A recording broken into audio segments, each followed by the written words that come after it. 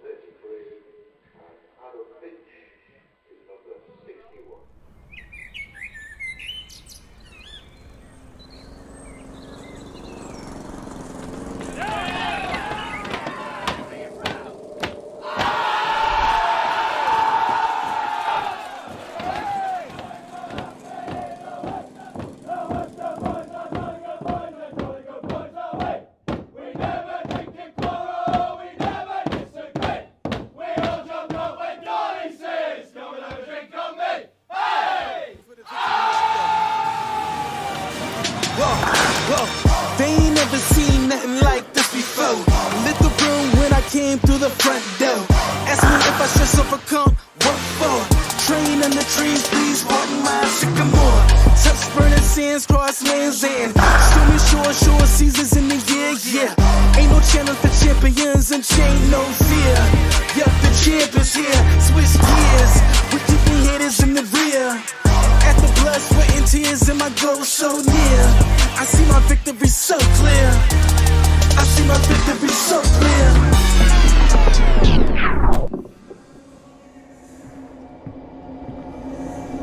Anyone for tea?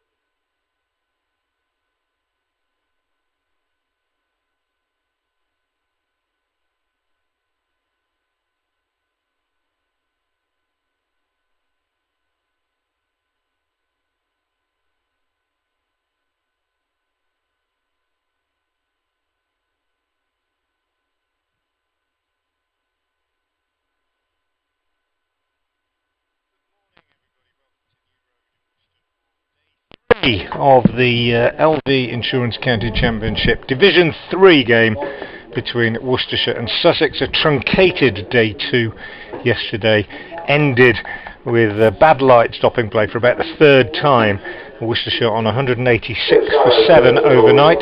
Joe Sarrow is mid-over. He is going to start proceedings from the Diglis end this morning, and he'll be bowling to the Worcestershire skipper Joe Leach, who is 9 not out. The non-striker Josh Baker yet to get off the mark, having faced just 7 deliveries. It's another grey and chilly morning, I'm afraid, here at New Road. The light probably only just playable, I have to say, and if there were any worsening, I think we could have yet another interruption. Here's Joe Sarrow then, first ball of the day from the Diglis end. He bowls to Leach and he lets that go outside the off stump, and through it goes to the wicketkeeper Ollie Carter. Alongside me is Adrian Harms, BBC Radio Sussex. Morning, Adrian. Yeah, morning to you, Frank. Sorry we can't bring you better weather. It really is grey, isn't it? In fact, I think the light has improved in the last 20 minutes or so, because when I arrived at the ground I was thinking it's as bad as it was last night, really. Yeah, it's not far off, is it? And I think it's pretty much the same everywhere. Yeah, but it of is. course, we haven't got any floodlights. Although I don't think they make a huge amount of difference in daylight anyway, as it were. Here's Sarrow again. In, bowls to Leach, who drives sweetly on the offside, but fielded at mid-off by the captain, Tom Haynes. And there is no run. 1 ball left then in this over. Half an over to start the day.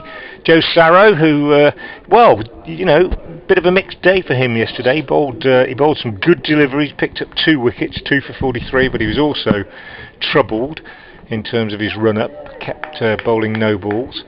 But an early chance for him to get things right today, and when he did get it in the right areas, he made life difficult for the batsman. This one is driven by Leach, square on the offside, and there's a misfield at cover point by Coles, and they get through for a single. So Leach will keep the strike because that's the end of the first over. He's into double figures. He's 10, 187 to 7 Worcestershire, and the deficit is still 77.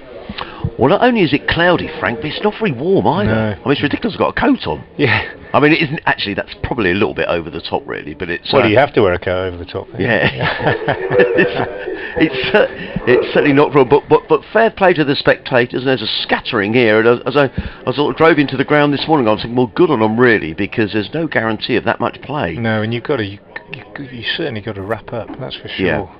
But in terms of the state of the match, I mean, Sussex will be hoping here if they could, take these next 3 wickets, then they're in a good position in the match. Conversely, Joe Leach is a dangerous customer, and he's striking the ball well. Even, I thought he played very well in the gloom last night. So we'll see how he goes here. He's about to face Henry Crocombe, who's running in from the New Road end. Bowls to Leach, who seems to play with plenty of time out into the offside. And there is no run. I asked Joe Leach after the game last night what he thought of this pitch, and he said he thought it was a really, really good cricket wicket because there's enough pace in it to play your shots, but there's always something happening. Certainly for the seamers, I don't think we saw a lot of turn, but he also did say that he thought that Jack Carson had bowled very well. Interesting. Crocombe again bowls, and Leach with a full defence, which he punches to mid-off. He looks a very stylish batsman, does Joe Leach, I have to say. Quick update for FM listeners on BBC Heaven Worcester. Well, we've just got underway here at New Road. It's gloomy again, chilly morning, and Worcestershire resuming their overnight total of 186 for 7 have added just 1 run this morning. That was scored by the captain Joe Leach, who's moved on to 10. Josh Baker's with him, he's not yet off the mark. Worcestershire still trailing by 77, but hoping that these two and the remaining 2 batsmen, Dylan Pennington and Adam Finch, will be able to make that deficit a little bit smaller, perhaps even get to somewhere near parity with Sussex, who made 264 in their first innings. So we're just in the second over of the day. Worcestershire 187 for 7. As in comes Crocombe bowls, and Leach plays slightly in the air to Haynes at mid-off. Crocombe was sufficiently in the air for Haynes to sort of just put his arms up in expectation for a moment, but there's not even a hint of a chance. Yeah, you were talking about Joe Leach yesterday, and I did say that he did really begin his career as a batsman who bowled a bit rather than the other way around. Yeah. And he's not the worst, not by any means the worst. With the bat, a few figures in a minute. Crocombe in again, and Leach forward to ball, just short of a length and plays with soft hands into the offside. There is no run. First class average of 24, which is always tells you that he knows which end of the bat to hold, doesn't it? High score of 114. So yeah, pretty capable, and he's had some good performances this year, particularly in the white ball game. So well actually, and one or two decent innings in the red ball game as well. So he'll be hopeful. Crocombe in the game bowls and Leach drives, but without timing down the pitch, and Crocombe gets his left hand down and fields, and there is no run. End of a tidy Henry Crocombe over, a maiden over, 13 overs, 5 maidens, 1 for 33 for young Henry Crocombe. When you say young, this whole Sussex side are young. I was talking to the senior member of the side last night in the post-match interview, is Finn Hudson-Prentice, who's 25, who was on loan at the moment with Sussex. He began his career at Hove, was then released, went to play for the MCC, sort of the cricketers scheme they run out of Lords, and then he found another home up at Derbyshire where he's been for 3 years. But he's a Sussex lad. His parents still live in Sussex, and when the chance came to return to the county, he's done so. And I did say to him, does he feel he's got a point to prove after having been released? He said, no, I don't really need to do that, but I'm just looking forward to these few games and then the winter, and can't wait for next season. Joe Sarrow, seam bowler from the Diglis end, in there, bowls and beats Baker outside the off stump, and a rare fumble behind the stumps by Ollie Carter. I thought kept pretty tidily yesterday, but that one straight in and he dropped it. But when we talk about bad light, we've got to bear in mind the wicket keepers as well, because it's not necessarily easy for them when the light's poor either, and it is poor. I mean, even though it's playable at the moment, it's not far off the sort of light that we saw the umpires concerned about yesterday. No, I agree. Baker waits, bat raised, as Sarrow is in again and bowls to him, and he pushes this one up to mid-on, and that man Finn Hudson-Prentice that Adrian was talking about does the fielding. Josh Baker from Astwood Bank in the northern part of Worcestershire, 18 years old, just finished school this year. He signed a rookie contract here at Worcester. A lot of promise shown and a lot of expectation perhaps from the Worcestershire coaching staff, given how Josh Baker's taken to first team cricket as a bowler. But he's also made one or two useful contributions with the bat. And he waits now as Sarrow is in and bowls, and he's on the back foot pushing this one up to mid-on. He's a tall lad, Josh Baker, probably about 6'3", 6'4", and that one bouncing a bit, but no problem for him to get on the back foot and play that with a comfortable backward defensive shot. What do they mean by a rookie contract? Well, it's a term that's crept in this year at Worcester. Jack Banton is another one, Tom Banton of Somerset's younger brother, who's also signed a contract. I'm not exactly sure what the terms are. Sarrow is in, bowls, and Baker drives at this one. Probably didn't need to, a little bit wide, and he missed it and went through to the keeper. I presume it's a fairly short term, fairly low paid contract, but it's a recognition, it's more than just being in the academy or something like that. It's a recognition that you've joined the ranks of the professional staff. And should you do well, I suppose, there's every chance that it can be turned into something more permanent. Waits again now as Sarrow is in, bowls, and Baker drives nicely off the front foot. Doesn't get a run because it goes straight to Tom Haynes, the captain at mid-off, whose little brother Ollie was in touch with us yesterday via email, telling us that he was finishing his school project before he goes back to school, and listening to the commentary while he was doing so. Yes, he was. I bet he'd much rather be here, even if it is chilly. For sure. Following his brother around the circuit. Yeah, and I think there are 3 other Haynes brothers, I think are all very keen on cricket. Here's Joe Sarrow from the Diglis end, last ball of the over, he bowls, and Haynes is, Baker is forward, pushing up to mid-off, end. It's not the end of the over because it's a no ball, so Sarrow's problems of yesterday reappearing. No ball, so a couple more added onto the total, 189 for 7. I was reading a debate recently about whether the extra ball should always be given when a bowler bowls a no ball after that over that Jimmy Jasprit Anderson. Bumrah bowled at Jimmy Anderson. And you wonder there, don't you, whether Baker would have been quite happy not to receive this extra ball.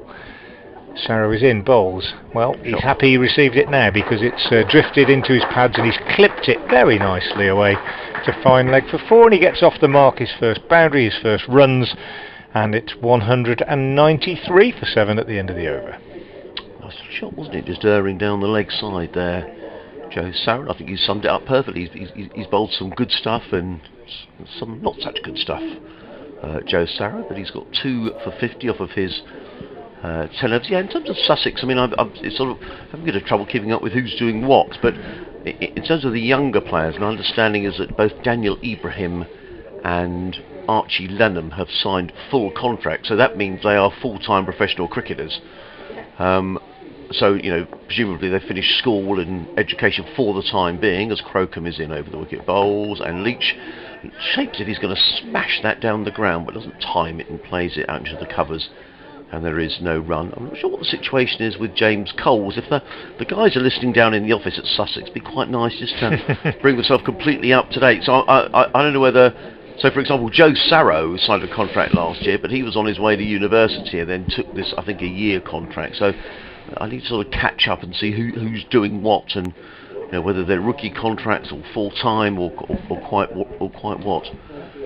But I mean, you live in the dream, aren't you? If you're 17 or 18, and you've got a contract to play county cricket. Absolutely. Crocombe on his way over the wicket bowls. Leach lets that go outside the off stump, taken by Carter, and there is no run. I mean, I guess it's always a difficult, you know, 18, 19. You perhaps, you know, you've done your A levels, you may have a place at university lined up, and there's a chance of, you know, maybe getting a contract. That's not an easy call, is it? Because you never know. You know, you could play a bit. Yeah, but I guess you could always go back to university at a later stage. But sometimes that's not easy. You know, if you're older than everybody else, that can be tricky. Yeah, I know. I mean, we've talked to a few of the Worcestershire. Ed Barnard certainly is one that turned down the opportunity to go to university to come into cricket full time. One or two obviously used the old UCCE Crocombe bowls. Oh, and Leach edges that between keeper and first slip, and Crocombe looks rightly aggrieved. Now, there's a big gap between those two. Yeah, there is a big gap. Too big a gap, I think. Yeah, no, I would agree. And Carter's standing with his hands on his hips. Alior is looking at him. I certainly don't think it was one for first slip to go for. And whether it carried or not, I suspect it probably did. Yeah, it did carry. Yeah, it did. Looking at it, I mean, the gap, when you just look, even before the ball's bowled, you look at the replay, the gap looks too big between keeper and first slip. But then, presumably, they've arranged that. And they've said Carter's going to go to his right for anything, and he just didn't react. I think my feeling is that probably Carter should have had a pop at that. Yeah, I think so. I think he probably thinks that himself. You know, he's got the gloves. They haven't changed their alignment. No, so. I mean, you know, looking at his height, you know, he's a full-length guy, but yeah, all's gone a bit closer. But I don't think that was a first slip catch. No, I agree. Crocombe in again bowls, and Leach drives firmly through the covers. That's a lovely shot, and he attempted that in the first ball of the over and didn't time it. And Joe Leach just kind of looks in the mood here. Yeah, that was a beautiful shot, wasn't it? Absolutely super. It wasn't a half volley, it was on the up. But he just thinks, yeah, I've had my little chance, and that one's in the slot. And he capitalises, and the 200 is up for Worcestershire, 201 for 7. Yeah, Leach goes to 18. What were we talking about before that? We're talking about university and you know, the old UCCE programme, which is no more, sadly, has benefited quite a few county cricketers, including Ross Whiteley here at Worcester, who was at Leeds Bradford. Quite a few players have come through the setup at Loughborough. In comes Crocombe over the wicket bowls, short, and Leach ducks out the way through to Carter. Good response, I like that. Yeah. But you know, if seriously you've just done your A levels and say you got offered a place at a university, I don't know, maybe a Durham or something, and you're thinking, well, you know, unless you can get that place deferred for a couple of years, you might think, well, this may not come round again, but then the chance to play first class cricket may not come round again. So that, you know, it's a tough choice to make, you know. Yeah, it is. I think it is. Crocombe on his way he bowls, and Leach sits on the pad, and he's given out by umpire Bainton. So Henry Crocombe gets his reward. Looked like he was playing slightly across the line then, Joe Leach, although having said that, my first feeling was that he was quite a long way forward. But umpire Bainton had no hesitation in raising the finger, and Henry Crocombe claims the wicket. The replay there, it looked straightish, but I'd say it was a fair way forward, which might have saved him, but umpire Bainton was in no doubt. The finger was up. Yeah, no, I thought that was a decent shout, to be honest, looking at the replay. And he's gone for 18. It's just kind of reinforcing what we said yesterday throughout the day, really, that nobody's ever really looked in, even when somebody looks as though they're timing it and playing good shots. And we've just seen Leach play a glorious cover drive. Yeah. It doesn't take long before they're undone, and nobody's ever really got in. Highest score in this innings of 47 for Worcestershire from Jack Haynes, who then got one that kept very, very low. And anyway, Dylan Pennington coming to the wicket, got a maiden 50 at Chelmsford earlier this year in the Championship. So he's, again, somebody who knows which end of the bat to hold, but on this pitch, you just can't help feeling that sooner or later something comes along that has got your name on it, really. 201 for 8 then. Worcestershire still 63 behind.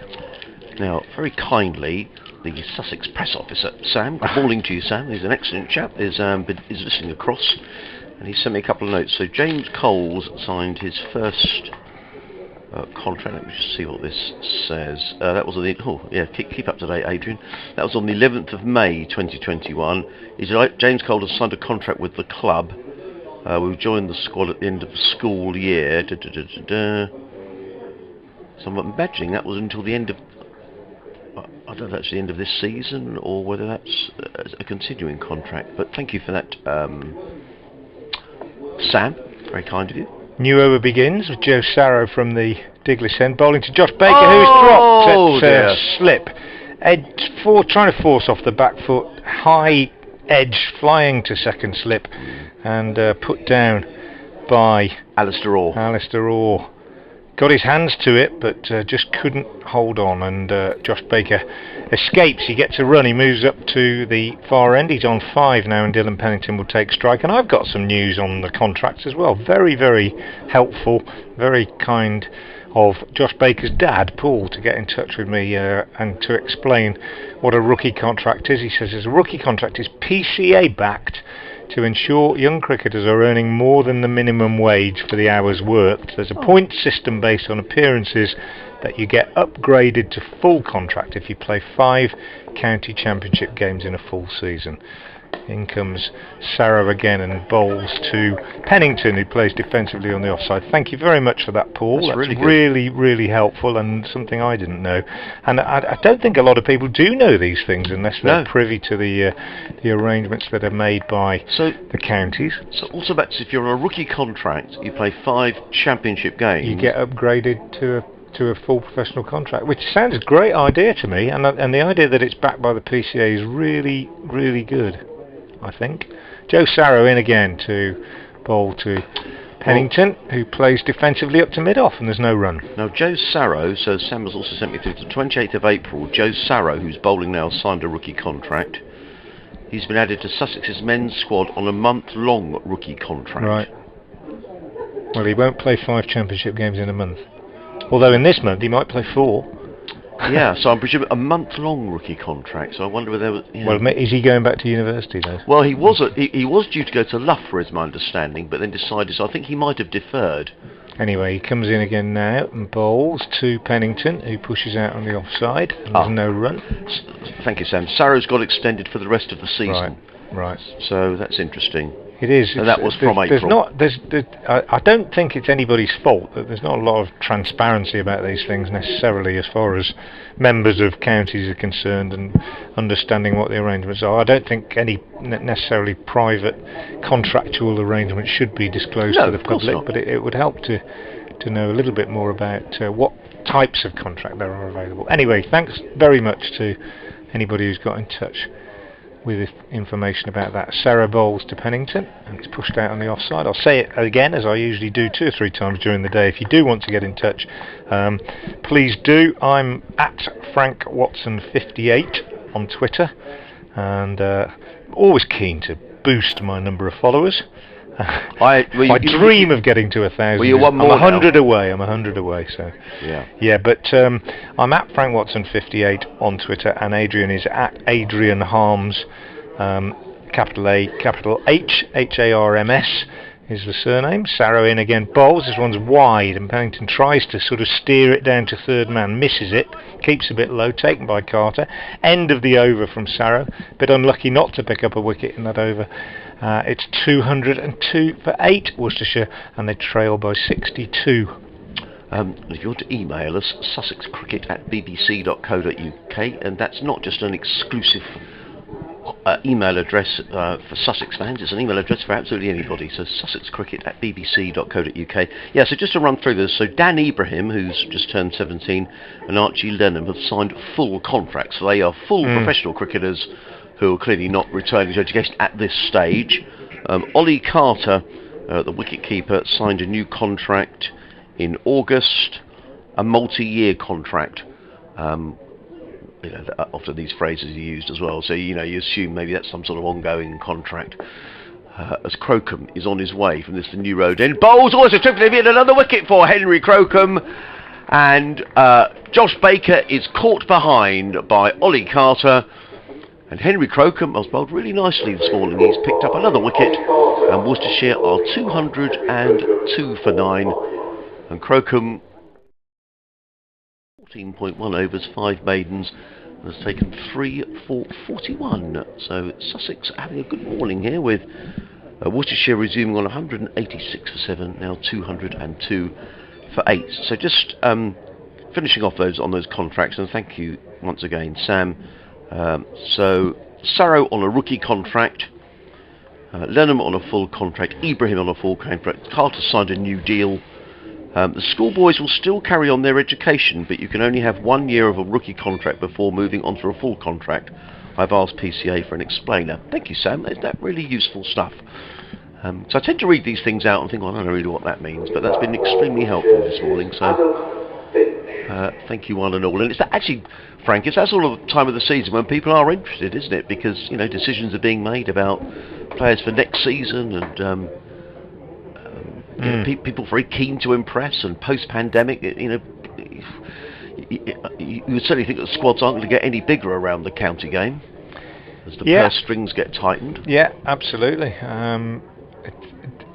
Sussex must be doing something right, mustn't they, in terms of looking after their young players, because they've got so many of them coming through and coming into the first team. So good luck to them, and Worcestershire too, in many ways. I mean, certainly the rookie contract has proved useful in pushing one or two of their academy products further forward. Yeah. So, a good morning so far. Sussex have picked up a couple of wickets. The light is not great, but we're playing is probably the best we can say, which is the good news, as the new batsman is Adam Finch, and he faces Crocombe, and Finch is forward, and he probably heard the loud cry of no. He played it to mid-wicket, fielded by Joe Sarrow. So 3 slips in place, a backward point, cover mid-off, mid-on. There's a deep square leg, which is a slightly odd position to have a fielder, and a fine leg with the 10 and 11 at the crease. A lead of 62, which could be useful runs on a wicket that's... Absolutely. Well, they bowled so well. I really think... When you think how well Ibrahim bowled, we haven't seen him for ages. Crocombe in again bowls. That's a nice looking shot by Finch, who drives through the covers. That certainly wasn't the shot of a number 11 batsman. It's chased all the way to the cover boundary by, I think that's Archie Lenham all the way over there, who doesn't have a number on the back of his shirt for some reason. I don't know why. 2 though to Finch, and the total goes to 204 for 9. Nice looking shot. Yeah, he's another one who's not a real rabbit, as they say. Not sure why they're called rabbits. Is it because you took the words out of my mouth. I think I did. Somebody did tell me once. I'm trying to remember it. Crocombe in the game bowls. Finch lets that one go. Lets it back high out of the way. The right-handed Finch rattles through to Carter, who takes that about by the knee roll of his pad, and there is no run. I'm always interested in how these expressions come into common parlance. I was reading a book the other day about how letting the phrase "letting the cat out of the bag" came into common parlance. Right, it's quite an interesting one. In comes Crocombe. Bowls let go outside the off stump, taken by a diving Carter in front of Sarrow at first slip, and there is no run. Go on. It's a naval term, and it came back in the day of Captain Cook and so on, and certainly on the ship Endeavour, which I was reading about. We're in the very cramped conditions underneath where the seamen used to sleep, and they didn't have much room. They used to keep the cat o' nine tails in a bag. Okay.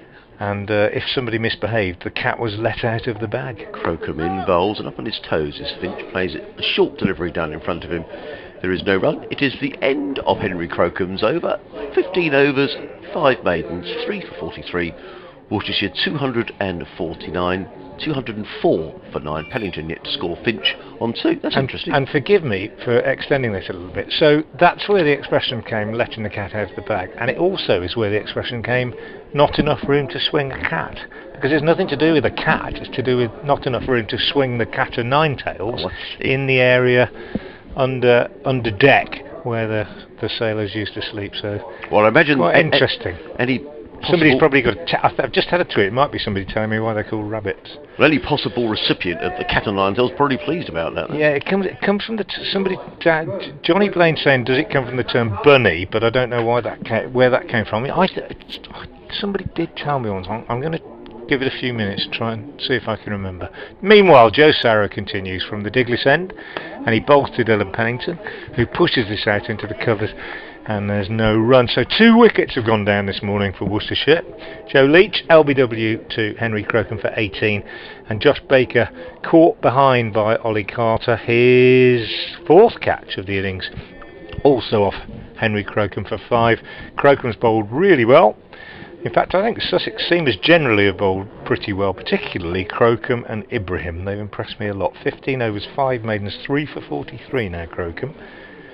Meanwhile, Joe Sarrow continues from the Diglis end, bowls to Pennington, who pushes up to mid-off and there's no run. Sarrow in his 12th over, 2 for 51 so far. John Malone has been in touch on the email, sussexcricket@bbc.co.uk. Says, hi Adrian and Frank, thank you for the commentary. What's your thoughts on starting earlier in the day when the majority of time the weather is better? Regards, John. Well, we will be starting earlier next week, John, but I'm a little surprised this round of matches isn't starting at 10:30, to be honest. Yeah, interesting one. Sarrow in, bowls, and Pennington plays and misses outside the off stump.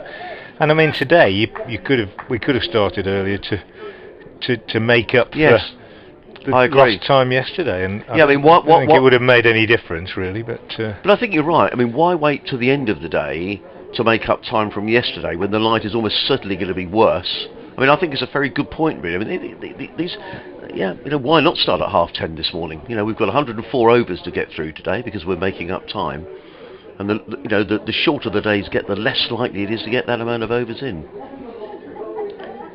Yeah, Sarrow again bowls, and Pennington works this one away on the onside. Thinks about a run, but decides against it as Archie Lenham comes in quite quickly from mid-on. And when you think, Frank, about the changes to rules, with the 100, Joe, for example, if when the ball's hit, even if the batsman cross, they go back to their original position.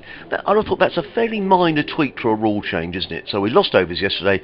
We're going to start half an hour earlier tomorrow, and that's not. I'm sure the fans would go, "Oh, that's great," and most fans will be here anyway. So yeah, there are some complications, aren't there, if the weather's a bit variable. Sarrow into Pennington, flashes at this one outside the off stump, misses it, taken by Carter, in the sense that, if it was a really damp morning and the sun was coming out and you thought, well, if we start at 10:30 it's going to be really helpful for the bowlers, whereas if we wait till 11 it's going to be easier. I think there might be some complications there. It might be difficult. On a morning like this, however, when there is not much difference in conditions between 10 o'clock and 11 o'clock, then probably you could get away with it. But you'd need to build in some sort of slack for the umpires to work with, I think. Difficult, as these things always are. Sarrow again from the Diglis end, in, bowls to Pennington, nicely played defensively on the offside. End of the over from Joe Sarrow, very tidy maiden from him. His figures now 12 overs, 1 maiden, 2 for 51. Worcestershire 204 for 9, still trailing by 60. Yeah, I mean, I completely take that point, Frank. I just sort of think that in a time when county cricket needs every spectator it can, every bottom on every seat that it can, and needs to appeal to a wide audience, you know, the rules are pretty rigid, and I think there should be some flexibility. I mean, interestingly, I've got a lot of mates of mine who play cricket, club cricket, village cricket, love cricket. I'll tell you what, if you said to them who's going to win the county championship or what's the structure of the championship this year, they wouldn't have a clue. Yeah, no, well, that's true. That's true. They wouldn't have a clue because Yeah. what do you mean 3 divisions? Yeah, well, It's changed so much. Particularly been And these awkward this year. and these are lads who like cricket. Yeah. You've got to really assiduously follow the game to know what's going on. In comes Crocombe, over the wicket comes in and bowls, and forward comes Finch, plays very straight to mid-off. Had a good tweet from Propster, who says, surely the term comes from rabbit in the headlights, as in Frozen with Fear. I think it might even predate headlights, though, the term rabbit. So maybe not, but also I like this. Don't forget the Aussie, I think, who was so bad a number 11 that he was known as the Ferret, because he went in after the rabbits. Are you a ferret or a rabbit? Crocombe in and bowls, Finch up on his toes. Certainly doesn't look like a rabbit. Plays very nicely to backward point, fielded by Hudson Prentice, and there is no run. There are a few players over the years that you would have classed as ferrets, aren't there, really? Bob Willis, certainly, bless him, he was one, wasn't he, who often it was quite amusing when he came out to bat. Jimmy Anderson's not far off being a ferret, is he, I suppose? Although I wouldn't say that to his face, especially if he had a cricket ball in his hand. I think Mark Robinson, the former Sussex and now Warwickshire coach, was a ferret. might have been a ferret. I don't think he'd mind me saying that. As in comes Crocombe bowls, and Finch plays sort of a wild. Well, he was looking to play that through the covers, but it was an ugly shot because he didn't move his feet. His feet were absolutely planted as if they were in concrete, and the ball goes through an outside edge and bounces into the slip cordon. And just as that, there's a lady or a man pushing a trolley. The trolley. Oh, it's a man. Yeah. That's the noise. Sounds like it looks a bit like a supermarket trolley. He's off somewhere to pick up something. The good news is the light is a little better. Yeah, it is. Over the cathedral, lighter skies. And Henry Crocombe is on his way. Running in and bowls. A Finch drives nicely. That's a very nice looking shot. And he's going to get. Oh no, he's not going to get 4 runs. That's a very good bit of fielding by Tom Haynes at mid-off. And it could result in a run out. The throw comes in. No, it doesn't. So, let me tell you what happened. Driven into the offside by Finch. A shot that I thought was going to go for 4. The skipper was quickly round Tom Haynes. Diving stop. There was always going to be 1 there, but the batsman thought there was perhaps 2, and Haynes got the throw in quickly, and in the end both batsmen got in their ground. So good cricket all round. 205 for 9, and Tom Haynes, who's got I think 4 excellent run-outs this season. When he got his first one at Hove back in May, he did a lap of the pitch as if he'd sort of won a gold medal in the Olympics.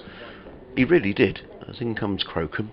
Over the wicket bowls, and Pennington up on his toes, plays down the track, fielded by Crocombe off his own bowling, and there is no run. And I asked him after the game why he did that, and he said, well, I'm not renowned for my fielding, Adrian, but he said I have worked really hard on it, and actually he's got, I think, certainly at least 3 very good run-outs this season. So that's an area of Tom's game that he needed to work on, and he's done very well.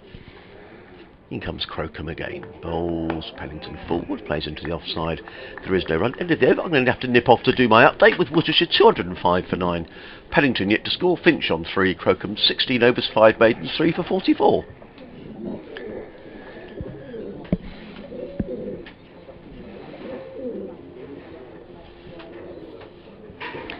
Not been a good start to day 3 from a Worcestershire point of view. They've lost 2 wickets in the first half hour. Captain Joe Leach, who'd just played a glorious cover drive for 4 before he was trapped LBW by Henry Crocombe for 18.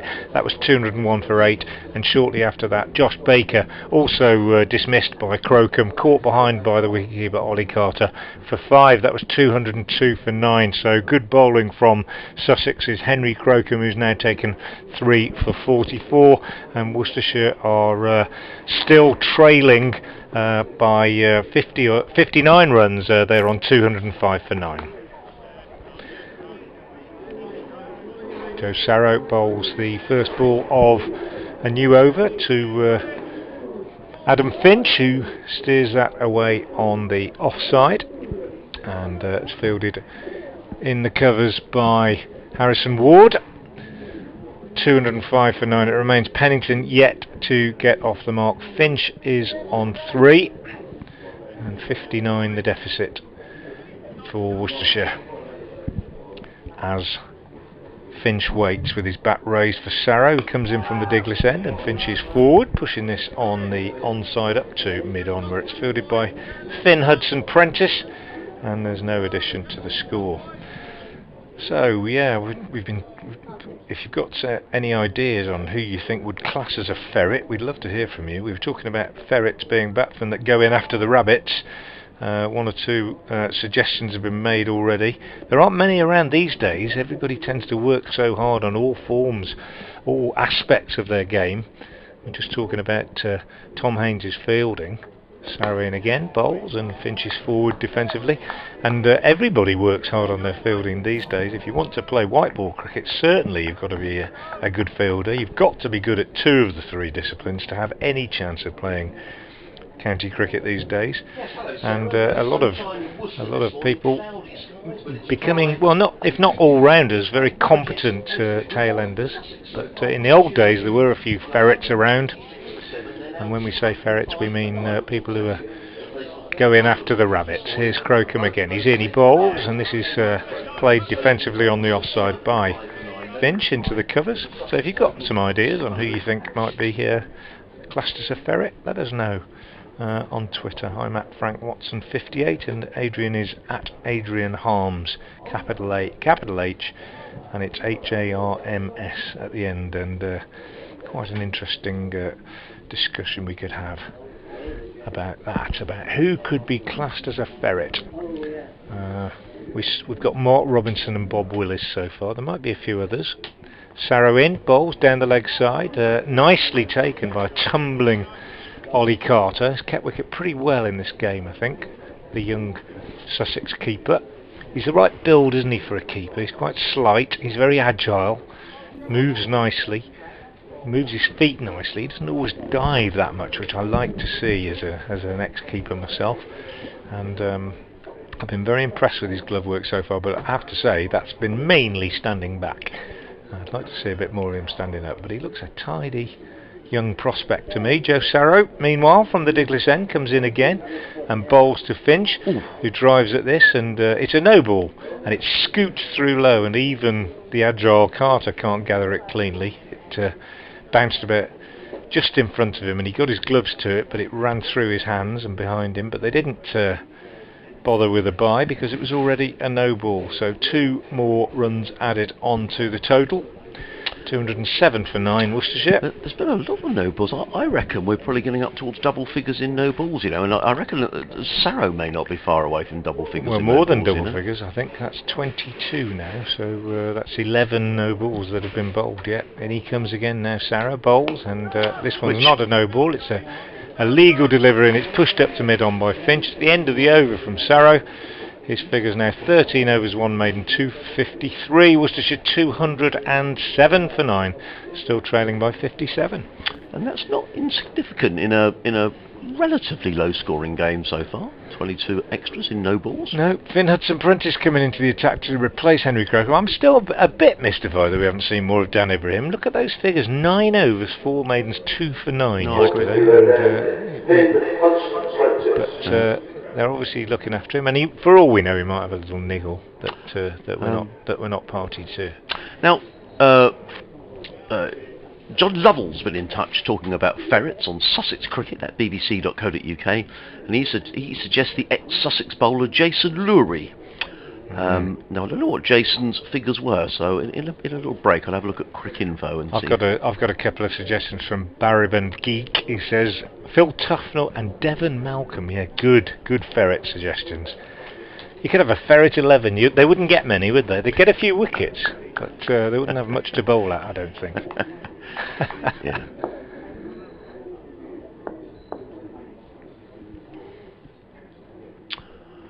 So it's Hudson-Prentice who has been brought back into the attack, and he immediately concedes 4 runs. It's run down to third man by Pennington, who picks up a boundary. So Henry Crocombe replaced. Sorry, I was thinking about Jason Lurie and not concentrating on the cricket, which is very bad by me. But a change in the bowling, and Hudson-Prentice is into the attack. And I don't think Hudson-Prentice looks very happy. He looks to me like he's limping. Would that be true? He's grimacing now. Tom Haynes came over and had a word to him, and he wasn't happy with his footmarks yesterday, was he? He's definitely grimacing. So he's replaced Henry Crocombe, which is a little surprising, because Crocombe's picked up a couple of wickets this morning, so I'm not entirely sure why Crocombe is out of the attack, but Hudson Prentice is back into the attack, and his first delivery was outside the off stump, a little tickle down to third man, and there now is a third man as Hudson Prentice is in and bowls, and he's definitely hurt himself. No question. He's run through the crease, and he's now limping, and he needs to be careful here because he's ambling back to his mark, and you can see he's sort of gritting his teeth. Well, I have great sympathy with him at the moment. I'm suffering with a very arthritic knee, extremely painful, and I'm limping myself. Came on the train today and I had to limp all the way here from the station. Sort of about a 10-minute walk, a bit more than that? Yeah, about 10. It's all right. Hudson Prentice in again, bowls and four. And I'm not so sure he should be bowling here, you know. I mean, he's just bowled the next delivery. He's sort of hopping after he's delivered the ball, and he's now not happy at all. He's scratching away at the crease. I just wonder whether perhaps Tom should be saying, I'll tell you what, why don't you just not bowl the rest of this over? Because the last two deliveries run through the... I mean, you know, it's the bowler's decision, I guess, at the end of the day, Frank, but, you know, he's making quite a... You know, he's clearly not happy. He takes a... He's got a very fast approach. He really attacks the crease. Does Hudson Prentice in again and bowls, and that's a good delivery, which is goes over the top of the stumps, taken down the leg side by Carter. Hudson Prentice, who's sort of got a bit about him, hasn't he? He sort of stands with his hands on his hips and stares at Pennington. He didn't seem to limp so much on his follow-through on that delivery, so... He's bowling with two slips, a third man, backward point cover mid-off, mid-on, a deep square leg and a fine leg. I can see Archie Lenham is warming up. He's always warming up, Archie, so I think he always fancies bowling, but he only bowled one over in this innings so far. Hudson Prentice on his way again, in and bowls, and driven down the ground. Nice looking shot by Pennington's going to bring him at least a couple of runs. Sarrow is in hot pursuit, just down below us, picks up the ball, gets in the throw, and two more to Pennington, who goes to 6, and total to 213 for 9, and I would say Pennington is definitely not a ferret. No, they're not ferrets, these two, definitely not, neither of them. I was just saying, actually, I mean, there aren't many ferrets around anymore, because you're not allowed to be a ferret, really. You've just got to work on all disciplines, haven't you? Yes, you have. Hudson Prentice in and bowls, and driven and a caught and bowled, and that's very well caught and bowled by Hudson Prentice.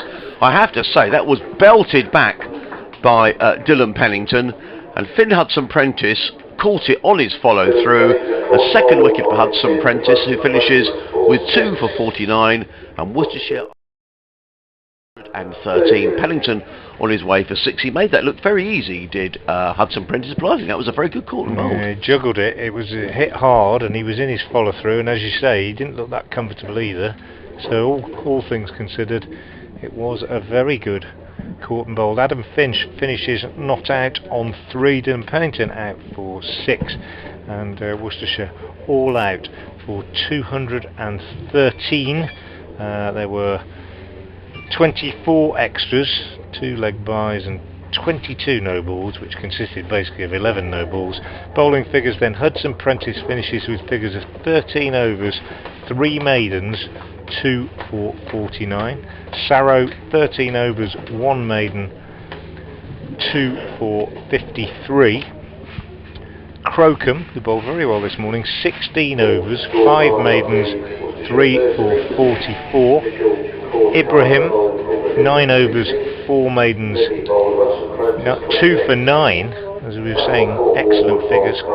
Carson, 11 overs, no maidens, 1 for 40. Lenham just that 1 over, he bowled 1 over, no maidens, no wicket for 11, and also Coles just 1 over for 5 runs. And the Worcestershire total 213, and the Sussex first innings lead 51. Quite significant in a fairly low scoring game. So we'll have a little break, and we'll be back with you shortly after 10 minutes to 12 when Sussex will begin their second innings with a first innings lead of 51. Wonder there, don't you, whether Baker would be quite happy not to receive this extra ball.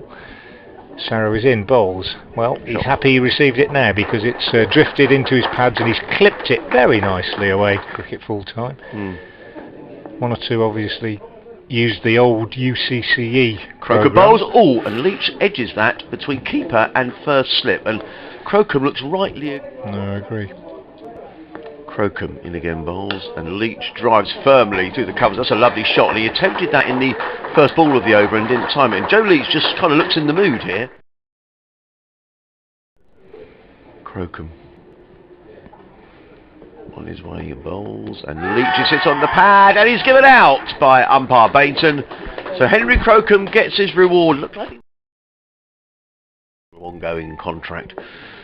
As Crocombe is on his way from this new road end. Bowls also tripling in, another wicket for Henry Crocombe, and Josh Baker is caught behind. So it's Hudson Prentice who has been brought back into the attack, and he immediately concedes 4 runs as it's run down to third man by Pennington, who picks up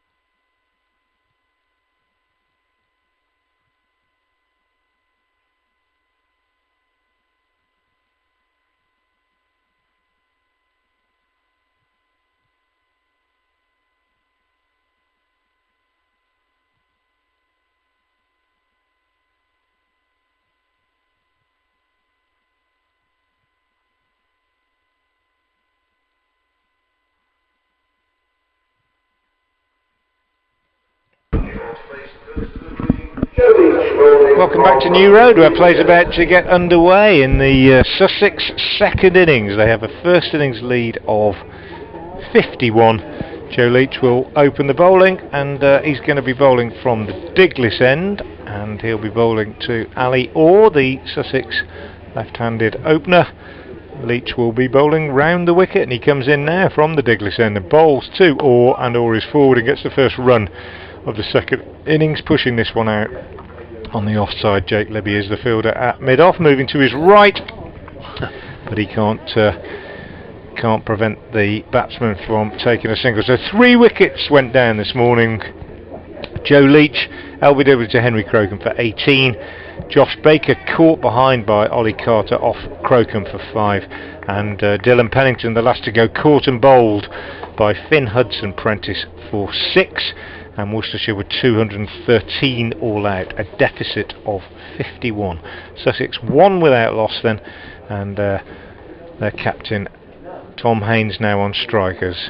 Joe Leach comes in and Haynes is out, caught at second slip very nicely by Tom Felt, and a very, very good start for Worcestershire in this second innings as Haynes is out. First ball, second ball of the innings at first. Moving to his left, high to his left, good catch by Tom Fell, very, very nicely taken, and Joe Leach picks up a wicket with just the second ball of the first over as Haynes goes. So you were just saying, Adrian, this game's moving on apace, and that certainly is the case. Well, it just occurred to me that we were saying that there's a little bit in the wicket for the bowlers. I mean, it's a very good wicket. It's a good cricket wicket. I heard that mentioned a couple of times over the last couple of days, and you just think that if we could get these 93 overs today, this game could be very well advanced. And have we not lost the amount of overs we have in the game already, it makes you wonder whether it would have gone to 4 games. Now, so there's no criticism of the pitch at all. It's just, it's the sort of pitch you're never quite in on. I think you said that a couple of times, Frank. But that's a big blow for Sussex because Tom Haynes had a decent season. But he's gone first ball. I don't know if he's got a first baller in his career before, but he's got one today. Yeah. The man coming in here is one of the younger players who does need some runs, Harrison Ward. Batting at 3. Just made a single in the first innings, and he could certainly do with some runs in these the next 4 championship games or the next 3. And this is where the pressure's on some of these younger players, isn't it? Because you're looking for contracts and looking to impress. Yeah, absolutely. Anyway, here he is, Harrison Ward, left-hander as well, facing Leach, and it's a big shot for him, and he's gone. First ball, thought it might have been a bit high, I must say, but Joe Leach, who does have a reputation for taking wickets in bursts, and he's picked up 2 in 2 here, and poor old Harrison Ward has gone first ball as well. Yeah, no, it looked a good shot. Actually, I say it looked a bit high, but it hit him. He was a long way back, and it looks a good decision for me. Well, Sussex 1 for 2 in the first over, and Joe Leach on a hat trick. Well, we'll let you pick up the cudgels. Actually, just a tweet that came in actually from David Barnett. Frank, he says, with the county game needing as many supporters as it can get, why are the last round of games and the Bob Willis final both being played entirely midweek? Yeah. I'm sure I'm not alone in having to miss my last fix of cricket due to work. That's a really good question from David. I mean, I don't have the answer. I mean, there is so much talk, David. So much talk about the schedule. But you have to say that's a very good question. Yeah. One for the administrators, perhaps one that we could pose to the Sussex Members Forum. Yeah. In a few weeks' time. Well, you might say that it's not a priority as far as they're concerned. The schedulers, that has to be an argument that can be made with the white ball competition this year having a final in midweek as well. That was bonkers. So, you can't get away from that, really. Certainly this year, I think, with the introduction of the 100, that the county game has been pushed to the sidelines, shall we say. But well, you better take over, because it could be a hat-trick. It's a more controversial subject than I like to really get involved with that. Anyway, yes, here is Joe Leach on a hat-trick at New Road. 4 slips in place, And Cole's the new man as Leach comes in from the Digley end and bowls, and oh, he's almost got a hat-trick. They're shouting. He played and missed. It was taken by Cox. I don't think there was any contact with the bat. It was as hat-trick balls go, that wasn't a bad one. He made him play, and it only just missed the stumps as well. A really good delivery. Oh yes, came back. It was a big shout, but there was nothing there. It's hands on heads, wasn't it? But Coles is now very sensibly taking his gloves off and taking a bit of time out and doing his shoelaces up and just saying, let's just calm down, everybody. Well, he may not have been that ready when he was, he's probably sitting up there, get 2 in 2. Yeah, 2 in 2 is always a bit of a shock. Yeah. Anyway, he's sorted himself out now, and he waits as Joe Leach, the rampant Joe Leach, comes in from the Digley end and bowls. Again, good delivery outside off stump, left alone. Good leave by Coles, a little bit wider that one, and he's able to leave it alone. But yeah, really top start to this second innings for Worcestershire. It's all happening here at New Road this morning. 5 wickets have gone down in the first 45 minutes or so of cricket that we've had. And Joe Leach has got 2 of them in this over, and Sussex are 1 for 2 in their second innings. As Leach comes in to finish this first over. He's in and he bowls, and Coles is forcing this one off the back foot, square on the offside, fielded by Dolliver at cover point. End of a really good first over from Joe Leach, warmly applauded by the chilly crowd. It's 1 for 2. Well, what a start for Worcestershire. So we've had 5 wickets go down this morning in, less than an hour? About 45 minutes, I reckon. Yeah.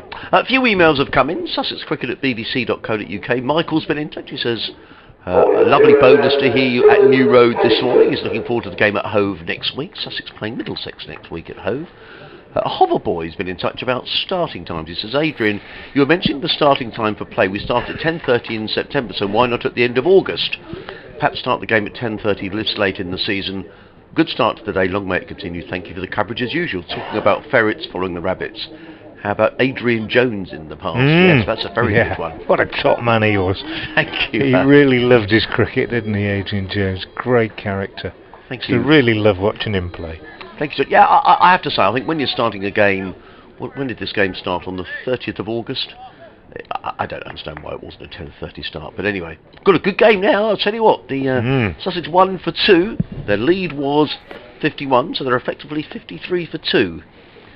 As in comes Pennington, bowls to Ali. Oh, that was quick. I'll tell you, Worcestershire got their tails up here.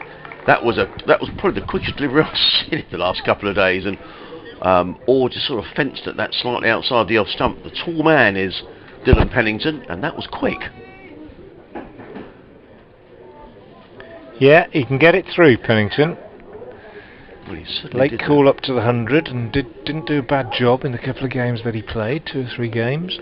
He's coming in now to bowl to Alistair Orr. 2 steps and they've got to go down, and Orr drives firmly down the ground and picks up a single. Pennington sort of parried the ball to D'Oliveira, who came in from mid-off to field, and Orr goes through for his second run. He's Sussex 2 for 2. One thing you can say about this, and I don't mean this in any way disrespectfully, indeed I've been fulsome, I think, in my praise of the Sussex youngsters. I think it's great to see such a young side, and they've conducted themselves not just in terms of their demeanour and behaviour, but the way they've played their cricket in really professional way. But one thing I know that the Worcestershire players feel is that when you're playing against such an inexperienced side, if you can put them under pressure, there is a possibility that a lack of experience will tell. Pennington in and bowls, let go outside the off stump by Coles. There is no. And I can understand. They might be thinking, if we can get them, if we can get them 4 down by lunch or 5, then the door might open a little bit, and we might be able to really force ourselves back into the game, despite having conceded a first innings lead of 51. Pennington's a tall man with a fair hair, runs away from us. Number 22 on his back, he races into the crease, bowls to Coles, and Coles is full to a ball of good length, and plays it quietly down the track, and there is no run. Clive Jacobs has been in touch. Hello, Clive. He says Sussex bowled well to secure a useful first innings lead. Yes, they did. A decent effort by the bowlers in the main, although I hope Sussex do not give us another less than good third innings wobble that will cost us the match. Well, that's fairly prophetic, actually, Clive, because you sent that at 11:52 before the the little wobble. Sussex 2 for 2 if you're just joining us on BBC Radio Sussex, BBC Hereford and Worcester. Pennington in bowls, wide of the off stump. Good pace again, but Coles having nothing to do with it, and the ball clatters through into the gloves of Cox. I think Worcestershire feel, as a collective, this year, that they've bowled pretty well quite a few times without ever really finishing anybody off, you know, without ever really sustaining the quality of that attack throughout an innings. And that's one of the things they're striving for in these last 3 or 4 games. So this might be an opportunity. Pennington in a game bowls. Cole's beaten outside. Well, I think he took his bat away. Maybe took his bat away at the last moment. The ball goes through waist high though to keeper Cox. There is no run. The Worcestershire field has got a spring in their step as they run between the overs. They have Sussex 2 for 2. Both of those runs scored by Alior, and both Tom Haynes and Harrison Ward sitting back in the pavilion, both out for ducks and both for golden ducks.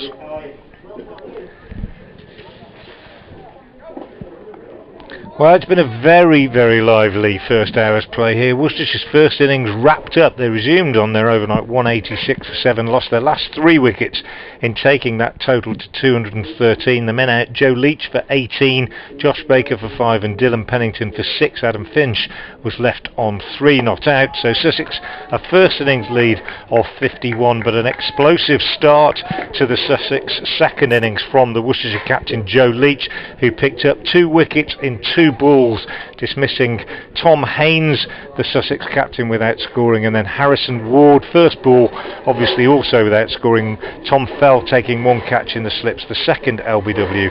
So it's all happening here. Sussex in their second innings then are 2 for 2, and that's a lead of 53. As Leach comes in from the Diglis end, round the wicket, bowls to Orr, who covers up, plays defensively. If he'd have missed that, I think they'd have been shouting. I think they'd have been. That was angled in towards the stumps. He does like bowling round the wicket to left-handers, Leach, and he's got his radar right. I think if that had hit the pads, they'd have heard the appeal in the city centre. Yeah. I think he'd have been stone cold in front. Yeah, he would. He's gone for a little walk, Alior. He played well in the first innings, it must be said. He played very well in the first innings. He's the only... He made 52. I was going to say he's the only player. Jack Carson, of course, made 87 lower down the order. But of the top order batsmen, Orr occupied the crease longer than anybody. He waits now as Leach is forward in, and he's forward to it and pushes up to mid-off, and there's no run. So 2 for 2 it remains. Sussex light's pretty good now, probably as good as it's been at any point in the game. Yeah. And hopefully we'll get through the morning session unscathed. Worcestershire certainly will be hoping they can knock another couple over, I would think. If Sussex 4 down at lunch, 5 down, I think we'll have a real game on our hands. I agree. Anyway, Joe Leach round the wicket from the Diglis end, steaming in the Worcestershire skipper. He bowls and Orr is beaten outside the off stump. Played at that one all right, and strangled shouts from behind in the slip corner. Intriguing. I mean, it doesn't matter whether it's the end of the season, the beginning of the season, whether it's Division 1 or Division 3. When you get a little contest like this out there at the moment, it's gripping, isn't it? It really is. Good to watch. Joe Leach absolutely on his game, and it's just an expectation around the ground, in the slip cordon, etc. That every ball at the moment that a wicket could go, and it's very important that Sussex ride this out. Leach is in, he bowls, and that one is left alone by Orr. Good leave. It's one of the features of his game in the first innings, Alior. He played and missed a few times early on. It took him a while on that first morning, and we were commenting here in the box, myself and Andrew Rayburn, on the fact that it just took him a while to kind of locate his off stump, if you know what I mean, and feel comfortable about what he could leave and what he needed to play. But once he did sort that out, his leaving was a really important feature of his innings. Well, he made 100 here in the 50 over competition. Leach in, round the wicket, bowls to him, and he tucks this one off his pads to square leg. Dolivera Fields, end of the over. Good over from Joe Leach. A maiden, 2 overs, 1 maiden, 2 for 1. The Worcestershire skipper's figures, and Sussex are 2 for 2, leading by 53. And one of the things that I like about Ali Orr is he seems very composed, nothing seems to ruffle him too much, and that's kind of what Sussex need at the moment. Martin in Twickenham has been in touch. Hello Martin, he says, I wonder if this is the youngest Sussex team ever, or whether in wartime we would have seen a similar 11. Either way, this appears to be a very good crop of players. Where do you think Sussex should recruit for next year to bolster the fledglings? As in comes Pennington over the wicket, bowls to Coles, who clips this nicely to end wicket, and Leach, who is a wholehearted, enthusiastic cricketer, dives away at mid-on to prevent a single. Leading from the front is the Worcestershire skipper, and there is no run. Martin's suggesting that Sussex might need a seasoned top 3 batsman, maybe. Well, I guess one of the questions... Don't we all? Yeah, one of the questions might be whether someone who's played here and played at obviously played this season at Sussex, Travis Head, whether he will return for next season. As in comes Pennington bowls, and Cole's beaten outside the off stump. Good delivery, rattles through into the gloves of Ben Cox, and there is no run. Played here as well, Travis Head. Yes, he did, yes, and he hit a 6 here to win the 50-over game, and thoroughly enjoyed seeing some of the old Worcestershire faces. Yeah, when I say played here, I mean he played for Worcestershire as well. Yes, he did, and he said he you know, oh, right, I see, and he met some of the old faces, and but he's, you know, he didn't have a great time in red ball cricket. You know, it's not been easy for anybody with the pandemic, and he's now back in Australia. I don't know what the plan is for next season, as Pennington is in and bowls, let go outside the off stump, taken by Cox. There is no run. You know, a thought of mine was that, you know, Sussex want to go in a different direction, rightly or wrongly, with the captain, who won't be Ben Brown. So if Travis Head were to return, he's captain of South Australia, would he be that man who could then bat in the top 3? I don't know, but yes, you'd have thought that's an area where Sussex have struggled in recent seasons. As in comes Pennington again, bowls, and Coles gets runs, a little edge down into the slip cord, not fielded cleanly by second slip, and he sort of parries the ball on to third man and picks up his first run. Coles, he's on 1, Sussex go to 3 for 2. I think you have to be very, very careful with overseas, Frank, because you want your overseas to be available for pretty much the whole of the season. You know, if they're going to go after the 100, you know, ideally they don't, do they? Ideally you've got him for the season.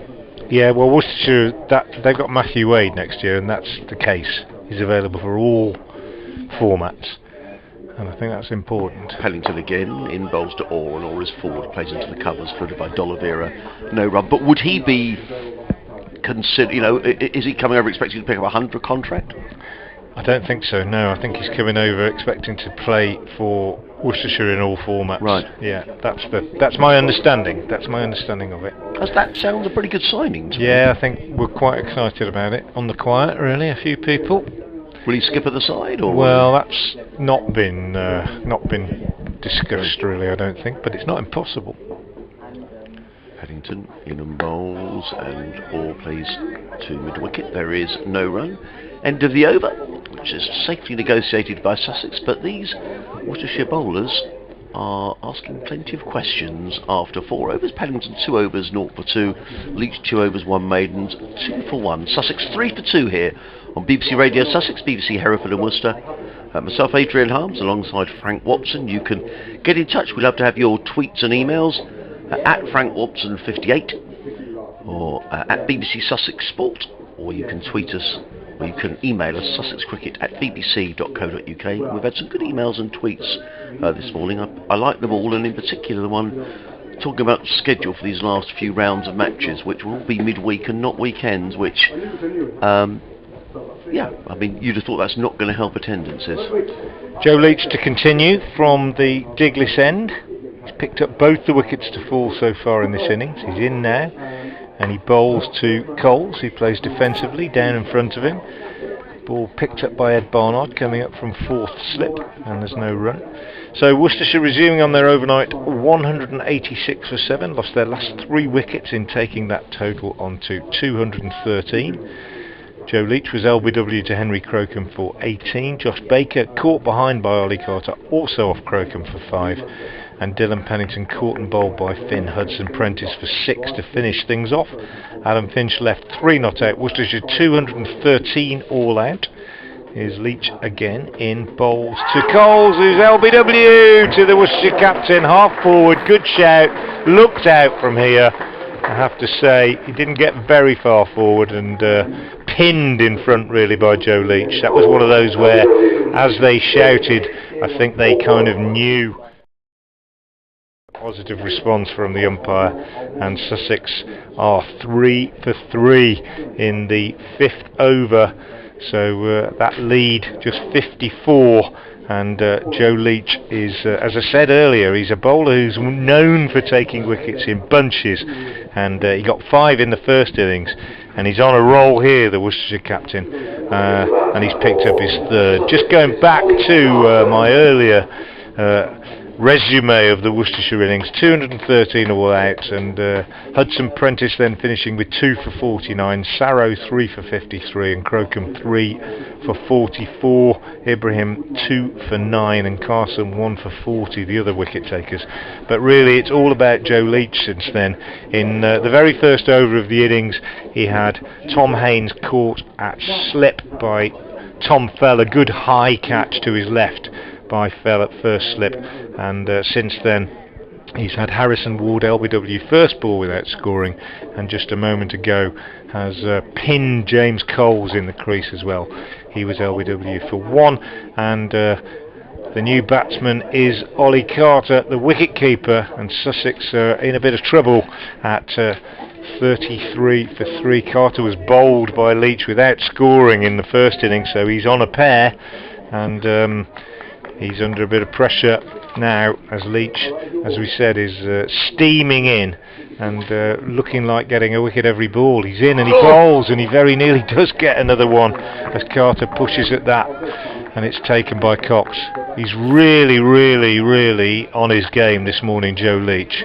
Very much in the groove, bowling with a bit of rhythm. He had a severe back injury a couple of years ago, and some would say, I think he said himself to me, that feels that he's never really quite regained that fitness and fluency and rhythm that he had pre-injury, but certainly looking somewhere near his best this morning. He comes in now and bowls again, and this time Carter gets a run, gets nicely in behind that, and turns it away on the leg side, and always a relief to get off a pair. Oh, absolutely. But I was looking at the replay of James Coles. He was absolutely bang in front. Dead, yeah. No, that wasn't too much of a decision to be made. You almost one of those where you could have walked. I think it's a horrible feeling. Yeah, it is. He would have known. 4 for 3, or has been there throughout, watching on from the other end. He's 2 not out.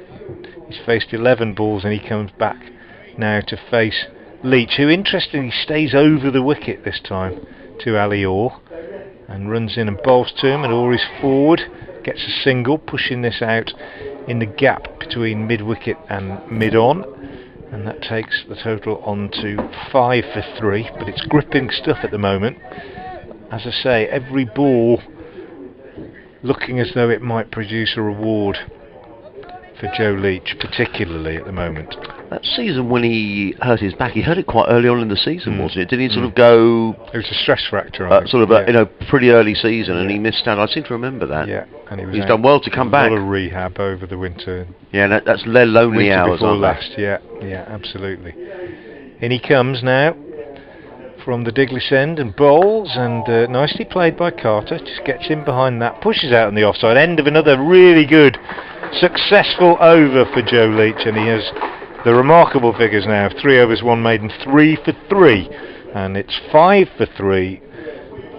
Sussex effectively 56 for 3, given their first innings lead. Well, if you're just joining in this morning, you've missed 6 wickets have fallen. 3 for Worcestershire and now 3 for Sussex. You're listening to live cricket on BBC Radio Sussex, BBC Hereford and Worcester.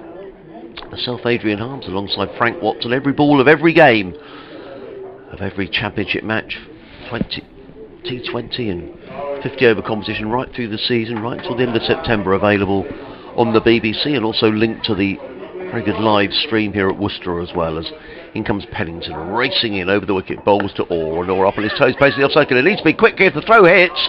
Or if that had hit, Well, in fact, they're coming back for a second. There's an over. It's all pretty frenetic stuff, I have to say. So, all played out into the covers. It was fielded by Ed Barnard, who shied at the stumps. Actually, I think had he shied at the bowler's end and hit, I think all would have been miles out. As it was, he threw at the end to which Carter was running. It missed the stumps and they came back for an overthrow, but it's all just a bit edgy and a bit frenetic from the Sussex batsmen. So they get an overthrow, and overthrows are called buzzers. Yes. Yeah. Do you know why? No. Well, that's another. I've got another one here because I looked this up the other day. And I'd never Very heard. Interesting one. In comes Pennington, running in over the wicket bowls, all beaten outside the offside. That's a super delivery and a good take by Cox in front of first slip. There is no run. Before you explain about a buzzers, I'd never ever heard the expression buzzers until this season. Oh really? No, no. never Well, heard I've heard it. I mean, in league cricket, club cricket, all the time, people say there's an overthrow and they go, "Oh, buzzers," and it is a pretty commonly used cricket phrase. But it was one of those. And I don't know why. I was thinking, why are they called buzzers? So I looked it up, and it's quite an interesting one. It's almost as good as the cat out of the bag and so on. I'll tell you after this ball.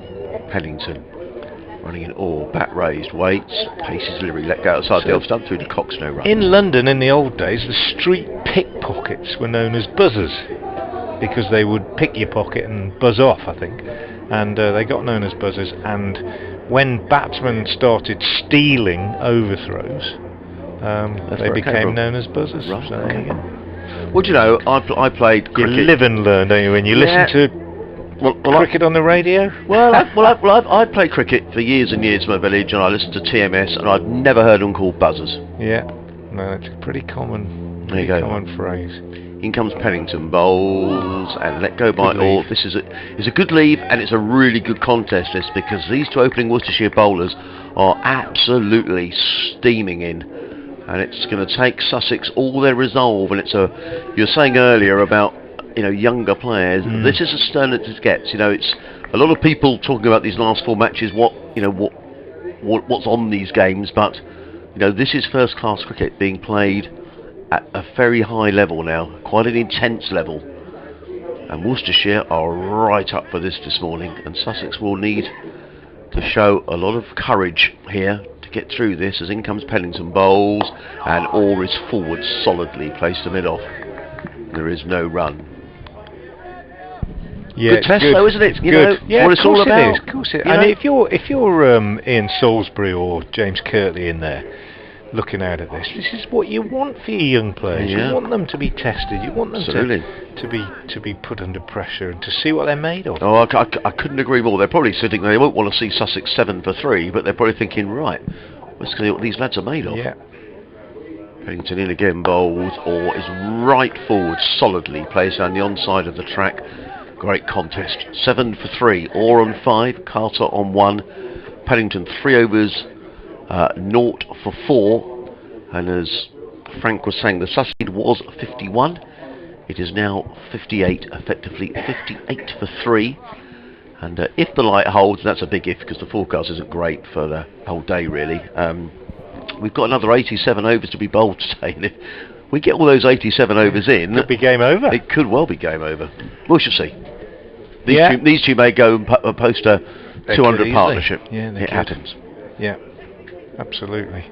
Joe Leach, though, be hoping they don't, doing everything he can, straining every sinew at the moment. The Worcestershire skipper in from the Diglis end. He comes now and bowls and bang on target with that one, but nicely played by Ollie Carter, pushing out on the offside, and it stays at 7 for 3.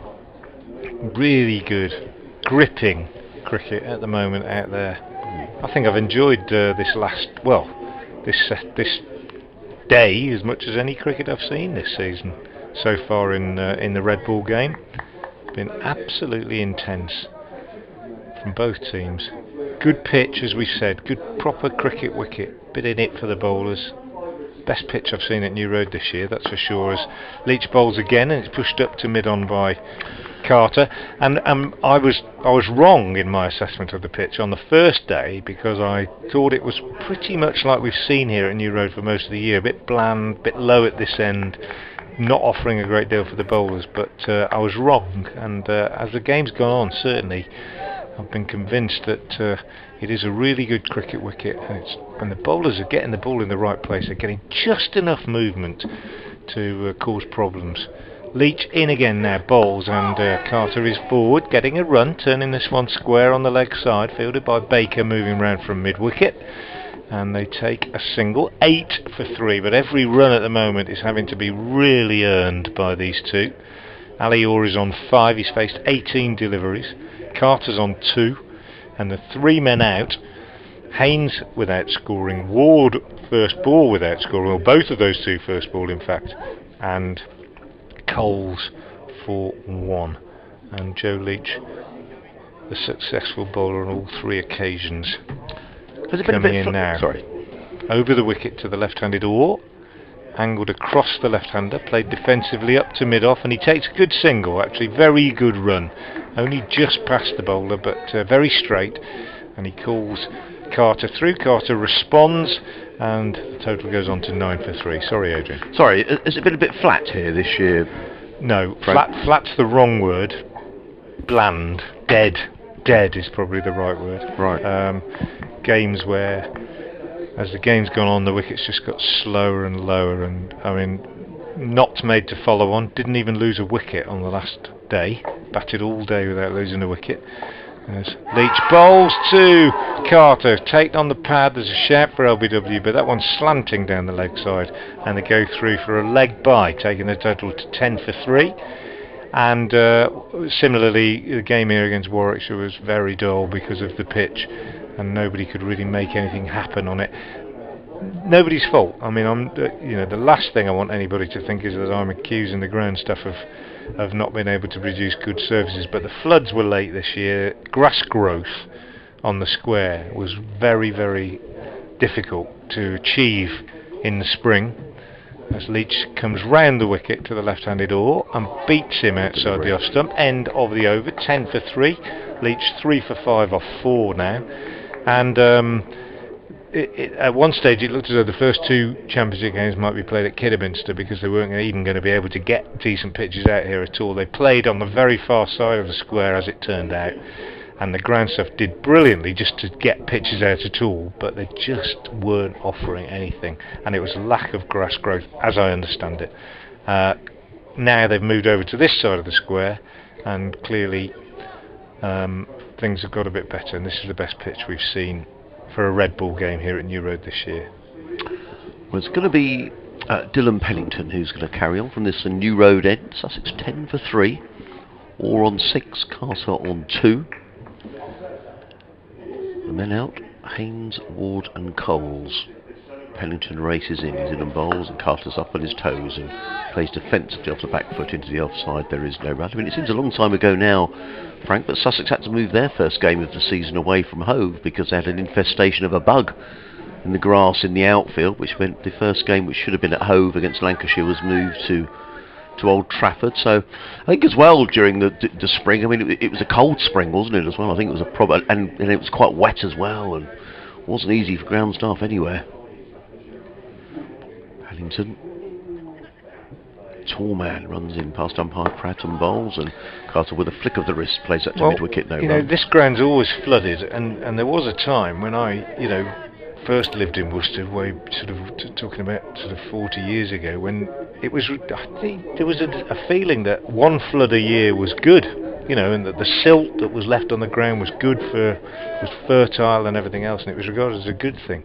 But the floods are becoming more and more frequent, right, and later and later, and it's not good anymore at all. Pennington in and bowls, Carter forward, plays to mid-on, and there is no run. And and when you say, and the whole, I mean, I've seen pictures here of the flood. So this year it flooded. Oh, completely. We're talking 6 feet deep. Yeah, right. Yeah. I mean, almost where we're sitting, almost. You'd have water. I mean, the legendary stories of groundsmen catching salmon in the nets and things in years gone by, but it's just the fact that the floods seem to happen more frequently and later and later. I mean, and that must be a cost to the club as well, presumably. Absolutely.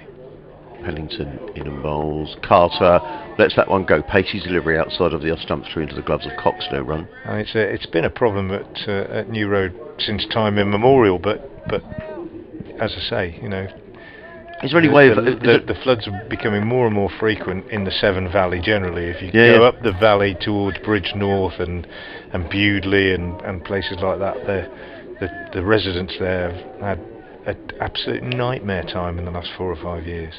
there's no way of diverting the rivers or keeping Well, it doesn't come over the top; it comes underneath. So I've told Right. this. I've been through this a few times on air. Paddington in again, bowls, Carter lets that go again So outside the off stump. When I taught PE and games next door at the King's School, I remember one Friday in the winter when the floods were coming up, and I was taking a rugby game out on those fields behind those willow trees at the far end there. And as we started, the groundsman said to me, "You've got an hour." And I said, "What do you mean?" He said, "In an hour that pitch will be underwater." Now the water's not pouring over the river; it's just coming up from underneath. And as the session went on, the ground got wetter and wetter and wetter, and we finished. I took the boys back up to the building, and by the time we got to the building, we turned around, you couldn't see any grass. The water had just come up. It's extraordinary.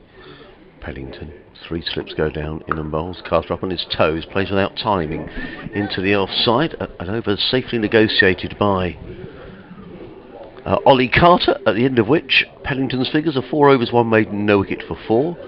Sussex are 10 for 3, and whisper it quietly, but I reckon there could be a glimmer of sunshine around the ground, you know, it just looks steady. like it.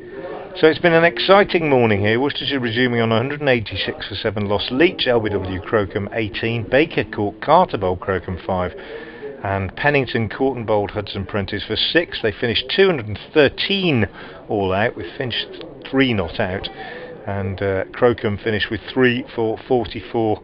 And Hudson Prentice 2 for 49. So that was a lead of 51, but an explosive start to this second innings from Worcestershire's captain Joe Leach, as he sent back Haynes, first ball without scoring, caught at slip by Tom Fell. Ward, LBW to the very next ball, and Coles LBW for 1 as well. So Leach has taken 3. He's in now from the Diglis end, and Orr is turning this one away on the onside, and it's 10 for 3. You're right, bit of sunshine, I think, just breaking through. Certainly the best moment of weather that we've had in the entire game, I think. Oh, isn't that lovely to see a and bit it of really sunshine. does make a difference. Lifts the heart a bit, lifts the soul, doesn't it? Talked about those floods. We've got a bit of proper sunshine on the 1st of September. Thank goodness.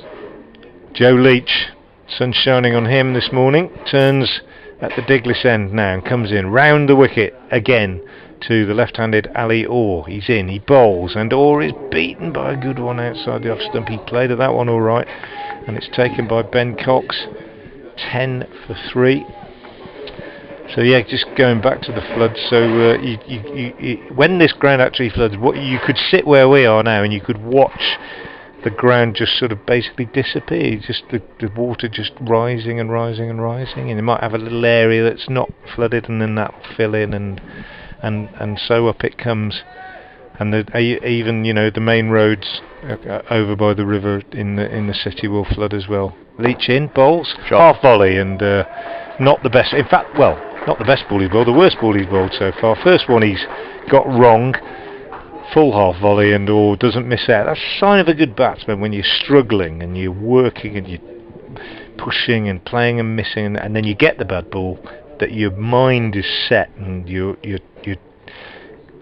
so sort of organised in your technique that a half volley is a half volley, whatever the situation, and all just leant on that and pushed it straight up the ground for 4. Lovely shot from the left-hander, takes him into double figures. He's 10, and it's 14 for 3 now. And Leach just pauses at the end of his run, gives the ball an extra little polish on his right thigh, and he sends D'Oliveira out from square leg to deep square leg. Is it a bluff, or is he going to bang one in short?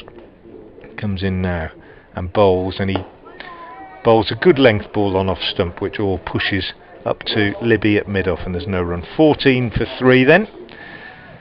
So that's a lead of 65 for Sussex. So you'd have to say, wouldn't you, I suppose, that 65 for 3 in the second innings, the game's on an even keel again. It pretty is. much. Absolutely. Pretty much.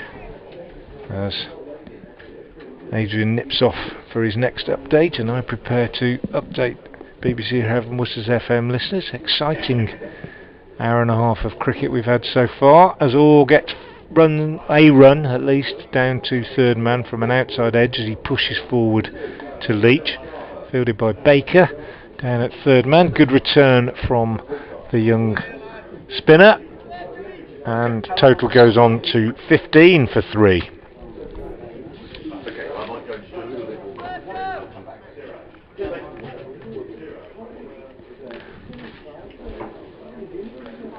Well, we've had a really exciting hour and a half or so of play here this morning at New Road. Worcestershire resuming on their overnight 186 for 7 were bowled out in fairly short order for 213. The men that were out today: Joe Leach for 18, Josh Baker for 5 and Dylan Pennington for 6. And that was a first innings lead of 51 for the visitors, Sussex. But Joe Leach, the Worcestershire captain, certainly turned the tables with a magnificent opening burst. He picked up 2 wickets in the first over. Tom Haynes caught at slip by Tom Fell without scoring, and then Harrison Ward LBW first ball. He followed that up by having Henry Cole's LBW for 1, and at that stage Sussex were 3 for 3. They've struggled on a little bit since then to 15 for 3 with Ali Orr on 11 and Carter, the wicketkeeper, on 2. That's a lead overall then of 66, but Worcestershire right back in the game. So Sussex 15 for 3 in their second innings after 9 overs. I'm back. In fact, my update has been delayed slightly, so I'll just stay with you for a couple more minutes. The sun, I can see a couple of shadows on the outfield, which is rather encouraging. Now, Adam Finch, I'm sure this is the young man. We spoke about this in the 50th. I think he spent some time on loan at Surrey. He did, yeah, he did. And he played against Sussex in the Bob Willis Trophy. But he's running in now to bowl to the left-handed Ali Orr, and Orr to a short delivery just works that down to fine leg, and Alistair Orr goes to 12. Bowled well in the first innings, 15 overs, 6 maidens, 2 for 32. Probably didn't do him justice. Don't know whether Alistair's mum and dad are listening in today. If you are, saw them at Chelmsford in the 50 over competition. Good to meet them, and I'm sure they're very proud of their son, the way that he's had his first full season in county cricket. He made a very good 100 down at Canterbury, a good 100 here in the one dayers as well. And I've had another ferret suggestion. Go on. From Barabin Is it me? Chris Martin from New Zealand. Good shout. Yeah, he's a proper ferret. Ferrets go in after the rabbits. We're looking for suggestions. Here comes Finch, bowls and let go outside the off stump by Carter, who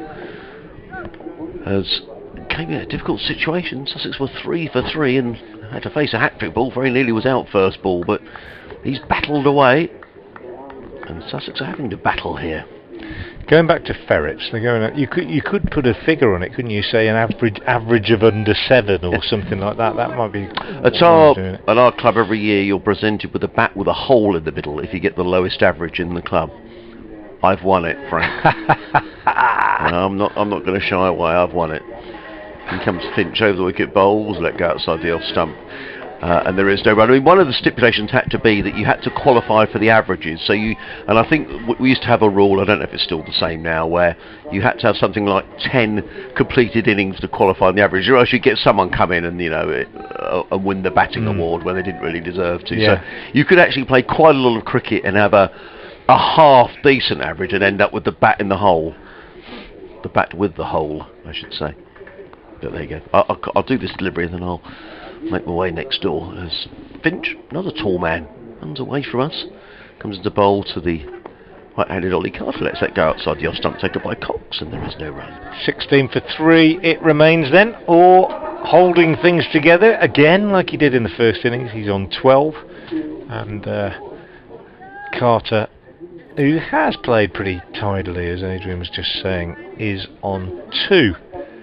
The diminutive wicket-keeper, right-hander, facing Finch now in the best weather of the whole game so far. Just a hint of autumn sunshine as Pennington turns at the New Road end and moves away from us now. Right arm over the wicket, past umpire Pratt. He bowls and Carter edges this outside the off stump, and it bounces just in front of first slip. Second slip, Darryl Mitchell, who gets hands on it but can't hold on to it, and it scoots away behind him for a single, picked up by Fell moving back from first slip. So 17 for 3. Carter goes rather uncertainly on to 3, and the total 17 for 3, the overall lead then 68, and the left-handed oar facing Finch now as Finch comes in again. Bowls to him now, and oar is forward, steering this square on the offside, fielded by Barnard at cover point. End of the over from Finch. Joe Leach immediately gets his cap off, ready to continue this spell from the Diglis end, which began so explosively for the Worcestershire captain as he picked up 2 wickets in the first over of this innings. Tom Haynes slicing his first ball high to the left of Tom fell at first slip and fell, completing a good catch, and then with the very next ball Harrison Ward pinned LBW by Leach without scoring, and then in the 5th over of the innings Leach picked up his 3rd, having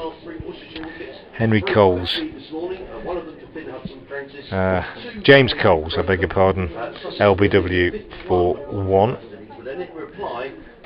And at that point it was 3 for 3. It's now 17 for 3 as Leach comes into bowl to the right-handed Carter with 4 slips in place. He's in, he bowls, and Carter is beaten, pushing at this one outside the off stump. Keeps it a little bit low as it skids through to Ben Cox behind the stumps. But a real threat in Leach's bowling at the moment, and Sussex by no means out of the woods yet. Although these two have held things together now for 5 overs, it's going to be a dodgy half hour or so between now and lunch. Lunch will be 1 today, given that we lost so much time in the game earlier on. Leach once again is in, and he bowls to Carter, who's forward, pushing this up to mid-off, where Jake Libby does the fielding. That little bit of sunshine's disappeared, I'm sorry to say, although it is bright enough at the moment, and certainly brighter than it's been for large parts of this game. But it's still a bit chilly, and it's still a fairly sparse crowd here at New Road, mostly gathered at the Diglis end of the ground in the Basil D'Oliveira stand, watching Joe Leach, their captain, moving away from them towards us, over the wicket to the right-handed Carter, bangs this one in short, and Carter plays a nice swivelling hook shot down to long leg where Finch is the fielder, and they go through for a single, which takes Carter on to 4 and the total to 18 for 3. I was just looking at we were talking about Jason Lurie and ferrets. It wasn't that much of a... Have a little look. Career averages, first class. He's got a top score of 72. You can't be a an ferret. Average of 10.13. So 10 average, probably that could be our benchmark. Here's Leach outside the off stump to Orr, who lets that through to Cox. If you're wondering what on earth we're talking about, we started talking about the origins of the term rabbit or bunny for the tail ender, and then we mused about that a little bit, and then we said that somebody suggested the idea that a really, really useless number 11 would be called a ferret because he goes in after the rabbits, and then we were talking about who would qualify as a ferret, and we decided that Bob Willis might, and Mark Robinson might. Leach is in, round the wicket, left alone by Earl, good leave, didn't pass the off stump by much, taken by Cox, 18 for 3. And now we're thinking whether we might be able to put a number on it for an average. I think 10's probably a bit high, isn't it? Probably 6 or 7. If you average 6 or 7, you're probably a bit of a ferret. But if you've got any suggestions, do let us know on Twitter. I'm at FrankWatson58, and it's at BBC Sussex. At BBC Sussex Sport, or email sussexcricket at bbc.co.uk. Yeah. So at FrankWatson58 or BBC Sussex. At BBC Sussex Sport on Twitter. Leach in again, bowls and Orr edges this all along the ground, and it's very well picked up at second slip by Daryl Mitchell. But, it was all along the ground, it was safe, but it was still a false shot. Leach I think might be about to have a blow. He's bowled a tremendous opening spell though. 6 overs, 1 maiden, 3 for 11 for the Worcestershire captain, and Sussex are 18 for 3, leading by 69. I mentioned that I'd seen Alistair Orr's dad at Chelmsford for the 50-over game, and he's been in touch this morning. Very good morning to you, Duncan. He says, I'm euphemistically working from home, watching the second innings. Is Duncan, so it's great to have your company. And your son is batting very nicely, and a good job too, because Sussex will be, well, they're in trouble enough at 18 for 3, but Alistair has made 2/3 of the Sussex runs. He's on 12, Sussex 18 for 3, effectively 69 for 3, as Adam Finch, tall man, runs it away from us, in and bowls to Carter and beats Carter outside of the off stump. The ball is taken by Cox. I noticed at the end of the previous over that Adam Finch beat Ollie Carter, and he just had a little word with him, and I think he had another little word then as well. He followed down almost until he was level with the batsman, did Adam Finch. There are 2 slips and a third man. Backward point, mid-off, mid-on. A mid-wicket and a fine leg all the way down the distance. I think I've missed a fielder somewhere actually. Oh, there's a gully. I do apologise. 2 slips and a gully. Third man, backward point, and a mid-off on the offside as Pennington runs away from us, in and bowls, and this time Carter lets that go outside of the off stump, and there is no run. 18 for 3. And Duncan very kindly asked if I had a nice day on Saturday, which was my daughter's wedding, and I certainly did. It was a wonderful time. Thank you very much, Duncan. The clouds are, I'm loath to say they're gathering, because behind the cathedral there are lighter skies again, but we've had this throughout the day, and the first 2 days were suddenly cloud drifting. It seems to be coming from a slightly different direction today, as Finch is in again, over the wicket, bowls. Carter again lets that go. Good, it is a good wicket, there was a good carry on that. Yeah, well, keeper Cox took that shoulder high. And that cooing you can hear is not, it's our friend the pigeon. In fact, there's 2 pigeons in just above the press box here in the seats at the new end road of the ground, and they're just away to our right. Making a noise into our... I don't know if they stay up there in the winter, do they? Nothing to stop them. There's no one here, apart from the groundsman.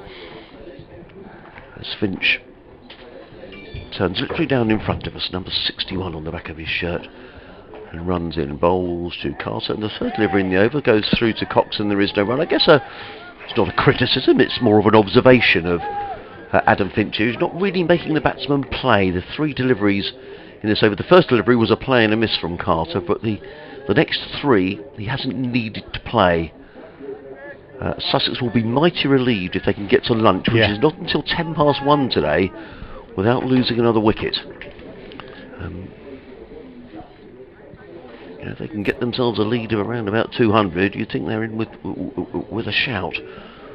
As Finch in again, bowls and runs here for Carter, and that won't improve Finch's mood, who I think had another little word there to Ollie Carter. He's standing with his hands in his pocket. It was an edge, and Finch definitely said something there to Carter. Probably something like another edge then. Anyway, Carter's looks pretty unruffled. He goes to 5. He's faced 26 balls. These 2, for those just joining us, will led a Sussex recovery at one stage 3 for 3 with Tom Haynes and Harrison Ward.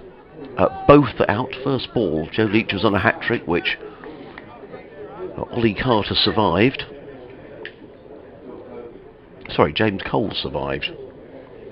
Then Cole's LBW to Leach for a single.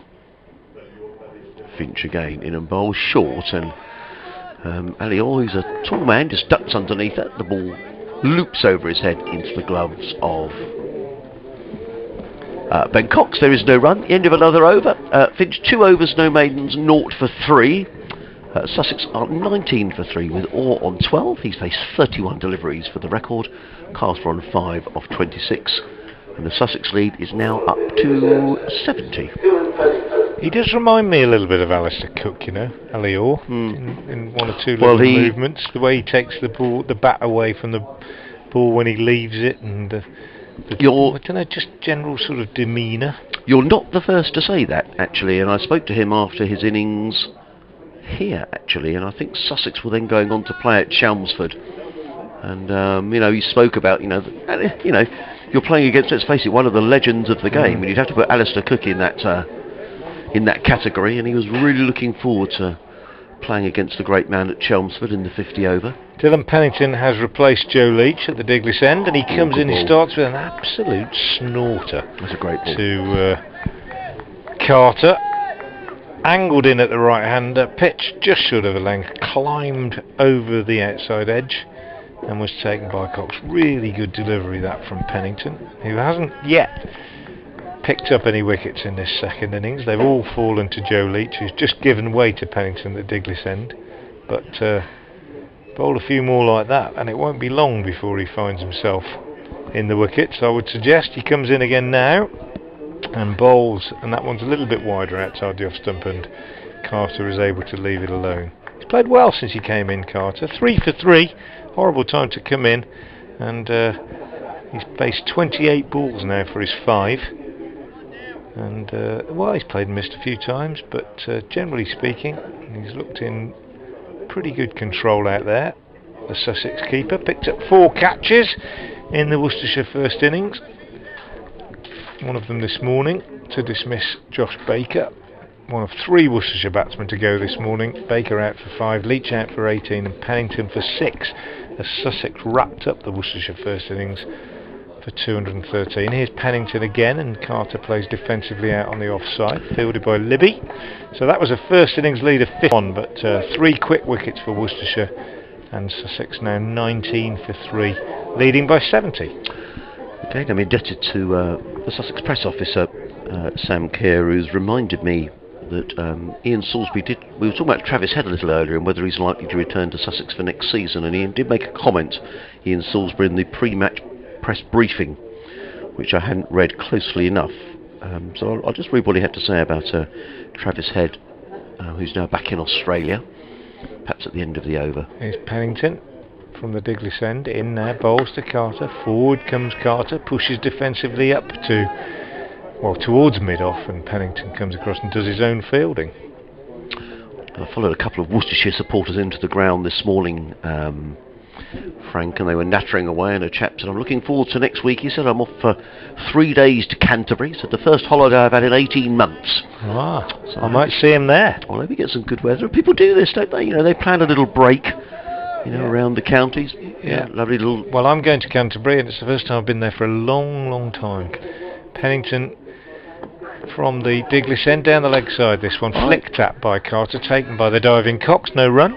I like Canterbury as a ground, and actually, I mean, some cricket clubs have been very innovative in the way they've used the land at the ground for fund, to raise funds. And at Canterbury, they've got some retirement accommodation that they've built on one side of the ground, and it just seems to fit. I don't know if you've been there since that's been built. No, I haven't. No. It'd be interesting to get your views, but to me, it fits in with the ground. It doesn't look horrible. You think, oh no, that's ruined it. But it's important that grounds are developed aesthetically pleasingly, isn't it? As Pennington bowls again, and this is pushed out on the offside by Carter. 19 for 3, end of a maiden over from Pennington. 5 overs, 2 maidens, no wicket for 4, his figures. I think there's a great responsibility on developers of cricket grounds around the country, to particularly the older grounds, the grounds that have got traditions and got a feel about them, to develop them in a way that is appropriate, really, and that doesn't mean that they lose their essential character. No, well, certainly I don't think Canterbury has. I don't think Taunton has either. They've got flats on the side of the ground there. I think Bristol's done pretty sympathetically, if I'm honest. I think the flats at the end of the ground. I mean, Hove's being redeveloped at the moment. With the pub has come down, but it's all being rebuilt. So let's hope. Certainly the plan is that it's going to be. If it's all going to fit in, let's hope so. As Adam Finch runs away from us, comes in and bowls to the left-handed Orr, and Orr is... It didn't carry it. No, it didn't. He was looking to turn that on the leg side, and he almost seemed to get not a leading edge, but almost, and the ball flew into the slip corner, and I thought for a moment it had been picked up at second slip, but the ball just pitched a little short, and there is no run.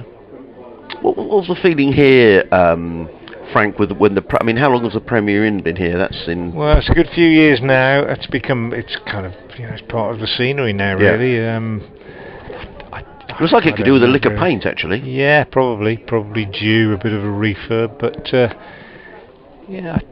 and the D'Oliveira stand has gone up and become a sort of semi-permanent thing at the Diglis end as well. Bowls and Orr plays this into the onside. They've picked up one. That's good running by Carter and Orr. Coming back for the second one, Joe Leach field, but Ollie Carter's very, very quick between the wickets, and he was always encouraging Ali Orr to come back for a second run, which he does. He goes to 14, the total 21 for 3. I think one or two things about this ground that people miss. I mean, the new pavilion's quite nice, and it's it's replaced the old pavilion, slightly different feel to it. But the 2 trees we lost, obviously, in that gap up there alongside the marquee, the 2 chestnut trees we lost to disease. We've got 1 left, and that's made a bit of a hole. And again comes Finch, bowls to Orr, who plays to backward point almost into the gully, and there is no run. Did the club own the land where the Premier Inn has been built? The club owns the ground now. It used to, many years ago, it was owned by the Cathedral Dean and Chapter, and the Supporters Association bought the ground basically in the 70s, I believe. And I think that's probably part of it as well. There used to be a garage there, actually, a petrol station, right? And where the hotel is and the car park. I'm not exactly sure about the historical nature of the ownership. Finch in and runs here for Orr, and that's a good shot by Ali. Let's just wait for the umpire signal to see if it was actually leg buys. It was down the leg side. It obviously flicked a bit of thigh pad. I thought maybe Ali Orr got a bit of bat on that. Nonetheless, they're all important runs for Sussex leg buys, and they go to 25 for 3. But what I was going to say is that the other thing that you often hear older members say they really miss is that old scoreboard, because it used to be, it's quite a famous, the green fronted scoreboard. The building is still there, and it's a shame in a way they couldn't do it like they did at Edgbaston, which was to rebuild it, didn't they? They knocked it down and rebuilt the scoreboard and turned it into a new digital scoreboard, but kept its essential character. And a lot of people miss that lovely old scoreboard there at the far end of the ground that you can just see behind the D'Oliveira stand. Finch in bowls. That's a looping. Well, let me describe it properly. It was a short delivery that Ali Orr ducked under. There was no chance. He does like having a word, Adam Finch. He's had a word with Ali Orr there. I mean, it was. I mean, Ali Orr is a tall man, and it ballooned over his head. And keeper Cox had to make quite an athletic leap. So I don't quite know why he's quite grumpy, isn't why he? Why he's got a grump, Adam Finch. He was grumpy with Ollie Carter. He's no grumpy with Ali Orr. I don't mind that, in my fast bowlers. I quite like a big grumpy. Yeah, I do really.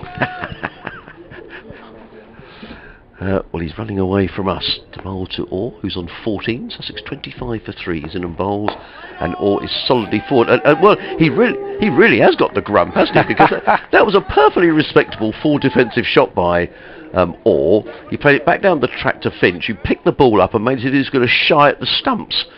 And he's now wandering down to third man. He looks like he's got out of bed the wrong side this morning anyway. 25 for 3, Carter on 5, Orr on 14. Just to, I said about Travis said, so I'm just going to very quickly read what was said in Ian Salisbury's pre-match notes. He says, Travis had to head home to make sure he could complete quarantine before the start of the Australian season. Unfortunately, it looks like there will be some changes to how that all pans out over there with the COVID situation, but we wish him well for the winter. He's had an outstanding 50-over competition for us, showing everyone what a talented player he is. If he's available for more games next year, then we're keen to have him back. Right, there you go.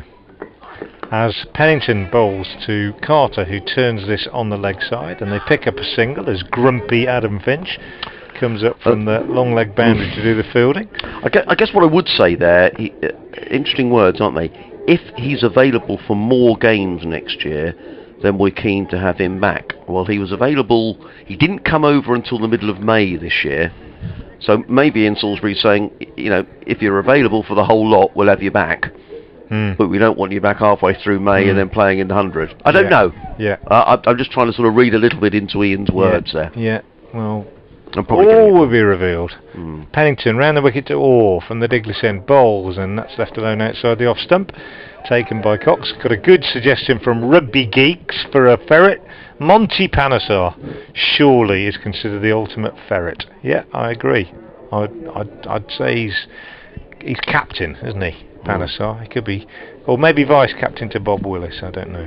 And Mark Potter says, "Hi, I'm sat watching the game with my dad. We're both Worcestershire fans. Dad's been a fan for years, and his dad used to do the scoring for the seconds many years ago. I can remember being about 5 when I came to my first match. Great times." Well, I agree. Great to hear from you.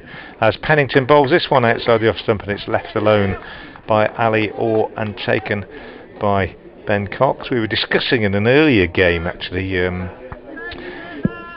memories, first memories of county cricket. I mentioned about seeing my first ever game at Hastings in '66. I remember when I came onto this ground for the very first time. It was I think it was about 1972, and I was playing cricket for my school, King Edward School, Birmingham, next door against the King's School, Worcester, and we were allowed to climb over the fence during the interval. Pennington is in, bowls, a good bouncer, and all ducks under it. Didn't clear his shoulders by much either. Didn't actually. That was it was a good duck, but it was a well-directed bouncer. It's a good contest out there at the moment with these two young quicks. 15 minutes to go till lunch, 26 for 3, and on this glorious afternoon, must have been June probably, the summer term, playing for the under-13s or something next door, and we came over, and Warwickshire were playing here. I remember Jameson and Canai were batting, and there was a packed house, Saturday afternoon, sun shining. I thought I'd walked into paradise. Just couldn't believe it. Very much a Warwickshire boy in those days. I didn't ever really think that I'd be here in this capacity. As Pennington bowls again, it's played by Orr. But when I came to teach here in Worcester in 1980, I sort of played in the Birmingham League with lots of Worcestershire players, and even though my allegiance, and indeed I played most of my cricket for Warwickshire up to that level, I sort of changed over my allegiance then and became a pair. There you are, that's it. And now I'm a pair, not a bear. 26 for 3. And I'll give a shameless plug for the I'd Rather Be a Pair podcast that Dave Bradley and I put together every now and again. As Pennington comes round the wicket and bowls again to Orr, who moves across his stumps and looks to turn this away on the leg side and gets a single off the glove. To complete the over, he moves on to 15, 27 for 3. And the I'd Rather Be a Pair podcast, we posted a new version yesterday of Dave and I having a lovely chat with Dean Headley, who's the match referee here, former Worcestershire, Middlesex and Kent and England fast bowler, match referee here. Dean was a pupil of mine at RGS Worcester back in the day, and we had a lovely catch up, and he talked us through his career and what he's done since playing, and it was really fun and amusing, and I do recommend it for a good listen if you've got 20 minutes. Just Google I'd Rather Be a Pair podcast and you'll find it, or follow me on Twitter and you'll find the link. And honestly, a very, very enjoyable listen to that chat we're doing. 27 for 3, here's Finch. Yes, running away from us from the New Road end of the ground. He's in and bowls another bouncer which Ali Orr stucks underneath, and the Finch, who's certainly doesn't seem to be the best of frames of mind this morning, wanders back to his mark. If you think this might be the last over before lunch, well, not the case today, because lunch will be at 1:10.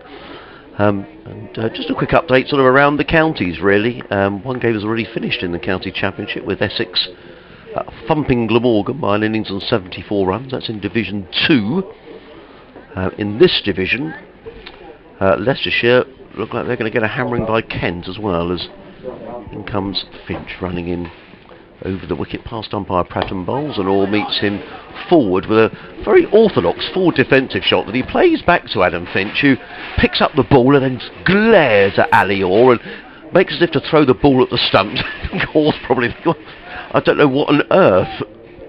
They might know each other. Finch played for England in the 19s a couple of years ago, and he played at Surrey, as you say, last year, and played against Sussex. They might have a bit of history. Well, certainly Ali Orr didn't play in that game, but I don't know, contest. Yeah, I'm enjoying it. It is a good contest. You know, I'm enjoying it. I don't think there's anything too unpleasant at the moment. No, the unflappable Orr against the grumpy Finch. As in comes Finch and bowls, and Orr works this into the offside. They think about a single this time.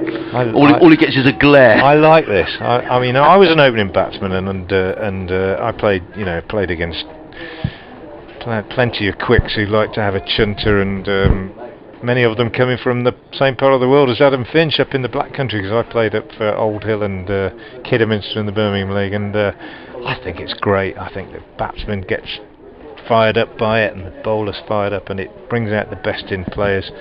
And as long as it doesn't overstep the mark, I think it adds a bit of spice. Finch in bowls to Orr, who's solidly forward with a high right elbow, plays the ball straight back down the track. Finch fails of his own bowling. He's now got something in his eye. Now, would it be quite funny if Ali Orr came down and said, "Oh, can I help you get that fly? Can I help you get that fly out of your eye?" I don't think he's going to get too much help from the Sussex batsman. Is Ali Orr, as our lunch arrives in brown paper bags. So thank you, John, one of the written press. They're all very friendly here in the Worcestershire press box. We're in sort of our little commentary box, and there's another section away to our right where the written press are. A nice coffee machine there, and love coming to this ground. Finch shines the ball on his shirt and runs away for a fly. Looks like it's been removed. He's on his way over the wicket bowls, and that was a strange delivery. It was wide of the off stump, and always looking to play that through the offside, but didn't time it. He almost sort of scooped the ball onto his own stumps. But there is no run, and I'm sad to report the light is sort of deteriorating a little. There's some heavier cloud around, which we hope stays away. Just to let you know, I was talking about that game between Kent and Leicestershire. Kent all out for 262 in their second innings. Leicestershire are 17 for 5. Wow. In their second innings, so I would be surprised if that goes to 4 days. Kent, Sussex's opponents on finals day on the 18th of September up at Edgbaston.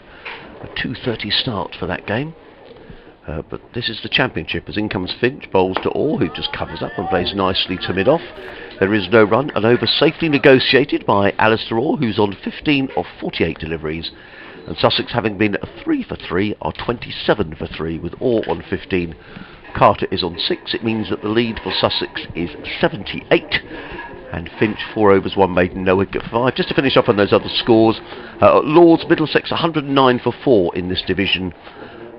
Against Derbyshire, leading by 186. I have to say, there was a very complex calculation about points carried over from the first round of matches into the second round, which was far too complicated for me. You'll be alright, because you're a teacher, Frank, but anyway, I'm sure it's all going to come out in the wash as we all battle for positions in these last few matches of the season. Yeah, I did work it all out and discuss it at various times. I'm not too bothered. I mean, my feeling about these last games of the season, if you're not in Division 1, is that, I mean, I know there's a bit of money up for grabs, but really it's about enjoying the game for what it is, and about player development. And update for FM listeners coming now. Well, we're just entering the last few minutes before a delayed lunch here. Lunch will be taken at 1:10. It's been an eventful morning. Worcestershire lost their last 3 wickets in their first innings, taking their overnight 186 for 7 to 213 all out. That gave Sussex a first innings lead of 51, but Joe Leach blew away the first 3 Sussex batsmen in quick order, picking up Haynes without scoring, Ward without scoring, and Coles for 1 in an excellent spell. At that stage, Sussex were 3 for 3. They've recovered a little bit to 27 for 3 at the moment as lunch approaches. And a single taken by Carter as he pushes a ball from the newly introduced Josh Baker out on the offside, fielded by Dylan Pennington on the cover boundary, who stays out there now as a deep backward square leg because the left-handed Orr is on strike. Just a note through that the England's under-19 men's team for the series against the West Indies, a one-day series, has been announced, and there are 2 Sussex players in it, which I shall read in a moment. Baker over the wicket to the left-handed Orr, who goes back, turns this on the leg side, fielded by Fell at short leg, no run. Yeah, there are 6 matches being played, 3 at Beckenham and 3 at Canterbury. And Baker again from the Diglis end, bowls, and Orr lets this go outside the off stump, taken by Cox. There's no run, 27 for 3, so the lead is 78 at the moment. I'm sorry, there are 3 Sussex players in it. Go on. I'll tell you at the end of the over. Okay, end of the over. Keep us in suspense. Baker bowls, Orr is forward, pushes out on the onside. That is the end of the over. We'll probably have 1 more over before lunch, maybe 2. 27 for 3. The 3 players have been named are James Coles, Dan Ibrahim and Archie Lenham, all named in the England under-19 squad, an 18-man squad for the upcoming series between England under-19s and the West Indies under-19s. It's been selected by the Young Lions selectors, led for the first time by the Elite Pathway coach Rich Dawson. One or two other names in there that are of interest. David Sale's son, I think, is in here. He used to play for Surrey and Northamptonshire. James Sales. Tom Prest, who I saw play for in the 50 over for Hampshire, is in the squad. No Worcestershire players, sadly, that I can see in there, but 3 Sussex lads. So well done to Ibrahim, Lenham and Coles, who therefore won't be available for the next sort of championship matches, so others will have to fill the void. So, one of my favourite county cricketers is going to bowl the next over. It's going to be Ed Barnard, who's running away from us, bowling his right arm over the wicket, coming into bowl to Ollie Carter. He's in and bowls, and Carter's get runs. Clipping that through square leg, could always go for 4 runs. That's a nice, beautifully timed shot by Ollie Carter. Just a bit of a loosener there from Ed Barnard. Down the leg side and clipped away by Carter. And they're all running away. Is there a slope that runs from one side of the other, Frank, or not really? A tiny bit of a slope if you look down there just towards the marquee. It's just a fairly short boundary, and he timed it well, didn't he? But just a tiny bit of an incline down towards that chestnut tree, I think. Carter goes to 11. Sussex 32 for 3. Recovery from 3 for 3, and now Carter waiting on Barnard. He's on his way again over the wicket bowls, and Carter forwards a ball of good length. Plays it quiet into the offside. Now there's a difference. One of the reasons I like Ed Barnard as a cricketer is when he bowls, he delivers the ball and he just marches back to his mark. Whereas with Finch, that's a totally different character. Finch was glaring. He sometimes runs around in a little circle, Barnard. The other thing I think that's noticeable about Barnard is how little he takes out of himself physically. He doesn't hammer that front foot down. He kind of runs through the crease. He's in again and bowls. That's down the leg side. Nice easy action. Yeah, it is an easy action.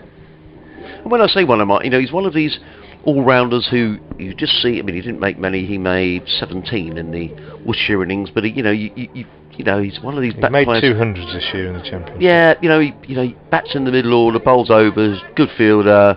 Yeah. Everybody needs an Ed Barnard, a Ryan Higgins, those sort of players. In comes Barnard, bowls and covers up as Carter plays into the offside, no run. I would say for Sussex at the moment, in terms of that sort of, probably Ibrahim.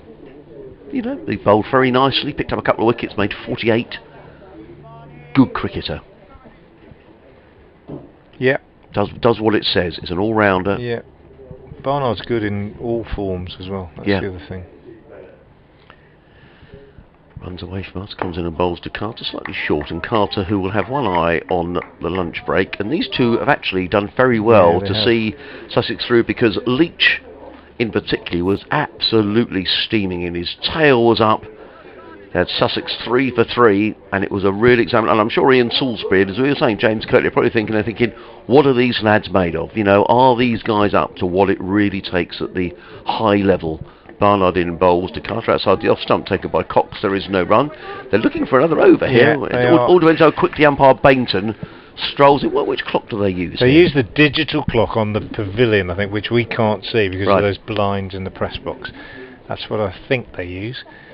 And there is going to be one more over, and I think that's probably why Baker was brought on and why Barnard was brought on instead of Finch, because he gets through his overs quite quickly for a seamer. As you said, he doesn't hang around, he delivers the ball and then gets back to his mark pretty quickly. So 6 more balls before lunch, unless a wicket goes, of course.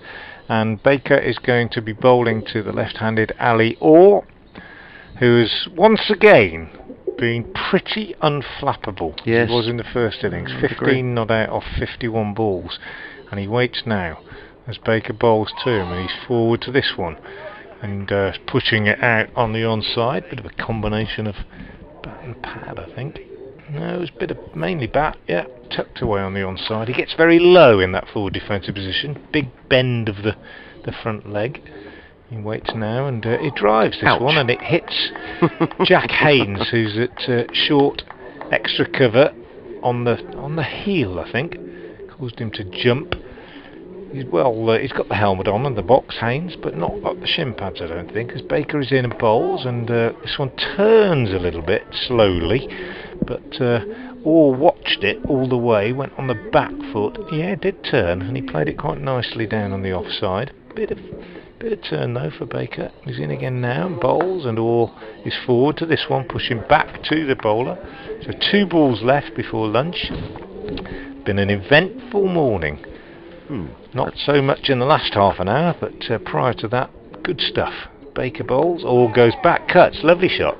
Proper late cut for 4. Really good shot, just given a tiny bit of room, but went back and just deftly steered it down past slip for 4. Lovely shot.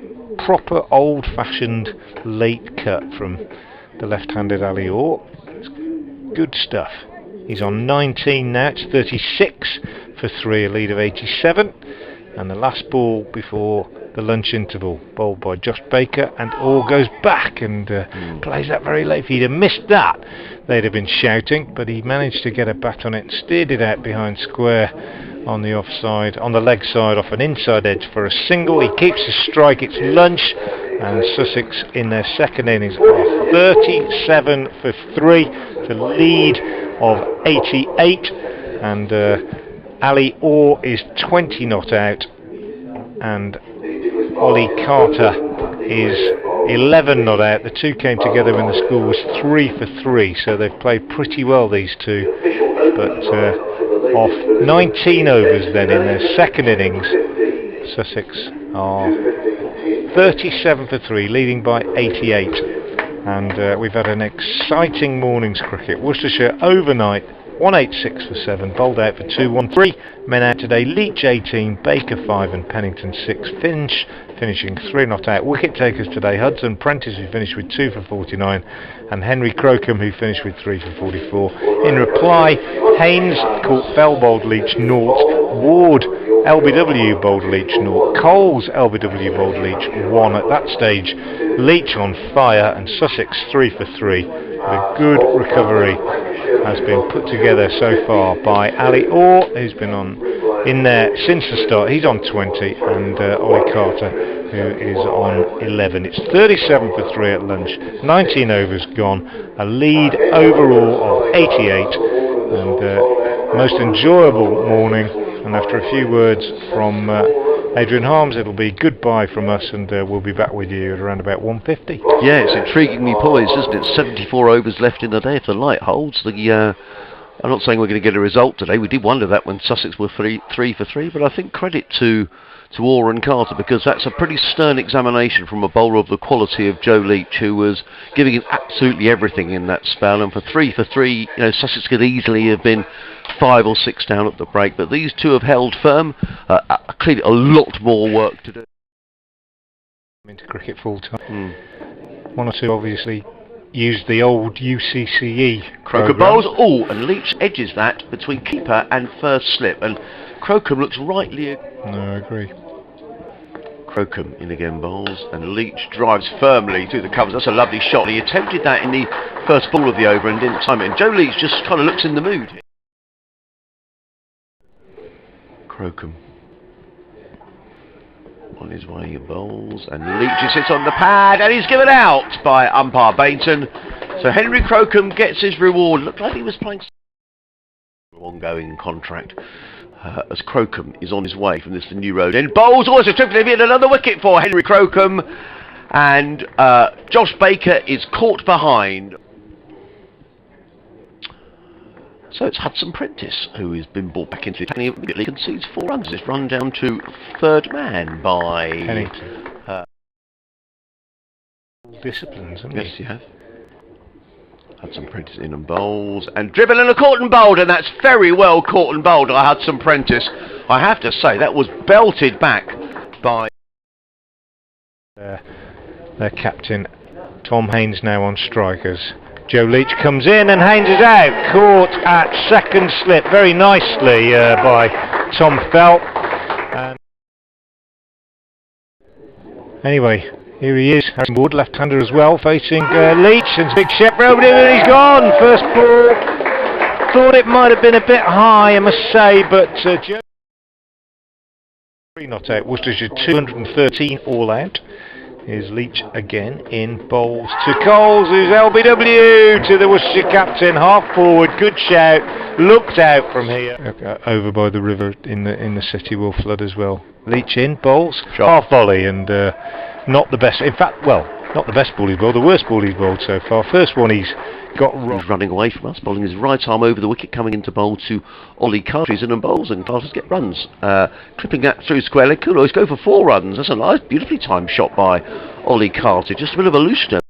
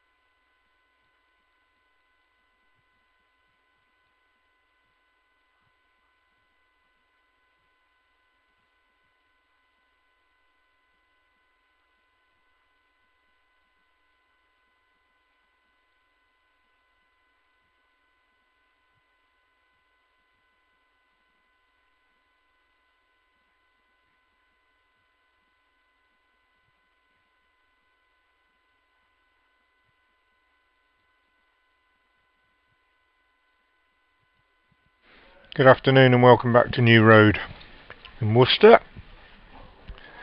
Play about to resume. Afternoon session, third day. Worcestershire against Sussex, and Sussex 37 for 3 in their second innings. 88 runs ahead of the home side, for whom Ed Barnard takes up the attack from the New Road end and bowls across the left-handed Ali Orr, who lets that go through to the wicket-keeper Ben Cox, and the score remains 37 for 3.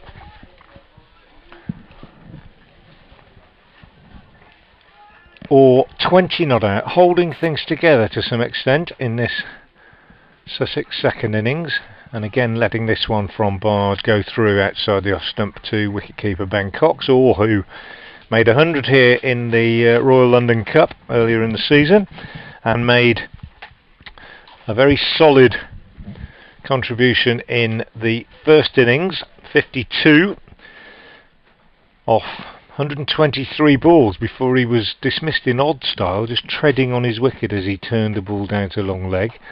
Covers up to this one from Barnard, pushes out on the offside, fielded by Haynes coming in from extra cover, and there's no run. 37 for 3. Score remains.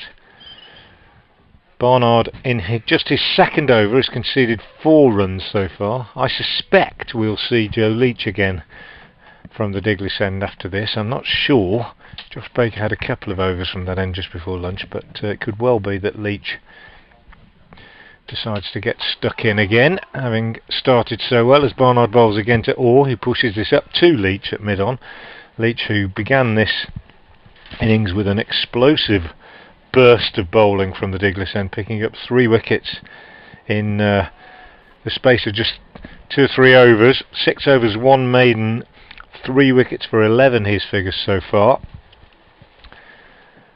But it's Ed Barnard moving in again from the New Road end now to bowl to Orr, who's taken on the pad, and there's a big shout for LBW as Orr had moved across his stumps, but umpire not interested on this occasion. I think it was probably going down the leg side, might even have pitched outside leg from Barnard. Haven't seen a replay yet. But he does have a habit of moving across his stumps a little bit, Alistair Orr. And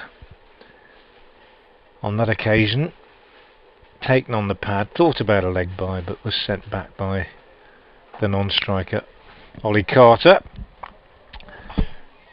This time Orr gets a run, squeezing this one out off the front foot on the offside, thickish outside edge really, but all along the ground. He picks up a single, and it means that he'll keep the bowling. It is the end of the over, and we are going to see Joe Leach coming on at the Diglis end. 38 for 3. Orr now on 21. He's kept the strike. Carter has 11. It's good afternoon to Adrian Harms. Yes, hello Frank. Glad to say the light is holding firm. I mean, I'm trying to work out which direction the weather is coming from, but sort of the cathedral is my gauge, and above the cathedral the cloud is fairly high and light, so let's hope it stays like that, because this is a good game of cricket. You won't want to call this. Sussex have got the runs on the board. And these two did very well from 3 for 3. They've now added 35 for this 4th wicket. But wickets have gone in sort of clatters in this game, haven't they? 3 this morning went down very quickly, 3 very quickly at this innings, and now, as you predicted, Joe Leach is back into the Worcestershire attack from the Diglis end of the ground. He comes running in around the wicket bowls to Orr, who lets that go. Now, you have to say that's a good leave, but I'll tell you what, that was another coat of varnish, and Ali Orr would have lost his, would have been bowled. So you have to credit the batsman and say it's good judgment, but my word, that was close. Lots of hands on head. Ooh, crumbs. It's good leave. It's good leave. Yeah. It's that quite extravagant little swivel of the bat when he leaves it, doesn't he? Almost Steve Smith style as well, or sometimes, but he knew where his off stump was. That's the key. 2 slips, third man, backward point, cover mid-off, mid-on, mid-wicket, and a fine leg as Leach around the wicket in and bowls to Orr, and Orr stretches forward and plays to mid-wicket. There was another Howells, whether that was bat on to pad or Either way, all wanders away in the direction of square leg. Just to reiterate, good news for Sussex young players, and that 3 of them have been selected for the England 19s, a 6-match one-day series against the West Indians, 3 at Beckenham, 3 at Canterbury, over the next few weeks. Daniel Ibrahim, Alistair Orr and James Coles, so well done to those 3. I mean, they'll pretty much be unavailable for the championship matches which are coming up in the next couple of 3 weeks, as in comes Leach and Bowles, and Orr is beaten this time outside the off-stump. Alistair Orr just flirting with one, not really moving his feet. The ball goes through to keeper Cox, and there is no run. And you kind of get the feeling, I'm not sure it's not... I'm not saying it's Joe Leach against Sussex, but it kind of does look a different pitch when Joe Leach is bowling. Yeah, it does. He's got his tail up, that's for sure. Bending his back. Sussex Cricket at bbc.co.uk if you'd like to send us an email, or you can tweet us at FrankWatson58 or at BBC Sussex Sport as Leach runs it again around the wicket, bowls, and Orr on the back foot plays to mid-off, and there is no run. Good contest between these two. It was before lunch, and it's carrying on since. Email from Clive, who's already been in touch. He sent another email, so thank you very much, Clive. He says, I hope that Sussex have abandoned the third innings collapse. Sadly, another wobbly start to our second innings may have damaged the chances of a Sussex win. I'm all for giving youth a chance, but some experience is surely needed to help the development of the youngsters. As in comes Leach again, bowls, and Orr plays this straight back down the pitch. Leach fields off his own bowling and then stands and stares at Ali Orr. He clearly wasn't happy with the shot that he played. Clive goes on to say, winning is the best habit to learn, whilst losing is the worst habit to acquire. Well, I hope the salad days fielded this year do not differ for a different season. Blowers often used to get excited when overthrows happened during his time with GMS, and he went into raptures when buzzers occurred. Well, there we are, I've clearly missed all of that. Leach again. Around the wicket, bowls, or stretches forward and plays firmly down the ground, and more runs here for Alistair Orr. We've taken one, they're thinking about, oh, there could be a problem here, it could be a run out, the ball comes in, and is he run out? No, he's not. Well, you have to say that's good running by Ollie Carter. It was punched down the ground by Ali Orr. The throw came in from Jake Libby, who chased the ball down towards mid-on. He got the throw in. It was Ollie Carter's call to come back for the second run, and that's exactly what he did. He scampered home, but only just. The net effect of all of that is that Sussex are now 40 for 3. Orr is on 23, Carter on 11. It means the Sussex lead now is 91. Suddenly sounds a bit more substantial, doesn't it, 91? If it gets over 100, it'll sound even more substantial. And if it gets over 200, then it'll become really significant in this game, I think, because I don't think you'd want to be chasing much more than 200 if you were Worcestershire. Barnard from the New Road end to bowl to Carter. He's in, he bowls, and Carter drives nicely up to mid-off. Leach is the fielder, and there's no run. Yeah, I think 200 would be about right. We'd have a game, wouldn't we? We'd have a real game if Sussex set Worcestershire 200 plus. But if it got up much over 200, then I think you'd have to say, given what we've seen in the first 3 days, that it was a quite tall order. Here's Barnard again, he's in, he bowls, and Carter turning this one on the leg side. It's fielded by D'Oliveira at mid-wicket. And I base that really on a judgment that I think both of us, Adrian and various others that I've spoken to who watch this game, have basically felt that it's not a pitch on which the batsman ever really looks in, and sooner or later something comes along with your name on it. Barnard bowls, and Carter is forward, pushes this one up to mid-on, and it's fielded there by Jack Haynes. It's not Jack Haynes, beg your pardon. Just looking at some of the other Dylan Pennington. Sorry, the other cricket scores around one that just caught my eye. New Zealand bowled out for 60 by Bangladesh in a T20. So that's been some funny T20 scores in Bangladesh this year. Barnard is in and bowls, and Carter's forward, pushing out on the offside, and there's no run. 40 for 3 it remains. 91 then the lead, And Ali Orr, 23 not out, the non-striker. Once again, the linchpin really in this Sussex batting lineup. He's played very solidly indeed, despite seeing 3 wickets go down at the other end in the very first few overs of this innings. Barnard in again, and Carter defends on the back foot, pushes up to mid on Pennington, the fielder. Carter 11 off 47 deliveries now. Absolutely right the way he's played.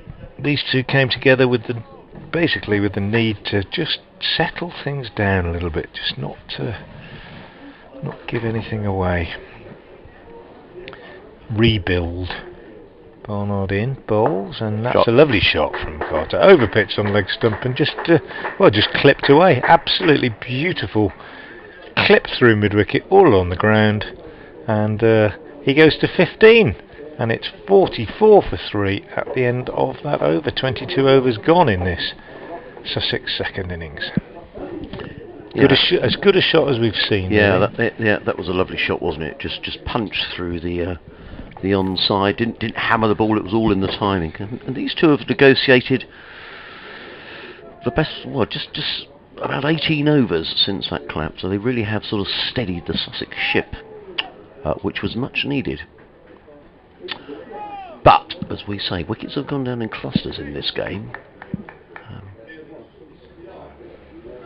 Ali Orr, the tall left-hander, faces Joe Leach running in from the Digley's end of the ground, and Orr is forward and plays quietly to mid-off, and there is no run. Not a big crowd here at all by any means here at Worcester, and actually anybody opening the curtains in Worcester this morning might have thought, well, I'll go to the cricket. Yeah, I don't think we'll get much play today because it was really grey and... Oh, there we go for your update. Well, players just resumed after lunch here, with Sussex now on 44 for 3. That's a lead of 95 after they dismissed Worcestershire this morning in Worcestershire's first innings for 213, picking up the last 3 wickets this morning for the addition of 27 runs. But then an outstanding burst of bowling from Joe Leach saw Sussex themselves reduced to 3 for 3 at one stage. Leach picking up all 3 of those wickets. No further breakthroughs for Worcestershire, and shortly after lunch, Sussex at the moment with Orr on 23 and Carter on 15 are 44 for 3, leading by 95. Just a helmet ball, so I wonder if we're going to get a short leg, you know. I think we are. Ali Orr's just played a couple, not particularly aerially in that area, but I just wonder if they think that's deep short leg, isn't it? Can't call it a long leg because that's a different position altogether. But deep short leg, he's about, what is he, 7 or 8 yards from the bat? The distance of a wicket away, or the width of a wicket. Yeah, but certainly anyone opening the curtains today as Leach bowls and played out into the offside by Orr, and there is no run. Anybody who might have thought, well, it's a bit cloudy. In fact, I took myself off to the local leisure centre this morning, had a bit of a dip, and as I drove to the leisure centre, people had lights on their cars. It was that gloomy, and I was thinking, well, we're not getting much cricket today, but it has brightened up a bit, and let's hope it stays the same. 2 slips and a short leg are the fielders keeping Alistair Orr company, as in comes Leach and bowls, and Orr stretches forward, plays to point, fielded by the athletic Barnard, and there is no run. 44 for 3, add 51 to that. Sussex effectively 95 for 3. 71 overs remaining, or 70 remaining after this one. I think it's unlikely we'll get all of those in. But if we did, this game will be well advanced, I think. These two doing their best to build a nice foundation for Sussex as Leach is in again, bowls, and turned by Orr this time straight to mid-wicket, fielded by D'Oliveira, and there is no run. And I'm sure these two are, they've probably spoken about the danger posed by Joe Leach, and they're, presumably he's going to bowl in little bursts of maybe 4 or 5 overs, but if they can see Leach off, obviously demands respect.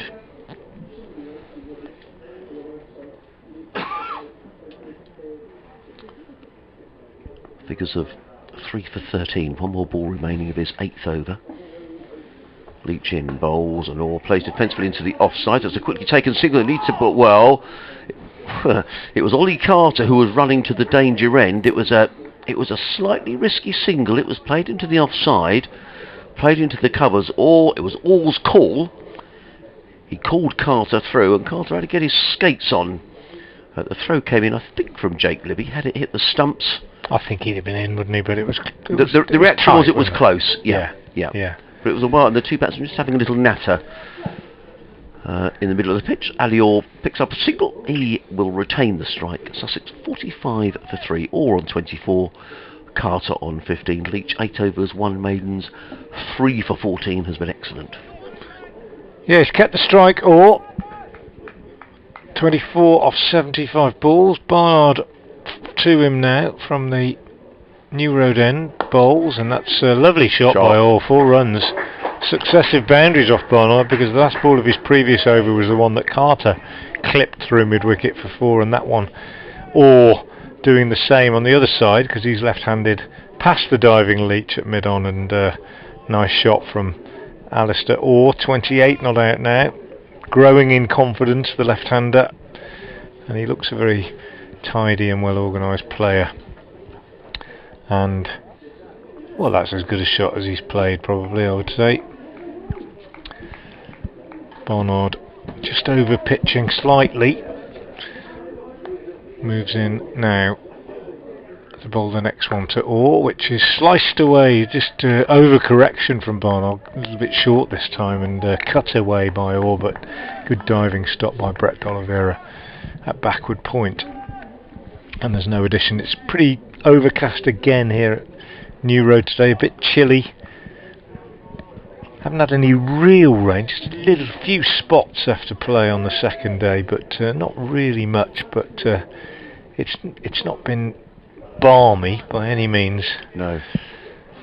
As Barnard is in again to the left-handed Orr. He bowls, and Orr is forward to this one, driving up to Dylan Pennington at mid-off, and there's no run. I know the website that we use for updating averages does update as we're going along. It's sometimes a few balls behind, but he tops the Sussex batting averages. Alistair Orr, this was last updated, 381 runs at an average of 54 by a score of 119, which came at Canterbury, 103 50s, which is a decent return in your first full season in the Championship. Barnard in again, and this one down the leg side. They appeal because there's obviously a noise as it flicked some part of the batsman's apparel on the way through, but it wasn't his glove, and the appeal wasn't upheld by the umpire. Indeed, it wasn't supported by the bowler up Barnard, who clearly saw that it wasn't the bat making contact with the ball that produced the noise that produced the appeal, and so much ado about nothing. Barnard is in again and bowls a bouncer to Orr, who swings round at this, looking to hook it away down to fine leg, but didn't get anything on it this time either. Could easily have gloved it. Can see why Barnard might have done that, but it didn't produce the desired effect from the bowler's point of view, and it didn't produce the desired 4 runs that Alistair Orr would have been hoping for when he went into the shot. Barnard in again. He's a busy bowler, quickly into his work, bowls another bouncer, and this time Orr has hooked it round, and he's got 6. He's managed to get hold of that. I think initially Barnard thought, yeah, that's just the job, it's in the air and it's going down to fine leg where Adam Finch is fielding, but it cleared Finch, and it's gone over the ropes for 6. So Alistair Orr moves on to 34, and it's 55 for 3 at the end of quite an eventful over. Well, indeed, and the half-century partnership comes up between these two, from 3 for 3. These two needing to see off a pretty torrid session before lunch that these two safely negotiated. Actually, very poor of me. I didn't make a note of the lunchtime score. It was. I did. So. Thank you. Well, you're assuming I'm going to tell you.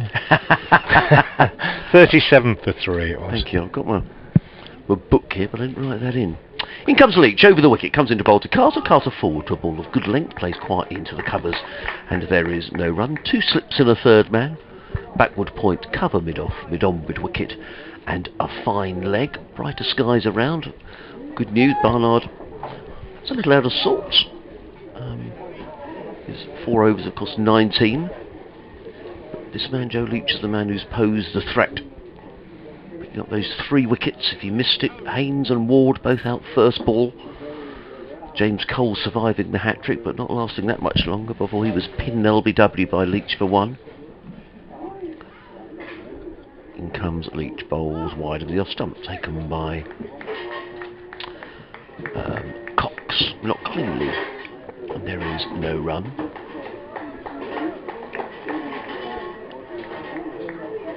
Leach wanders back. Just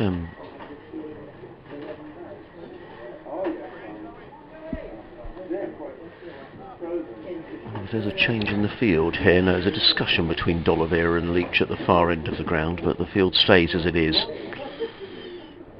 And the busy Leach comes in again, past umpire Bainton and bowls, and a good length delivery, pitching around middle and off, and Carter is drawn forward and plays with a very straight bat, straight back down the track.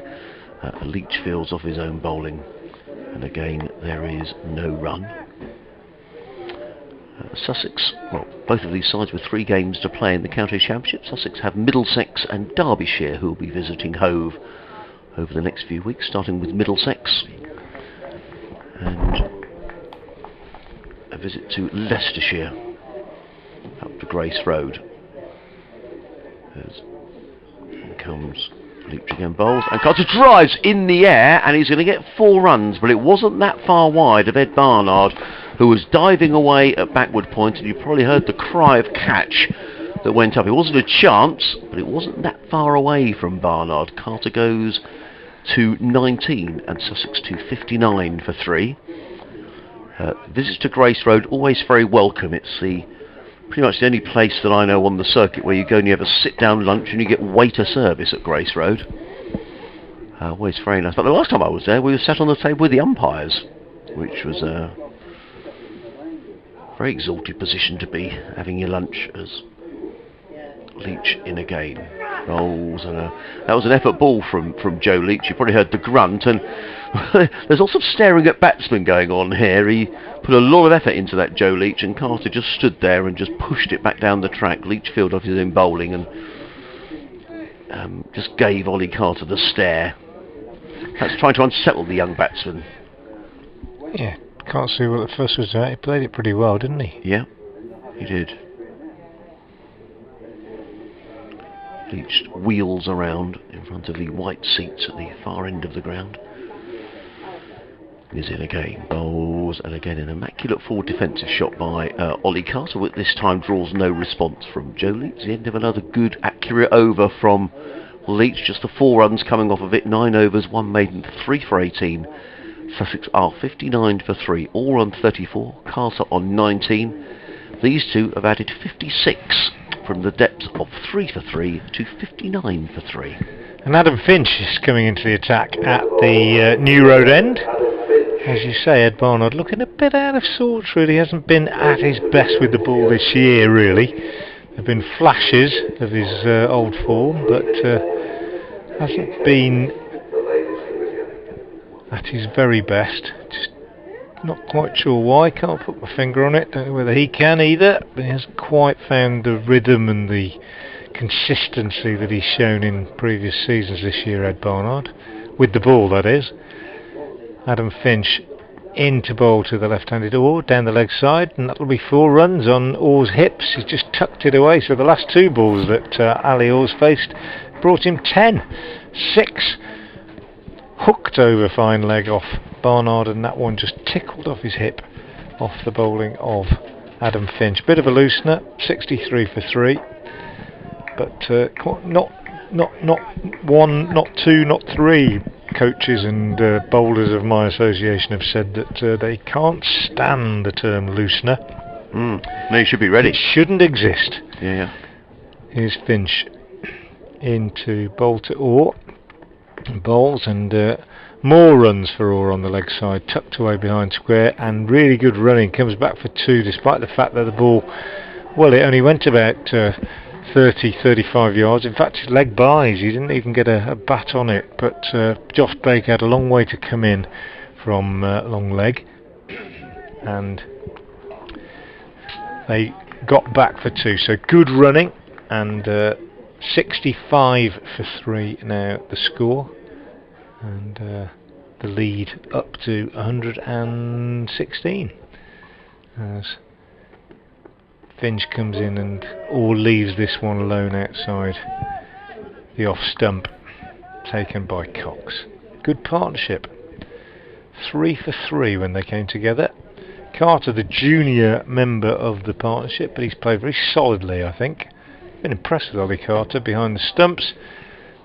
Yet to see his work standing up to the stumps for any length of time, because we didn't see a lot of spin in that Worcestershire first innings, but he looks a pretty tidy, well organised cricketer all round. Finch in, bowl short to Orr, who swivels this around on this and pulls again down to long leg. Lovely shot, and although there's a fielder down there who ran across to his right and got a hand to it, just looking who it is, Pennington I think. He parried it, but he was unable to stop it going over the rope. So 4 more to Ali Orr, who's got a real crack on since lunch. He was 20 not out at lunch, he's now 42 not out. And we've only been playing for about just over 22 minutes since lunch, so he's getting on with it.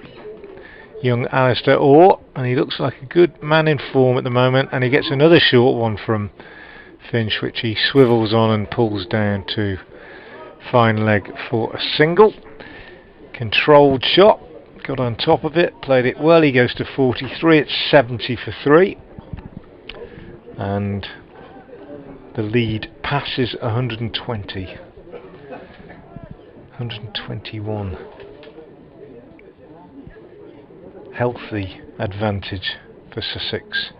And how the mood has changed since 3 for 3 as Finch strides in once more, bowls to Carter, who pushes out square on the offside, and there's no run. End of the over. Leach throws his cap to the ground, ready for the 12th man to come on, pick it up as he strides purposefully off to the Diglis end with the mood of a man who thinks nobody else can get wickets, it'll have to be me again. Yes, there kind of was that air to it, wasn't it? He sort of, he sort of hurled his not in a, he just sort of tossed it a bit like a frisbee, didn't he? Yeah. Sort of always sort of a bit of an air of resignation, really. But okay, lads, I'll do the best. Yeah, no one else is doing it. I'll have to do it. But he can't bowl the whole time, can Joe Leach? And this partnership between this pair now worth 67 here on BBC Radio Sussex, BBC Hereford and Worcester. Myself, Adrian Harms, alongside Frank Watson at the lovely New Road in Worcester, with the wonderful cathedral away in the distance. Slightly lighter skies in that direction, which bodes well for certainly a little while yet. We haven't been off, well, touching wood with everything, because we lost so much time yesterday. But here comes Leach, running in hard around the wicket. The bowls are left-handed, Orr and Orr. So a short delivery plays back into the offside, into the covers. And there is no run. Alistair Orr on 43. Ollie Carter on 19. You need to add 51 to 70, which will give you 121 is the Sussex lead. There are 2 slips still in place. The third man, point, cover, mid-off, mid-on, mid-wicket, and a fine leg as Leach turns at the Diglis end of the ground and runs around the wicket, comes in and bowls to Orr, who lets that go outside the off stump. There's a howl from the slip cordon and a clap there from Tom Feld, who's fielding at first slip, but Orr has shown good judgment outside of his off stump particularly. And lets that ball go through to Cox. The trees at the far end of the ground swaying in the breeze. It's not particularly warm, I have to say. Plenty of spectators in fleeces or coats. Not too much evidence of people around in shorts and t-shirts, that's for sure. But at least it's dry as... And again comes Leach, bowls to Orr, who's back on his stumps and plays to mid-on, and there is no run. You just kind of get the feeling that these two are probably saying to it, let's just keep Leach at bay. He's in his 10th over. Wonderful figures of 3 for 18 for Joe Leach. Or twiddles his bat. Adjusts his helmet. And pats away at the crease. He has a high back lift, doesn't he? As Leach comes in, his bat is right up by his shoulder. He comes in and waits, and then he brings the ball down straight and plays out into the covers to another good think delivery by Leach. Good contest between these two. Leach is making all play at everything. All getting into line. He wanders again away to that square leg position. Lots of chatter around the press box and in the seats just down below us. There's a row of what? About half a dozen seats. People down there wrapped up, got their picnics with them. As Leach is in again. Around the wicket bowl, it's wide of the off stump. There hasn't been too many deliveries that Orr and Carter haven't had to play from Joe Leach, but that was one of them, just drifted wide of the off stump. And I don't know Joe Leach well enough to know whether that was a slightly tired delivery. He's in his second spell. Of the 27 overs that would have been bowled, Leach would have bowled 10 of them after this over. Yeah, talking about coats, pretty much everyone down in front of us is pretty well wrapped up against the elements. Most of them engaged in conversation with whoever they're sitting next to. As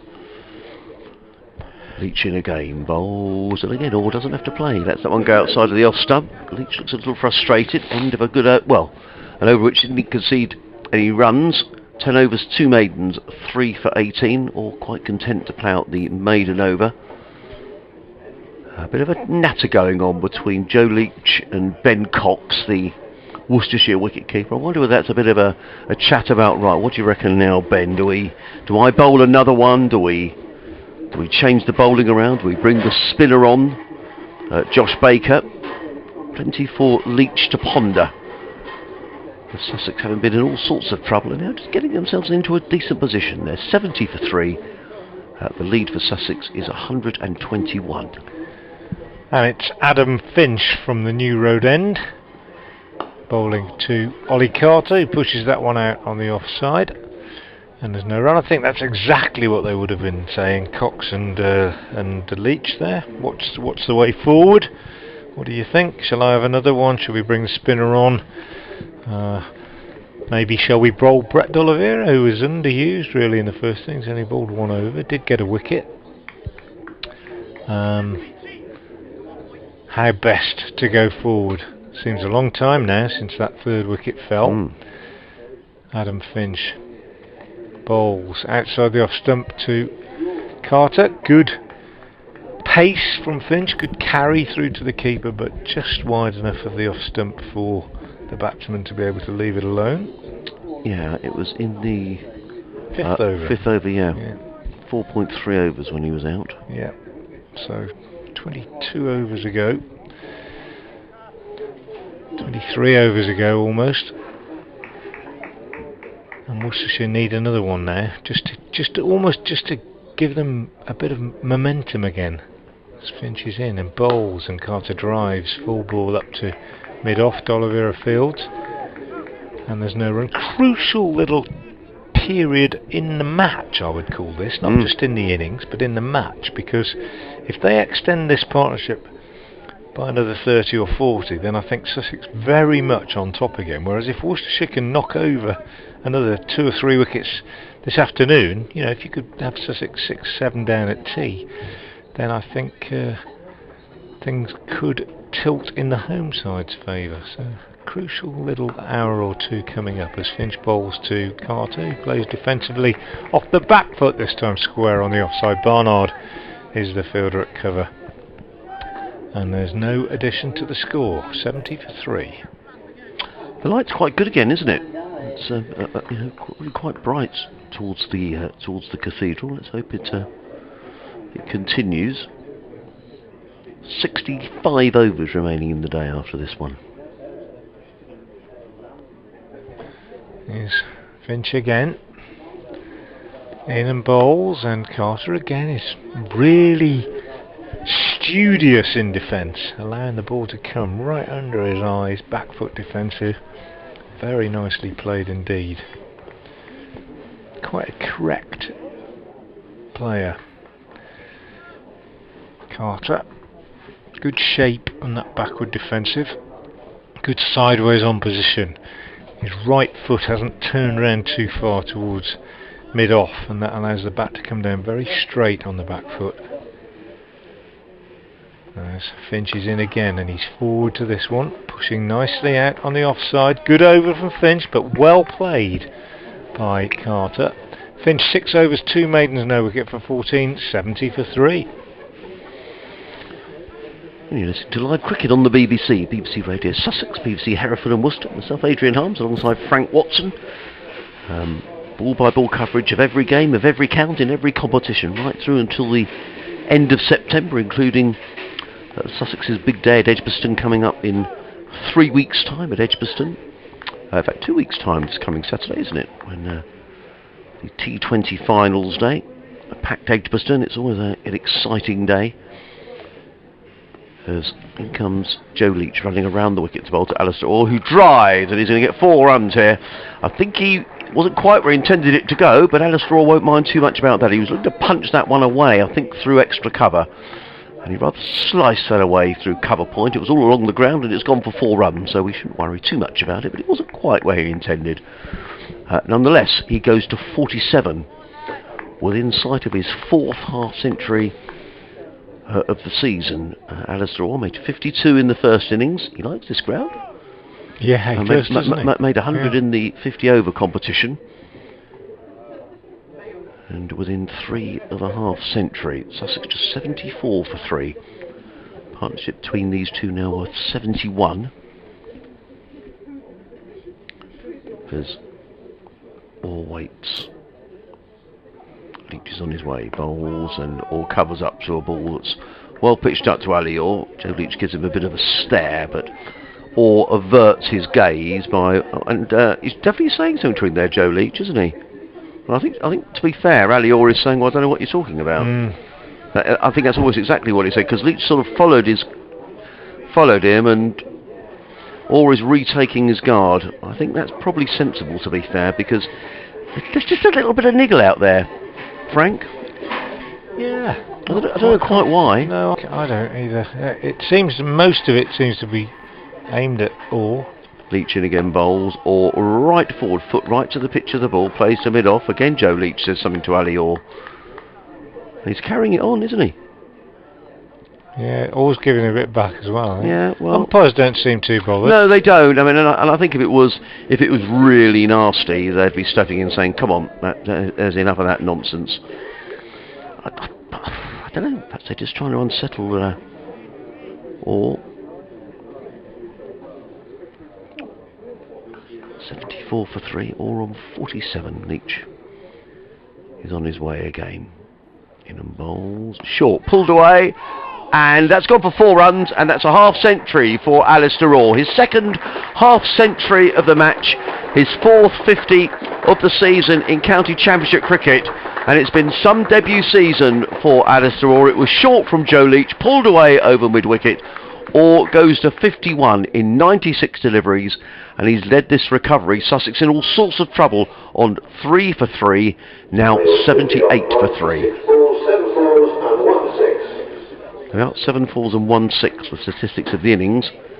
The reaction of the fielders were that shot wasn't that far away from D'Oliveira at mid-wicket, but Orr with the half-century as he faces Leach again, and he just plays down the track to a ball of good length, and Leach fields off his own bowling, and there is no run.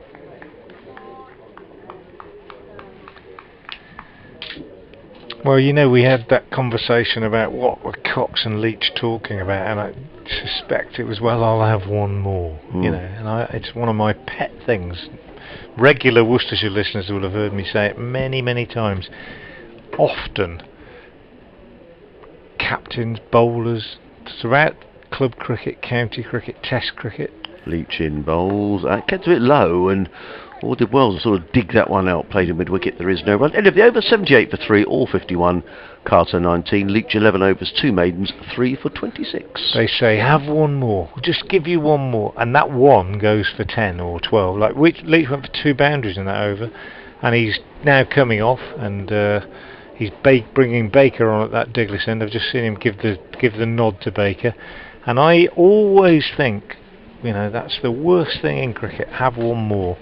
Captains say it to their bowlers, and the thing is, if you're thinking of making a change, make the change. That's my philosophy, and always has been. And it's the worst thing you can do.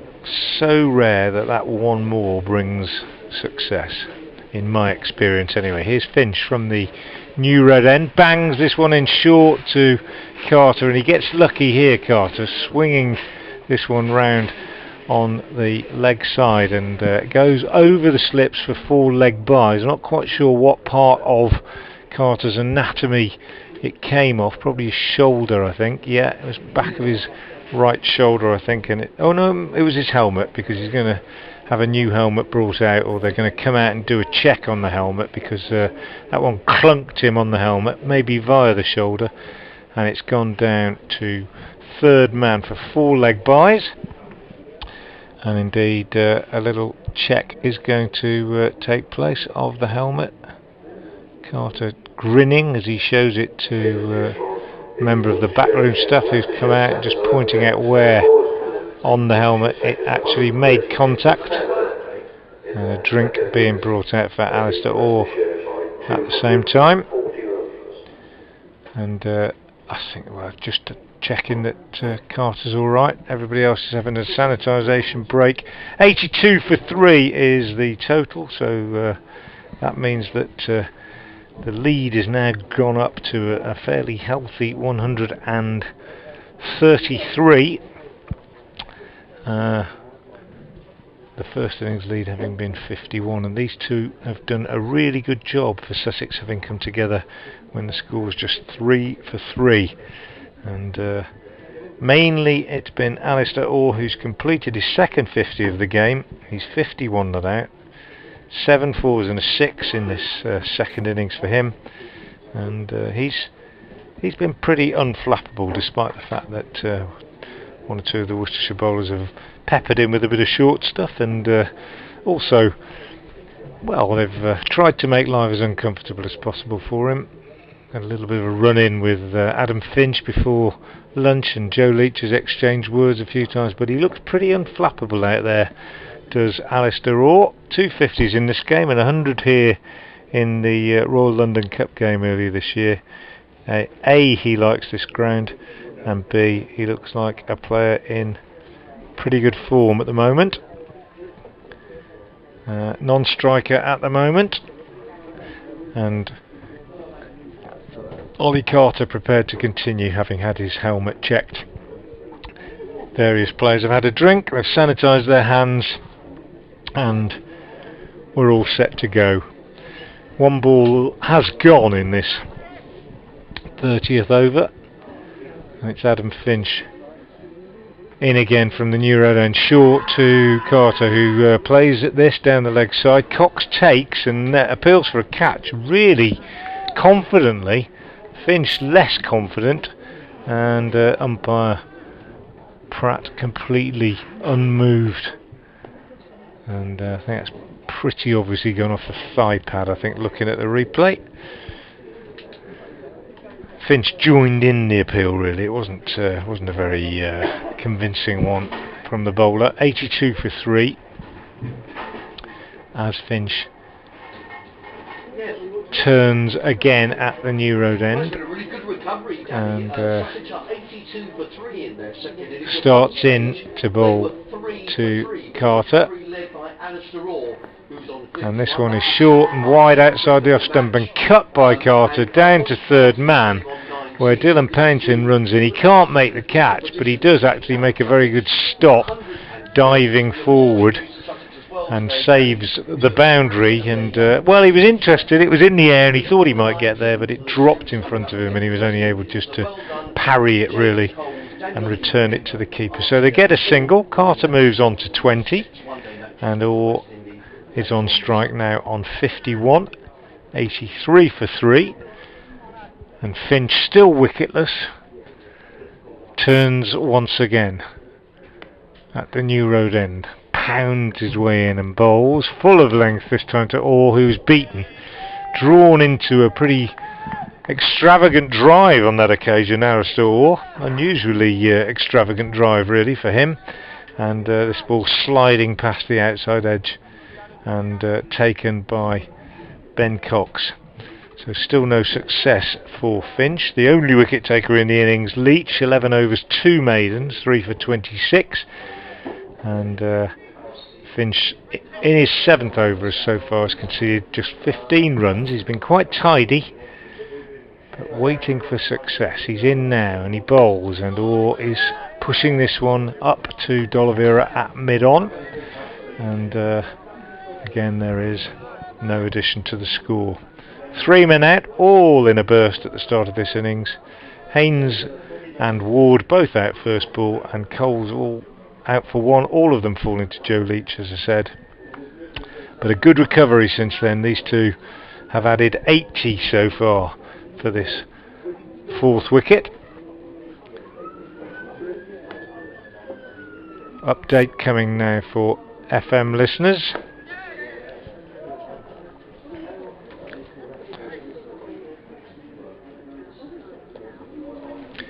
Well, a good recovery by Sussex in their 2nd innings. They started with a lead of 51, having dismissed Worcestershire this morning for 213, but they were set back by a trio of wickets from the Worcestershire captain Joe Leach, who started with a real burst, and at one stage Sussex were 3 for 3, with Leach having taken all of those wickets. But a good partnership for the 4th wicket has developed between Alistair Orr, who has completed his 2nd half century of the game, he's on 52, and wicketkeeper Ollie Carter, who's on 20, and they've so far added 81 for this 4th wicket, and Sussex are in a fairly comfortable position, leading by 135 at the moment on 84 for 3. As Josh Baker is reintroduced into the attack at the Diglis end of the ground. Baker, who bowled a couple of overs before lunch, 2 overs, no maidens, no wicket for 6, and he'll be bowling from the Diglis end to the left-handed Alistair Orr. So Baker will be bowling over the wicket. He's got a slip and a deep backward point, sort of cover on the boundary, then an extra cover and a mid off, and then on the onside a short leg, and then a mid-on, mid-wicket, deep backward square, and a short long leg, a short fine leg, although D'Oliveira is pretty wide in that position. So it's a 5-4 leg side field for Baker over the wicket to the left-handed Orr, and we did see him get a little bit of turn before lunch, and that one indeed turning back in a little bit to the left-handed Orr, who just drops it down in front of him, and Baker is in again and bowls, and Orr drives this one, which is wider outside the off stump, and there's a big gap, as is described, between extra cover and the fielder who's on the boundary at deep backward point. That's Finch, who has to run round to do the fielding, and they take a very comfortable 2. So Orr moving on to 54. And Baker in again now to the left-hander, and Orr is back and turning this one with the spin on the leg side just behind square. D'Oliveira picks up, they take a single, total goes on to 87 for 3, and Alistair Orr moves on to 55, and the lead goes on to 138. It's beginning to feel quite substantial. Round the wicket, Baker to the left-handed Carter, who pushes that one down on the onside. The field having changed round, we've now got a 5-4 offside field, and Baker from the Diglis end is in, bowls quite quickly, quite flat that one, and driven by Carter to short extra cover, fielded there by Barnard. So still Leach the only successful bowler, as Baker is in again and bowls full of length and gets a really good caught and bowled.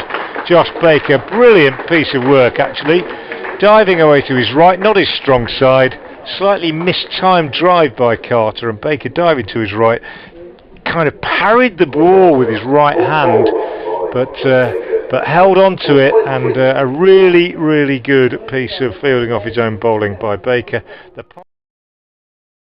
Carter caught and bowled by the youngster for a very useful 20, but a very important breakthrough as far as Worcestershire are concerned. It's 87 for 4.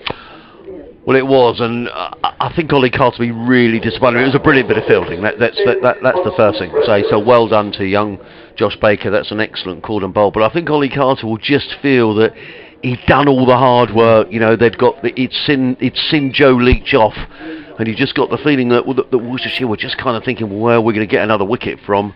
And he's got out, and I think he'll just feel he's just. You know, as a young player, he'll learn from that. But I just feel that Sussex almost had their foot on the throat there, and he'll be disappointed about that. But that's to take nothing away from what was a brilliant caught and bowled. Well done. Yep, really was good work from Baker. Finn Hudson-Prentice is the new batsman, but that was the end of the over, so he won't be on strike. All will be facing 87 for 4 then. 138 the lead, an important breakthrough. Worcestershire really needed that wicket, and it's all facing up to Adam Finch. It's over to you. Yeah, and Finn Hudson-Prentice, who's on a king pair. He'll want to avoid the ignominy of that on his return to Sussex. He bowled very nicely, picked up a couple of wickets, figures of 2 for 49 in his 13 overs, but he's going to have to wait a while because it's Alistair Orr. 87 for 4. Wickets have gone in clumps in this game, as in comes Finch and bowls. That's our off stump taken by Cox, and there is no run. And you always say, you know, I know it's an old adage, but you know, you add a couple of wickets to the score. Yeah. But, you know, if Sussex are 87 for 6, add 51, you know, the lead is 140 or whatever it is. You know, it's so the game is back in the melting pot in a low-scoring game. I think you'd like a lead of what's a lead now? 88, 138. Yeah, but Sussex will need a few more than that, as Finch is on his way again. Bowls and Orr short, pulled away by Orr down to deep backward square, and there's a fumble and a misfield by Baker, but nonetheless he recovers his composure, and Orr picks up his 56th run. Total goes to 88 for 4, which brings Hudson-Prentice on strike. Right-handed batsman, born in Haywards Heath, released by Sussex 5 years ago. Spent some time with the MCC and then picked up by Derbyshire, where he was very successful. Our colleague Dave Fletcher was saying he's been outstanding for Derbyshire this year, in a Derbyshire side that have really struggled. He won't be able to play against Derbyshire in the game at Hove because he's only on loan at the moment, but returns in full next season, as in comes Finch and bowls, and Hudson-Prentice avoids a king pair by playing to mid-off field by D'Oliveira, and there is no run. He's just got to avoid the pair now, hasn't he? Yes, he has. Sure, it's on his mind. Yeah. particularly on a return from Deer County. How many times have you out first ball, Frank? I've got a pair. Have you? It's a pair in 3 balls. Yeah. In comes Finch over the wicket, bowls. Hudson-Prentice forward, ball of good length, and he's forward and plays down the track. Been out first ball lots of times. First ball of the match at least 2 or 3 times, but I got a pair in 3 balls once against Kent's second team, bowled Cowdrey, and then LBW Baptiste. So decent dismissals. Well, that's no shame. Yeah. LBW Baptiste. That's yeah. Crumbs. I never got anywhere near that level. It wasn't very nice. Finch, tall man, 61 on his back, runs away from us, in and bowls, and Hudson-Prentice drives. Nice looking shot into the covers for no run. No, I mean I hadn't played a huge number of 2 innings games, but managed to get a pair in one of them. But there you go. There's nothing worse. Things can only get better. There's nothing worse than on a lovely sunny day and you'd be looking forward to your cricket First ball of the match. all week, and you go out and you get out first ball, and perhaps if you don't bowl, and then you think, first ball of the match it really is a long day. That's horrible. I've done it on more than one occasion. It happens, doesn't it? It happens. Particularly if it's your turn on the tee rotor or something. As in comes Finch and bowls, let go outside the off stump by Hudson Prentice through to Cox, and there is no run. No ball. No ball. Yeah, he doesn't bowl many of those. It was a late signal by umpire Neil Pratt, who's just having a word with Finch as he wanders back towards his mark. 2 slips still in place, a third man way down in the distance. Backward point, cover mid-off, mid-on, a mid-wicket and a fine leg. Sussex Cricket at bbc.co.uk if you want to send us an email, or tweet us at FrankWatson58 or at BBC Sussex Sport. As in comes Finch bowls, and Hudson Prentice is on his way in his second spell with Sussex as he works that one down to third man and picks up a single. Hudson Prentice, is it the last ball of the over? Yes, it is. 91 for 4. Hudson Prentice, as Frank says, pinches the strike. He's on 1 or on 56. The last man out, Ollie Carter, who was caught and bowled by Josh Baker for 20. Sussex at one stage 3 for 3 in their second innings, leading after first innings by 51. A partnership of 84 between Alistair Orr and Ollie Carter has put Sussex with their noses in front, but a couple of wickets here and that could all change. Another 61 overs left in the day if we get that far. Yes, still 61 overs left in the day. We're going to be tired tonight, Adrian. Baker round the wicket to the right-handed Hudson Prentice bowls, and Hudson Prentice is forward, pushing this one out into the covers. Doesn't bowl many full tosses, Baker. He's quite metronomic in terms of his length, particularly for a youngster. He comes in now and bowls quite quickly, but Hudson Prentice on the back foot pushes away on the offside, and they get a single, and they nearly get a buzzer, but they don't, because it rebounds off the stumps. D'Oliveira's throw having hit, and it goes into the mid-wicket area, and whoever was there was picking it up, and they thought about an overthrow, but they didn't take it. Good bit of fielding, actually. Yeah, he's a good fielder. He's a good fielder. Well, he's 30 yards away and he's hit the stumps. Baker over the wicket to the left-handed Orr, who pushes this one out on the onside, and it's fielded by Fell, who is under the helmet at short leg. Baker whizzes through his overs, as we noticed yesterday. He's in, he bowls, and Orr plays a really reckless shot. I do not know why he did that. No need whatsoever. Goes for a reverse sweep, misses it, taken on the pad, big shout. Must have been quite close, but I just don't understand why he did that. Hit him outside the line, actually, looking at it. But it's a risk he didn't need to take.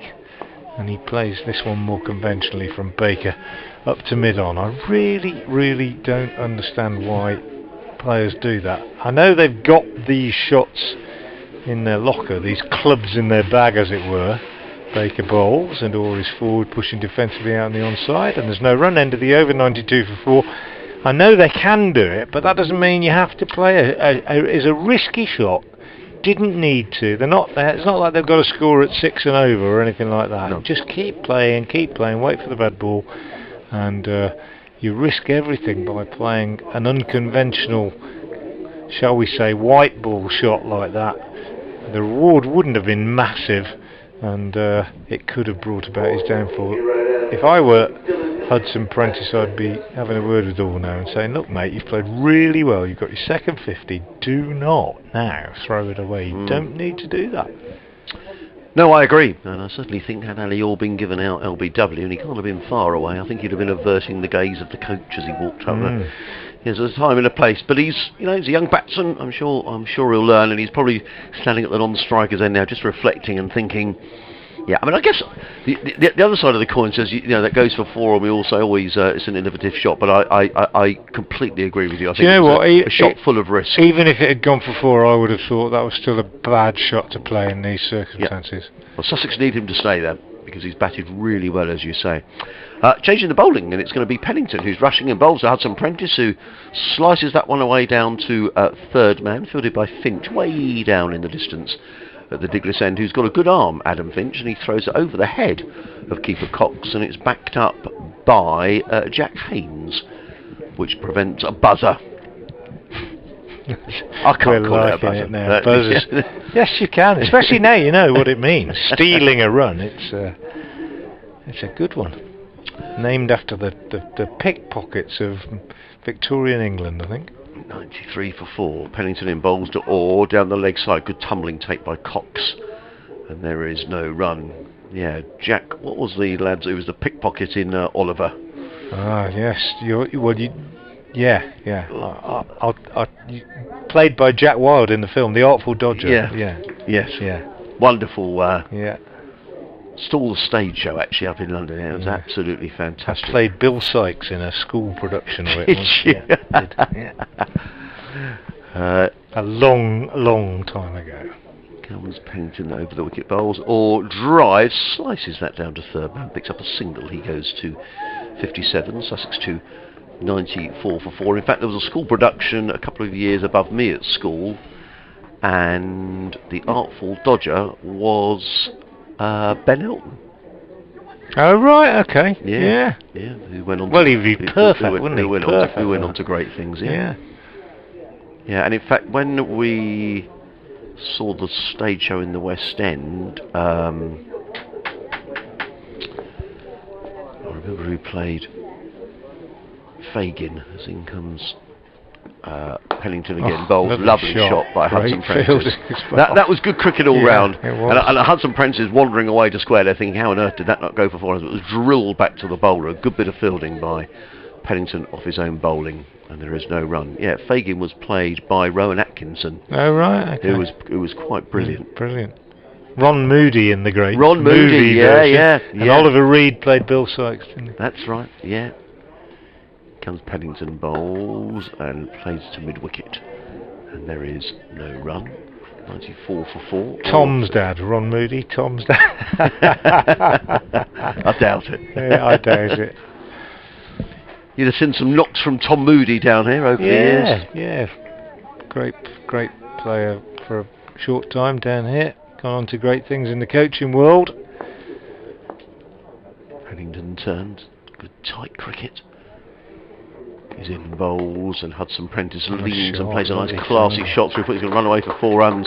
That's a good shot by Hudson Prentice. It wasn't that bad a ball, to be fair, from Dylan Pennington. It was outside the off stump and just leant on the ball, did Hudson Prentice, and the ball whistled away through point for 4 runs. So Hudson Prentice on to 7 at the end of the over. Sussex are 98 for 4. It means their lead is 149. Or on 57, and Pennington's figures 7 overs, 2 maidens, no wicket for 12. Yeah, it's a substantial lead, isn't it? 149, and as I said, you wouldn't want to be chasing much more than 200.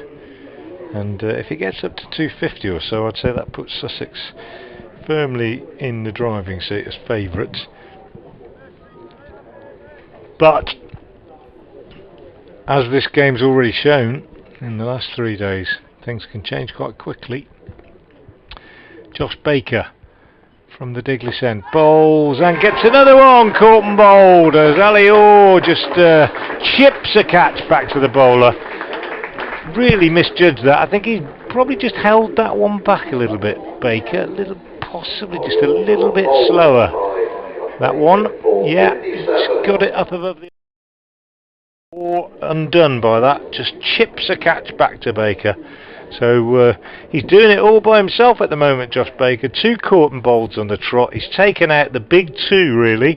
The 2 men who had been responsible for recovering this Sussex innings with their 2nd wicket partnership. Their, 4th wicket partnership of 84. That's Ollie Carter, who was caught and bowled by Baker for 20. And just a moment ago then, Alistair Orr caught and bowled by the same bowler for a very good 57, but Josh Baker's turned this game back towards Worcestershire just a little bit in the last couple of overs that he's bowled, and that's a big one. Alistair Orr gone for 57. It's 98 for 5. Yeah, And I think a little bit like Ollie Carter, and it's to take nothing away from Josh Baker, who's got figures of 2 for 10. But I think he'll feel, having negotiated, the threat of Leach in particular, that I'm not saying he's given it away because that's unkind. He hasn't given it away, but it's they've really got themselves into a strong position, both Carter and Ali Orr. But credit to the bowler. Yeah, good bowling. I think it genuinely a bit slower, that one. Yep. Just gave it a bit more air, and that's what it did for Alistair Orr. But yeah, and he's got 2 right-handers to bowl at, which he prefers. Baker definitely prefers bowling at right-handers. I think, like most left-arm spinners.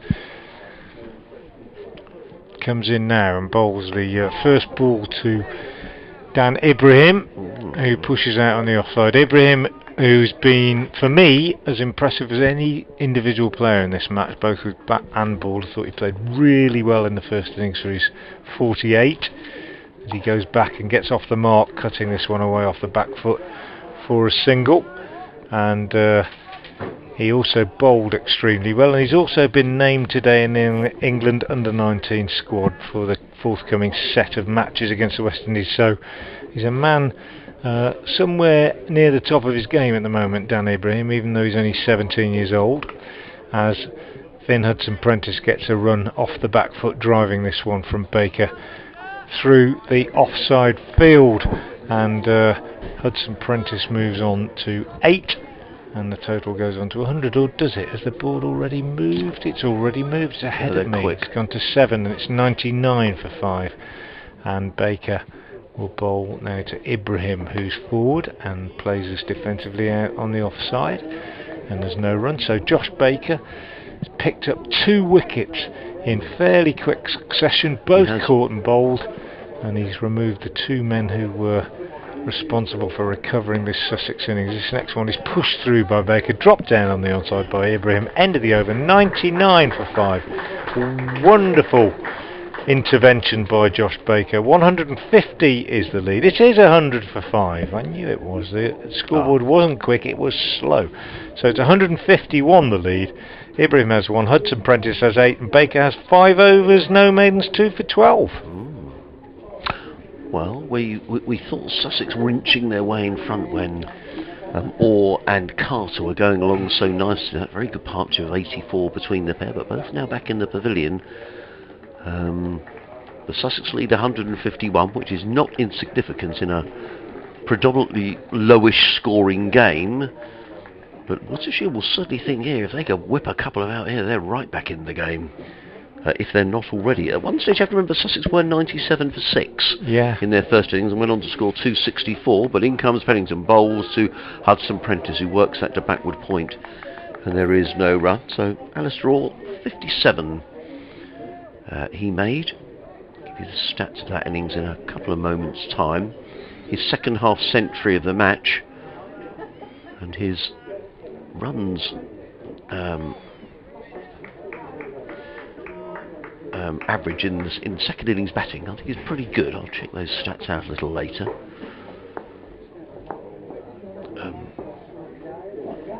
But he's done his job. And comes Pennington bowls. Nice looking shot by Hudson-Prentice, who plays nicely through the covers. More runs here. That could run away for 4 runs.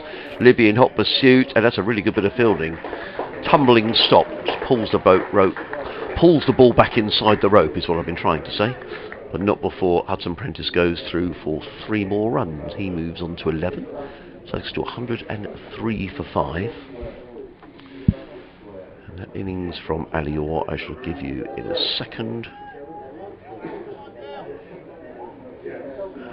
He made 57 with 7 fours, 1 6, and batted for 143 minutes. As Ibrahim, the 17-year-old, waits as Pennington is in and bowls, and played to mid-on, fielded by the skipper Joe Leach, and there is no run. A curious-looking Sussex scorecard, all 57. Haynes 0, Ward 0, both of those were first ballers. Coles 1, Carter 20. Now the 2 right-handers, Hudson-Prentice and Ibrahim, to come. Archie Lenham, Jack Carson, Henry Crocombe and Joe Sarrow. Sussex tail, as I say, wagged in the first innings. And Sussex supporters will be hoping it wags again now. Pennington in bowls to Ibrahim, who clips that nicely down to fine leg and picks up a single. Does Ibrahim, his second run. Sussex to 104 for 5. Elsewhere in this division, just keeping people abreast of what's going on elsewhere. Middlesex 186 for 8 in their second innings, leading Derbyshire by 263 at Lords. Middlesex, Sussex's next opponents next week. Leicestershire look like they're going to lose fairly convincingly to Kent, 103 for 7 at Grace Road, needing another 283 for an unlikely win. Pennington is in bowls to Hudson Prentice, who works out to backward point, misfielded by Barnard. Hudson Prentice was thinking there might have been a single, but Barnard recovered and there is no run.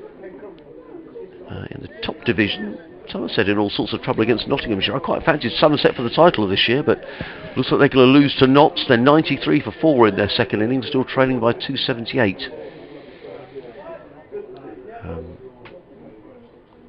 Lancashire 286 for 6 against Warwickshire, trailing by 85. And in the other game in the top division, Yorkshire in a good position against Hampshire, 129 for 2 in their second innings, leading by 215. In comes Pennington bowls. It gets a bit low to Hudson Prentice, who played the ball to backward point, where Barnard again completes the field. In the end of Dylan Pennington's 8th over, 8 overs, 2 maidens, no wicket, 416. Sussex 104 for 5 with Ibrahim on 2, Hudson Prentice on 11.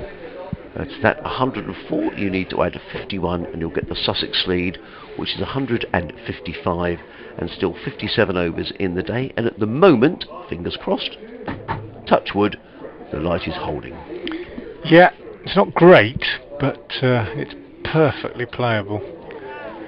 It's funny how players remind you of other players, and I was talking about Alistair Orr and how he reminded me of Alistair Cook, and been trying to think who it is that Dan Ibrahim reminds me of, and I've sussed it as he plays this one up to mid-on. A shorter version, but it just has the sort of movement and the way that he holds the bat, particularly, even when he's not actually playing, of one of my favourite cricketers in the world. As Baker is in again and bowls, and he goes back and plays this defensively out the offside, and it's Ross Taylor, the New Zealander, who is a bit bigger than Ibrahim, a bigger framed man, but just the way that he sets up and plays just reminds me of Ross Taylor.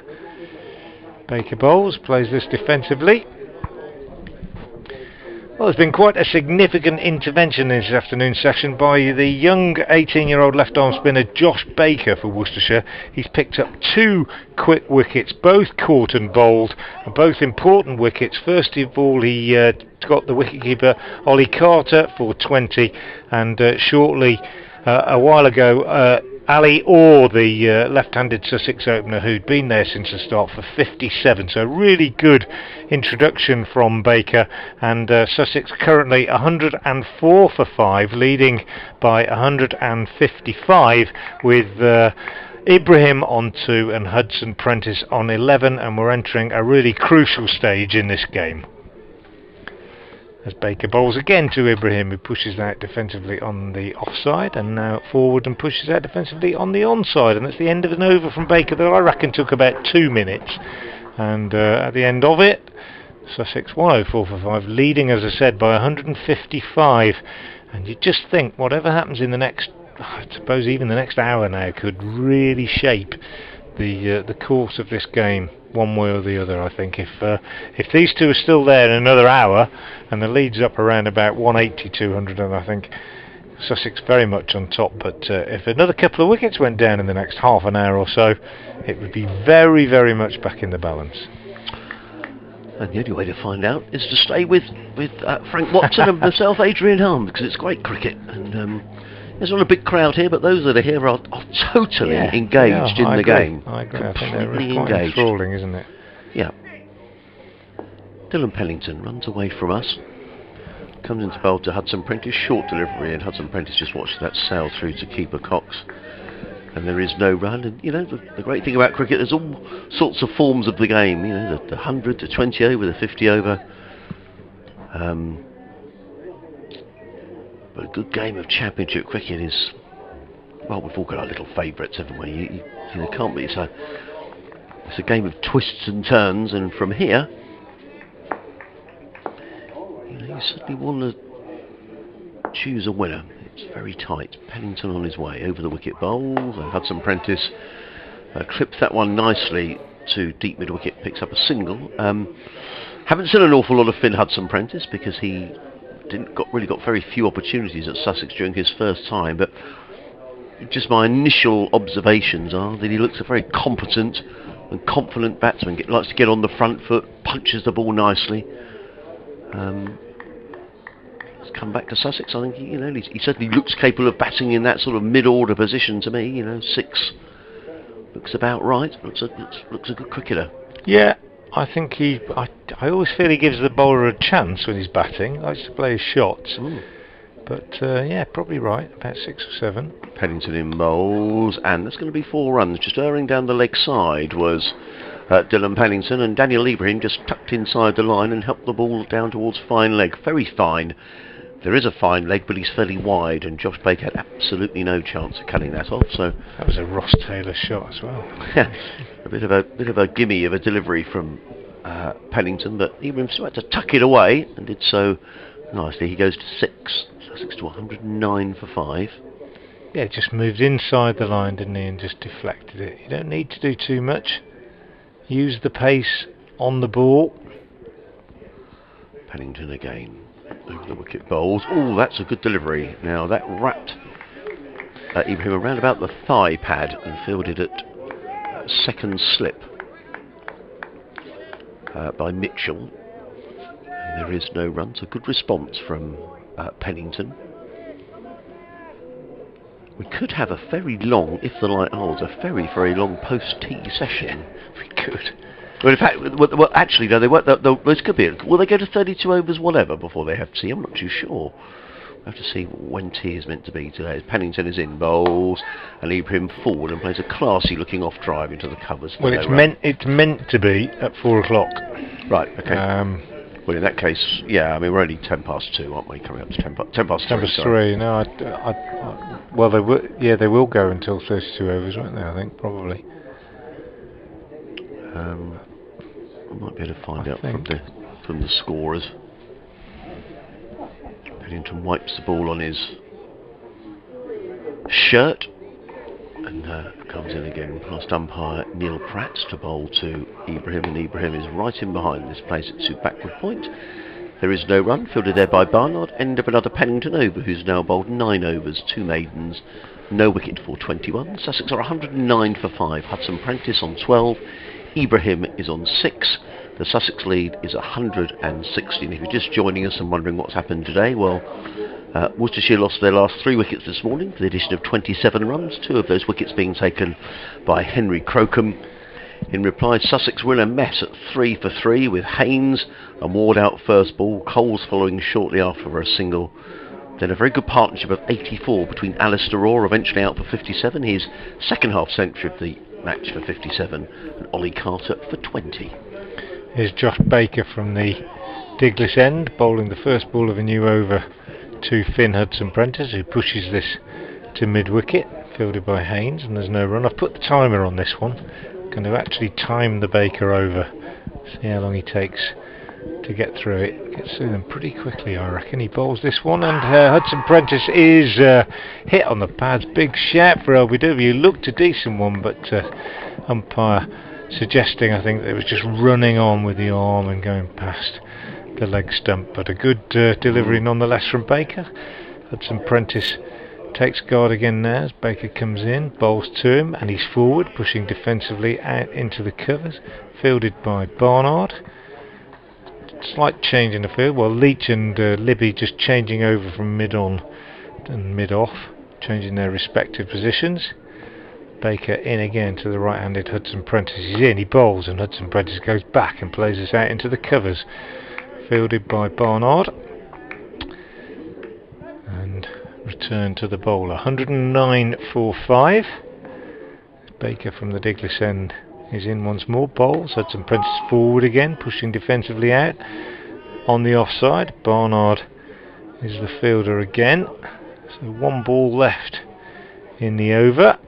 I've had the timer on it. You're going to have to guess, Adrian, at the end of the over on exactly how long it took. Here's Baker around the wicket, bowls, and Hudson Prentice pushes for a single out into the offside. It's fielded by Pennington. Umpire calls over. I'll stop the clock, and that's the end of the over from Baker. So 39 overs gone in the innings. Baker 7 overs, 1 maiden, 2 for 13.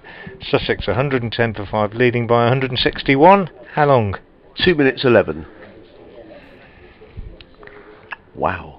1 minute 40. That's incredible, isn't from it? start to finish. There were 4 defensive shots.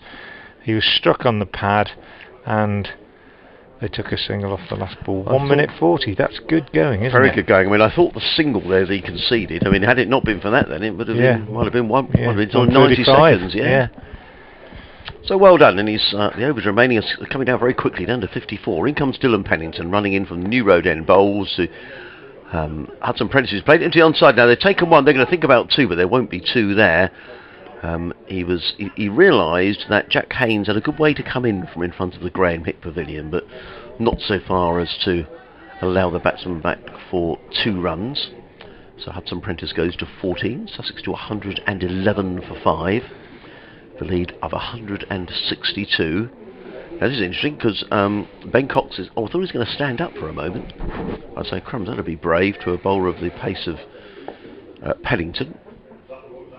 He was just sorting out the bails as Pennington in again, bowls, and classy looking shot from Ibrahim, played into the covers for no run. Ibrahim on 6, Hudson Prentice on 14.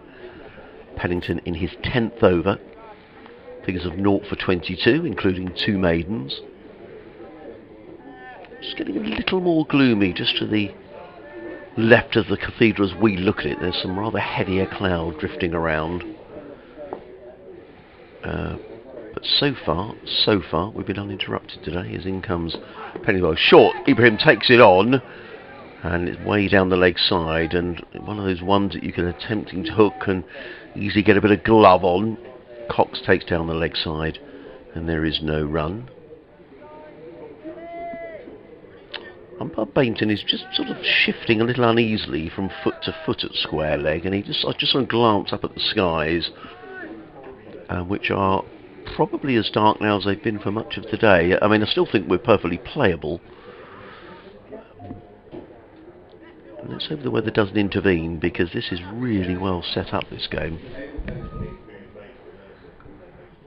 Pennington bowls Ibrahim. He's got a very solid forward defensive, just seems to have lots of time. I always think a sign of a good player when you look as if you're not hurried. He's just putting his foot to the pitch of the ball and just plays into the offside, fielded by Jake Libby, who then claps his hands, encouraging his teammates.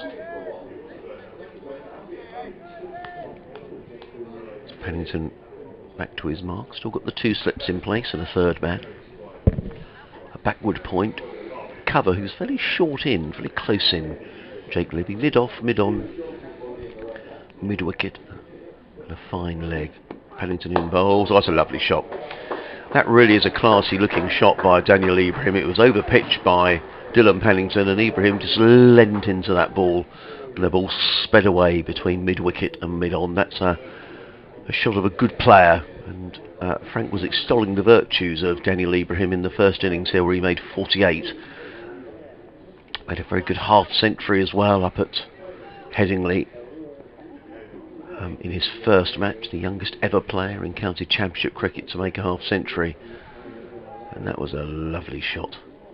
He goes to 10, 115 for 5. Pennington is on his way in and bowls, and forward comes Ibrahim and just plays to mid off, and there is no run. Another over negotiated by Sussex, 115 for 5. Ibrahim on 10, Hudson Prentice on 14. The Sussex lead is now 166. Pennington 10 overs, 2 maidens, no wickets for 26. I wonder whether we may get a burst of Joe Leach for 2 or 3 overs, because Worcester might just be thinking... I mean, I'm sure Baker's going to carry on from the Digley's end. Yeah, I don't know. I think Leach probably needs a bit more of a rest, having had 2 spells. But It's also, I suppose, if he put himself on again, he's kind of saying, I don't trust Pennington or Finch to pick up wickets. Anyway, here's Baker, first ball of a new over to Hudson Prentice, who clips this one up to mid-on for a single. 115 for 5. Interested in your comment on Hudson Prentice, because you'd have seen a bit of him, I guess. I haven't seen an awful lot. You've seen a bit of him in T20, I guess, have you, Frank? I've seen him in, well, every game he's played for Derbyshire against Worcestershire, in the last couple of years. Baker in, bowls to Ibrahim, who pushes out on the offside, and there's no run. I think he's a very good all-round cricketer. I think he's a lively bowler who can make things happen, as we've seen in this game. As Baker bowls again to Ibrahim, who tucks this one away on the onside for a single, which takes him on to 11, and the total to 117 for 5. As a batsman, yeah, I think he gives you a chance. I'll put it that way. I'm not saying he can't play shots. He certainly can. He can score quite quickly in all forms, but I think he gives the bowler a chance. Let's put it that way. As Baker bowls to him, and he pushes this out on the offside. He wants a single, but Ibrahim says no.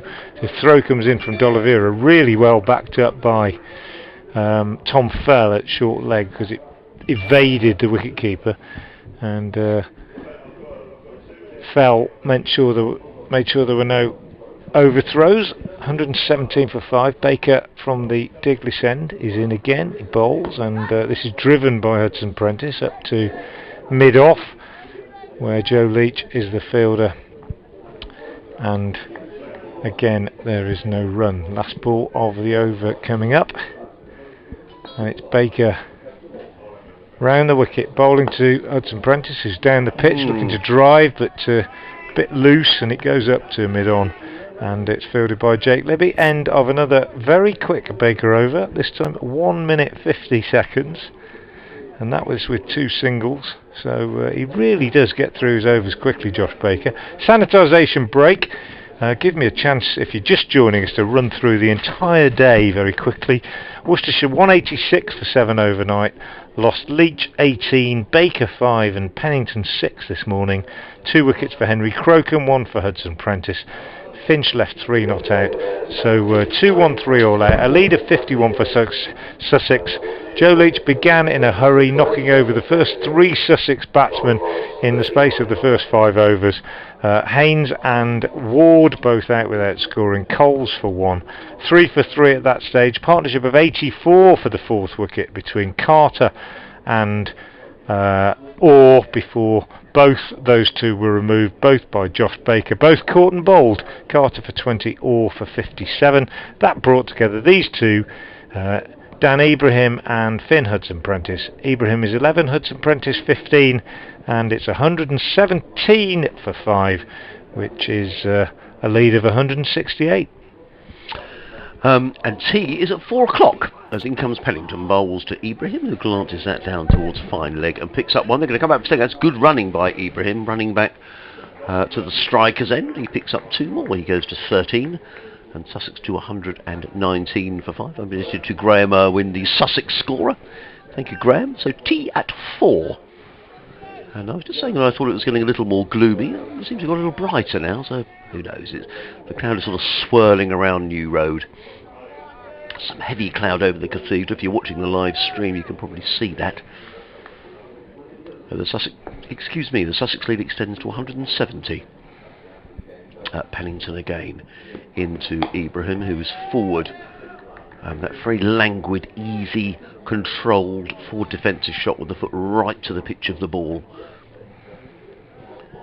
Pennington fields of his own bowling, and there is no run. 119 for 5.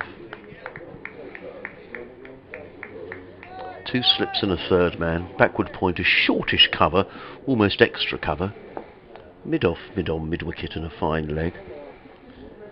Pennington again in bowls, shorter delivery, and Ibrahim is right in behind that, plays to mid-on, and there's no run. I have to say, you were drawing a comparison between Daniel Ibrahim and Ross Taylor, which is the way that he stands and the way that he plays. But I have to say, sometimes you have to you look at Dan Ibrahim and you think he's not playing like a 17-year-old. every second that I look at him. Yeah, with bat and ball. You know, he just doesn't look like it. No, he really doesn't.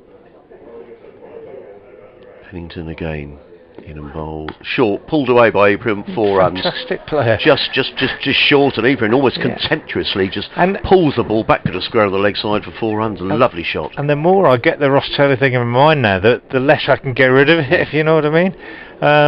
It's the way he sets up and the way he holds the bat, I think, and just the way he uses that bottom hand. But no, I'm so pleased that I've seen him in this game, because I've heard of Sussex youngsters. I've been looking forward to seeing Archie Lenham, but Ibrahim's the one that's really caught my eye. Just looks such a mature cricketer. Well, that was a lovely shot. He goes to 17, 123 for 5. Pennington is in again, bowls. Short, pulled again by Ibrahim. That's going to be 4 more. Well, he may be only 17, but you can't afford to bowl to him there. It was short, and he just pulled the ball. If it's there to be hit, he's going to hit it. And he goes to 21, and Sussex to 127 for 5, and 2 really good shots from Dan Ibrahim. Yeah, we need to keep it in perspective, don't we? I mean, Sachin Tendulkar made a Test 100, didn't he, when he was 17? He did. And don't get too carried away. But in this country, we don't see many 17-year-olds who can play like this. No. Very impressive. And he waits again. Pennington races in, comes in and bowls, and Ibrahim to a well-pitched up delivery, lets that go outside of the off-stump, taken by Cox. Had a nice tweet from Graham Waldwin, who often gets in touch as a Worcestershire supporter. He says, great commentary, chaps. This is what cricket is all about. Attacking, survival, getting another 50 runs somehow, slips, maidens, not 6, 6, 4 wicket, etc. I couldn't agree more, Graham. I love that. Absolutely right. Thank you, Graham. Lovely of you to get into that. 127 for 5 at Sussex at the end of the over. I did say it was a little lighter. The sky's lighter at the Digley's end, but I have to say, behind the hotel, that there's some really horrible-looking clouds. It doesn't tend to come. Let's hope it's not coming that way. It usually comes from there. That's Malvern over there, the southwest. Right. That's where it predominantly comes from. But you're quite right. In the last 2 days, it's been coming more from the southeast, and the breeze has been across from there. But over the cathedral. Rarely comes from behind us. Very rarely. That's the north. Anyway, Baker to continue round the wicket from the Digley's end. I won't time this one, but he'll get through it quickly. He bowls, and Hudson Prentice is back and pushing this one out behind square on the offside, where it's fielded by 12th man, who's slipped onto the field without me noticing, and not sure who it is this time. As Baker bowls, and Hudson Prentice pushes out on the offside, and there's no run. 127 for 5. Really whipping through the overs, Josh Baker. 51 left in the day. He's in, he bowls, and Hudson Prentice uses his feet and cuts for 4.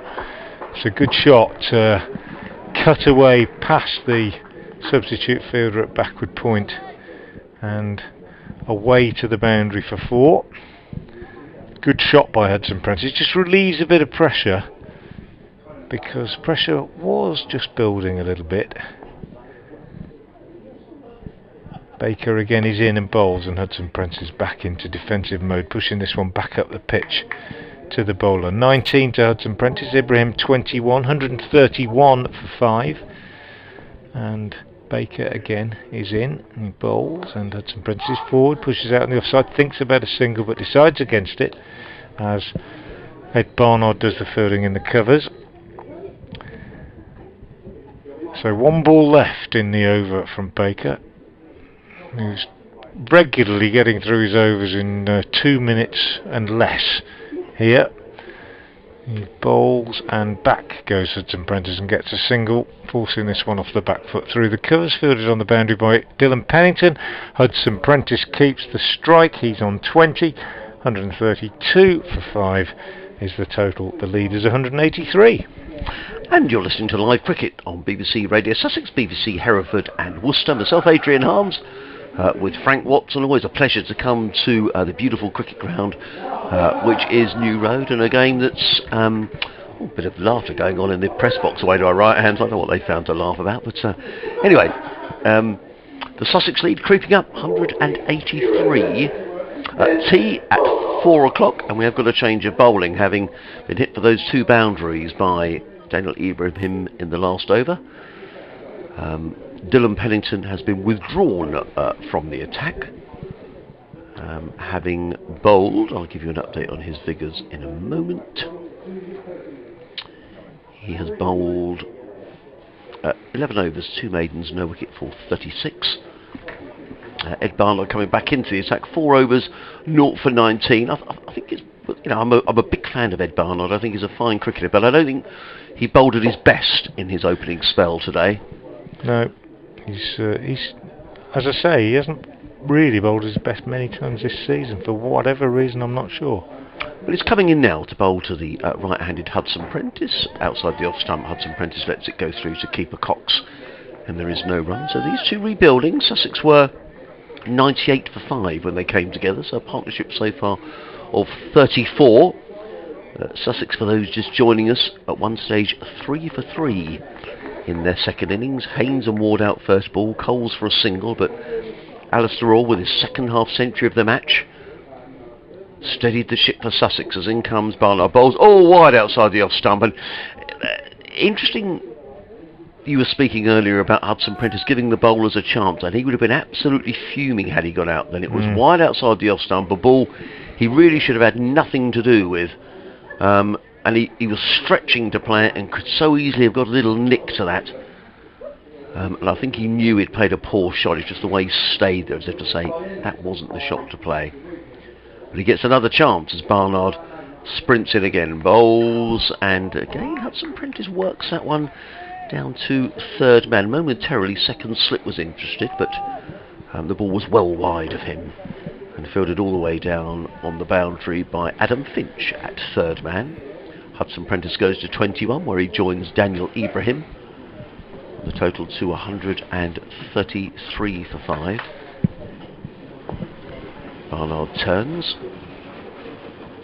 He's in to bowl to Ibrahim, who lets that go outside of the off stump, taken by Cox. And there is no run. Joe Leach is just going and having a word to umpire Neil Pratt. I don't know what about. Maybe perhaps asking what time tea is. Who knows? We were a bit confused. We've still got 50 overs to be bowled today. I think it's very, very unlikely we're going to get anywhere near that. Because it's pretty gloomy. Still playable. Barnard in bowls, covers up the Ibrahim, plays into the offside, and there is no run. But it's as gloomy now as it has been for much of the day. And actually, there's still a bit of a breeze. You can see the trees at the far end of the ground just sort of swaying in the wind. So, hopefully there's some brighter skies somewhere around. Actually, I'm quite surprised there's been so much play in the championship around the country with the cloudy weather around this week. There's just not been any rain, has there? No. Barnard again, bowls forward, comes Ibrahim, plays quietly up to mid-on, fielded by Joe Leach. The umpires just had one of those sort of knowing looks at each other. Yeah, it is. Well, it is gloomy. It genuinely is gloomy, I think. He's just sort of only need a little bit to be a little bit darker to get the light meters out, wouldn't it? I think. Yeah, and I can see umpire Pratt is just sort of hanging around and sort of looking up towards the skies. I think he's just pointing in the direction of that pretty angry-looking cloud. He's having a chat there to Darryl Mitchell. But we're going to get more spin, and it's going to be Josh Baker, who's bowled a very tidy spell here. 9 overs, 1 maidens, 2 wickets for 20, and he's going to be bowling to Finn Hudson Prentice. Yeah, this is probably as good a spell as he's had in red ball first team cricket, this for Baker. And a real plus for Worcestershire this season. Baker almost come from nowhere, starts a new over now, bowls to Hudson Prentice forward, pushes up to extra cover, and there's no run. Baker is came into the side for the white ball competition and impressed straight away. He's in again now, bowls Hudson Prentice down the pitch using his feet, trying to upset the bowler, drives up to mid-off, takes a fairly ill-considered single, I have to say, and the throw comes in from Libby. If it had hit at the non-striker's end, I think he would have been out. And he won't be dictated to, will he? That's the thing with Hudson Prentice. I think he just refuses to be sort of dictated to by the bowler and wanted to at least rotate the strike. Baker is into Ibrahim, who's on the back foot to this one. That's a little bit shorter, bounces a bit more, and he pushes it to D'Oliveira at backward point. There's no run. 1-3-4 for 5. Baker again round the wicket from the Diglis end. He's in, he bowls, and Ibrahim is forward. Just drops this down on the onside, and it's fielded by the short leg Tom Fell. 2 balls left in the over. Adrian shooting off to do an update. I'll be doing one shortly for BBC Hereford and Worcester's FM listeners. Baker in the gloom bowls, and Ibrahim clips this one through mid-wicket for a single, and takes him on to 22 in fact, and the total to 135 for 5. And Josh Baker with 1 ball left in his over comes in now and bowls to Hudson Prentice, who plays that out on the offside, and it's the end of the over. Another one completed in less than 2 minutes by Baker. 10 overs, 1 maiden, 2 for 22 his figures, and Sussex 135 for 5, with both Ibrahim and Hudson Prentice unbeaten on 22. They came together when the total was 98 for 5 after Baker had struck twice, removing Carter and Orr, both caught and bowled. Carter for 20, Orr for 57. But another mini recovery on the way, really, and the lead is 186 now, as Ed Barnard begins a new over and finds the edge of Ibrahim's bat, but he doesn't carry to Tom Fell at first slip. Bounces about a yard in front of him. He gathers it nicely, Fell, but Barnard shrugs his shoulders, shakes his head, and walks disappointedly back to his mark, because he found the edge genuinely there of Ibrahim's bat, but the ball not carrying. Change in the field slightly now, as the man at long leg is moved a little bit wider, as Barnard comes in to bowl again to Ibrahim, and Ibrahim drives nicely on the offside, but only to the substitute fielder at backward point, and there's no addition to the score. Update coming for FM listeners on Hereford and Worcester.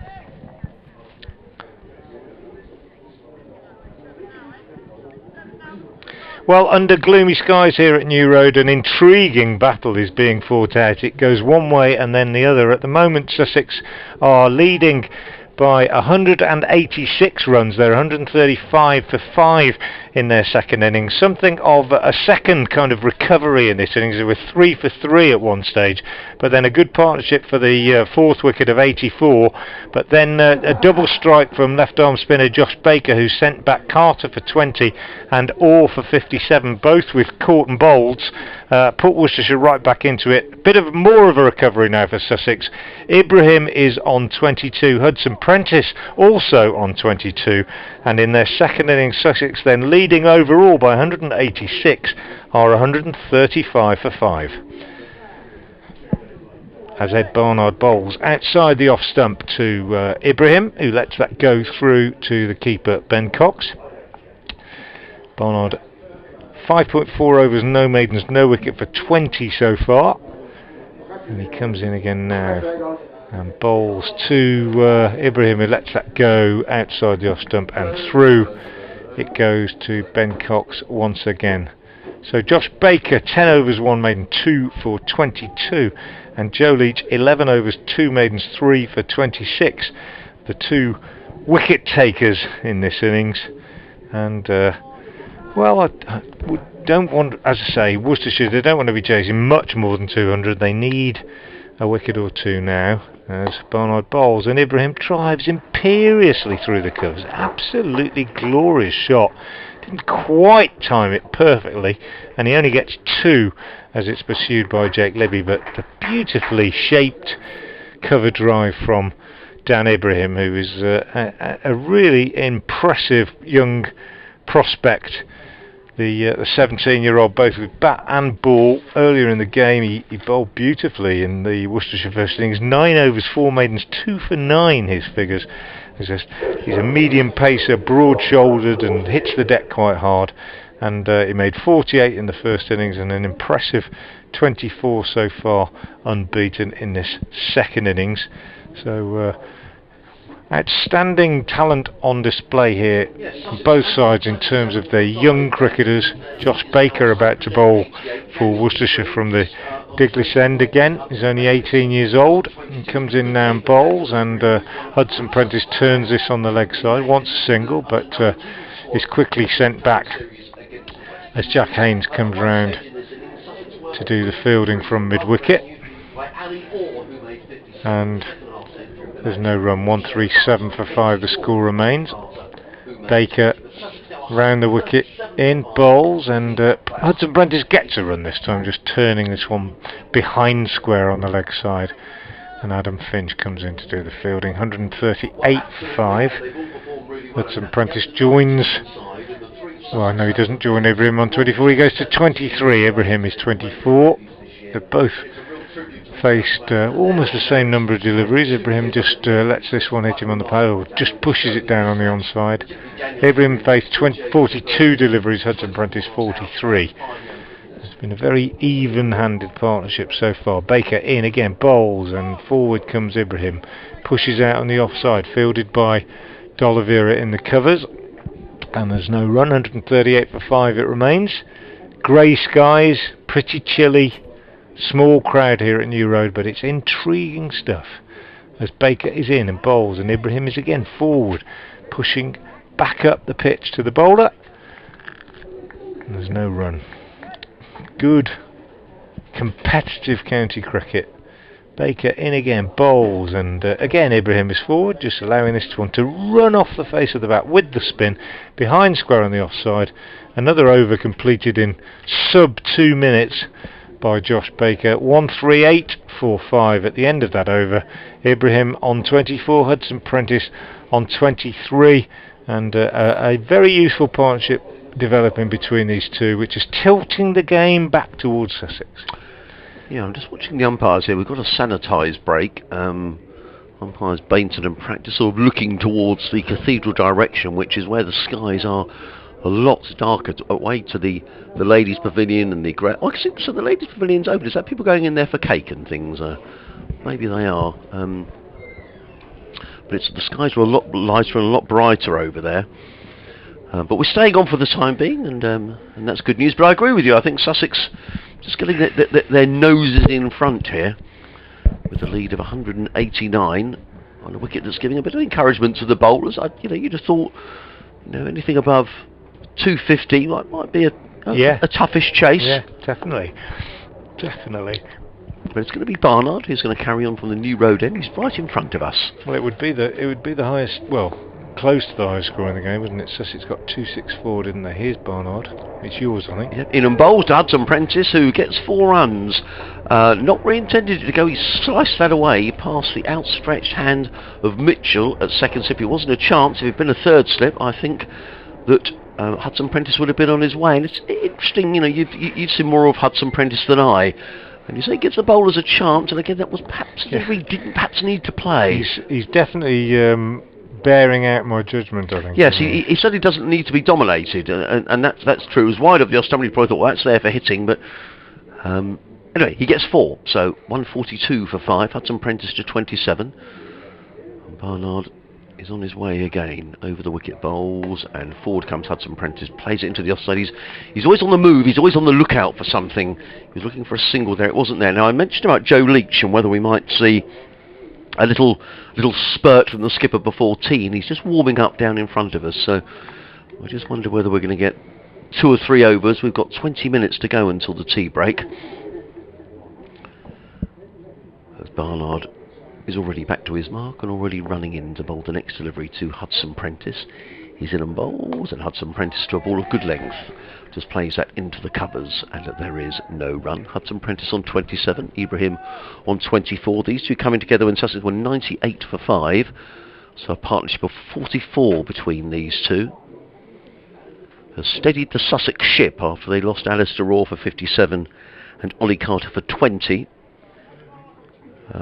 within 11 runs of each other after they'd put on 84, as in comes Barnard in over the wicket, bowled to Hudson Prentice outside the off stump, comes a little low, and the ball scurries through to keeper Cox, and there is no run.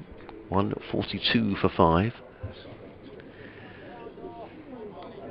Still those 2 slips in place. There's a third man way down in the distance. A point, cover and a mid-off. There's a mid-on, a mid-wicket, and a fine leg. I'm missing a fielder somewhere, maybe not. As Barnard is in and bowls. Hudson Prentice lets that one go outside of the off stump, taken by Cox, and there is no run. I didn't realise there's a little hatch there, a little hatch that gets you through into the scorer's box, Frank. The scorers used to be at the far end of the press box. Did they? Where the loo is. Oh, that's a long. Yeah. You used to be able to nip in and have a chat with them at any time, but now, just a little hatch little through secret the hatch. scorers and the PA, which is handy when you want to check things, such as tea will be taken at 4 o'clock, regardless of the number of overs. Barnard on his way again, bowls to Hudson Prentice outside the off stump, end of the over. You're right about Leach. Yeah, Leach is going to come on. Barnard 7 overs, no maidens, 0 for 26. Sussex 142 for 5. Ibrahim 24. Hudson Prentice on 27, and the skipper is going to come on and have a little 2 or 3 over burst. Before tea. There's the PA announcement. Dave Bradley next door to us. A regular commentator alongside Frank for BBC Hereford and Worcester for many years. Always like seeing Brad. Has always got a joke or two, hasn't he? Oh yes, or 3 he or 4. Certainly has. Regularly. Well, he always does the public address here now at New Road, but as you say, does quite a lot of this commentating as well. He'll be doing the game at Lords. I'll be doing the one at Canterbury, and then the last one here against Leicestershire. Joe Leach from the Diglis end to bowl to Dan Ibrahim.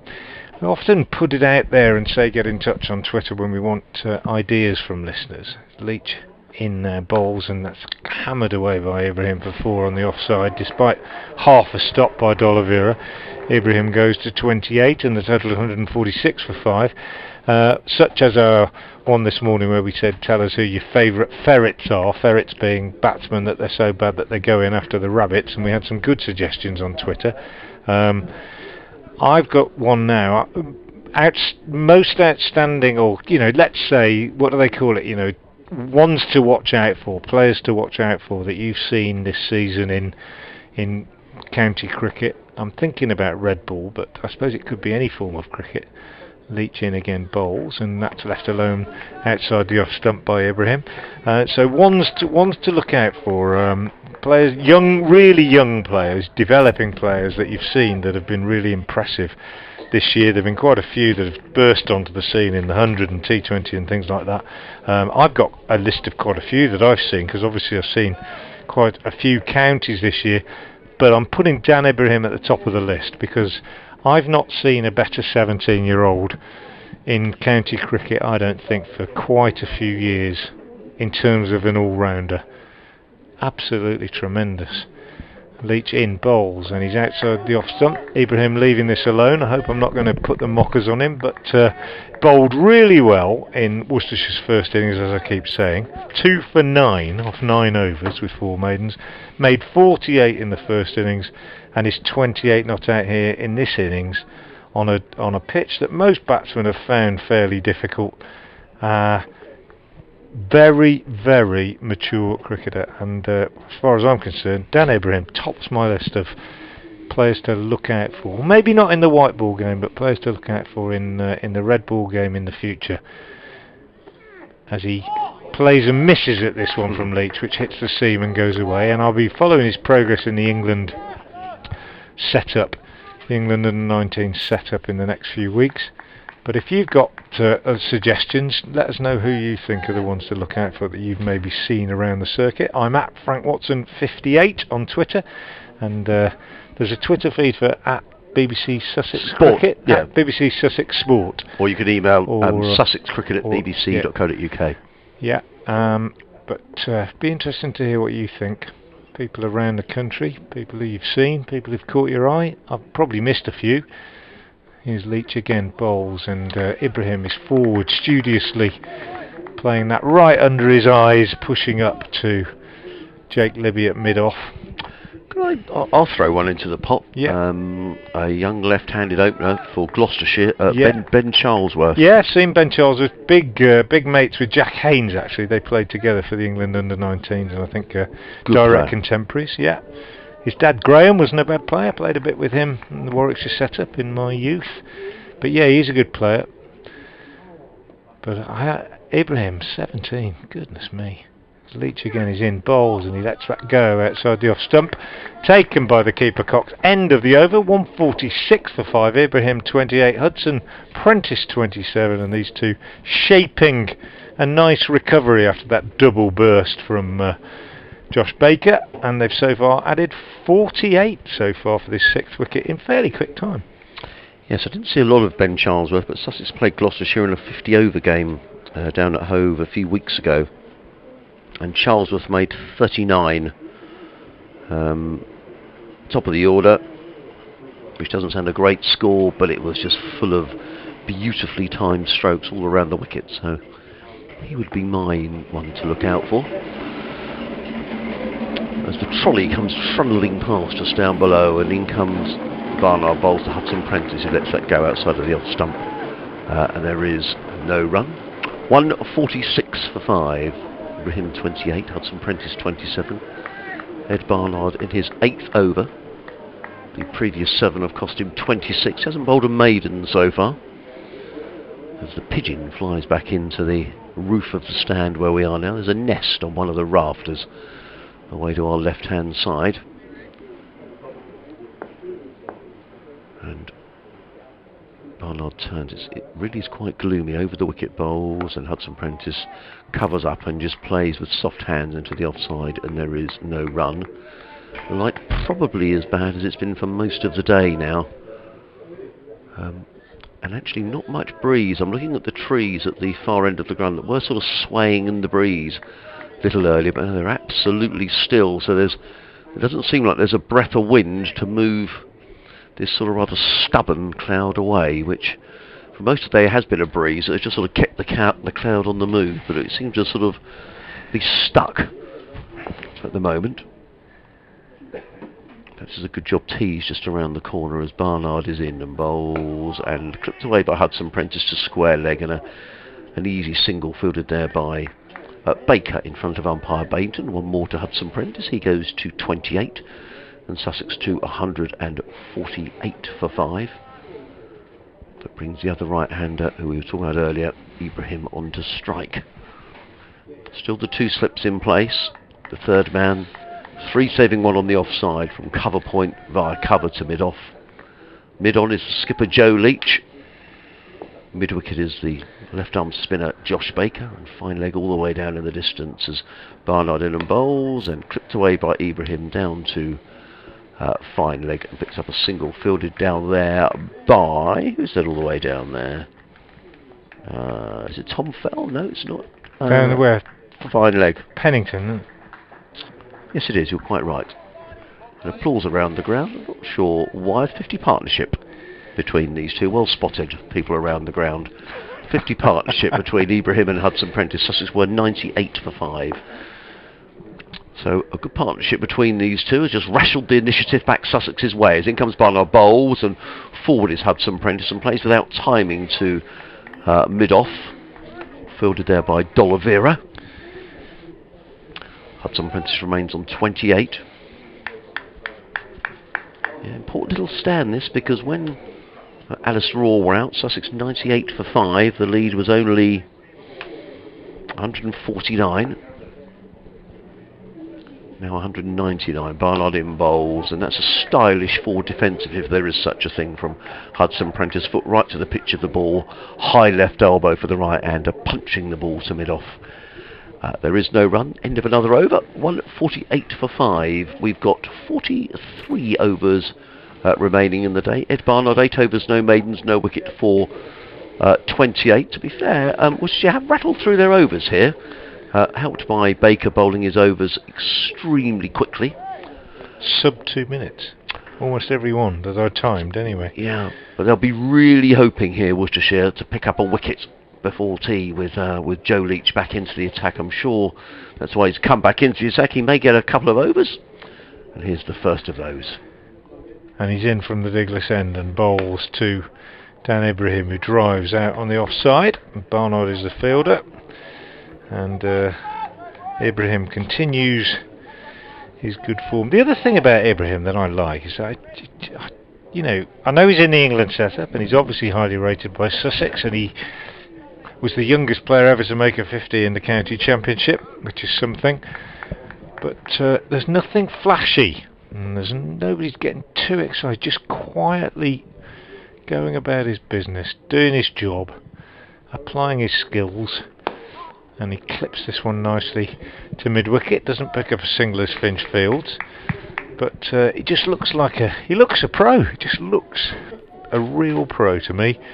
And 48 in the first innings with 9 fours, 9 overs, 4 maidens, 2 for 9 when he bowled, and 29 not out off 54 balls in pretty difficult circumstances here. Impressive young cricketer. He's on strike now as Joe Leach moves in from the Diglis end and bowls, and he just turns this on the leg side for the fielder at mid-on to pick up. There's no run. It's Pennington wiping the ball, polishing the ball for his captain vigorously on his sweater. Well, they're not really sweaters, are they?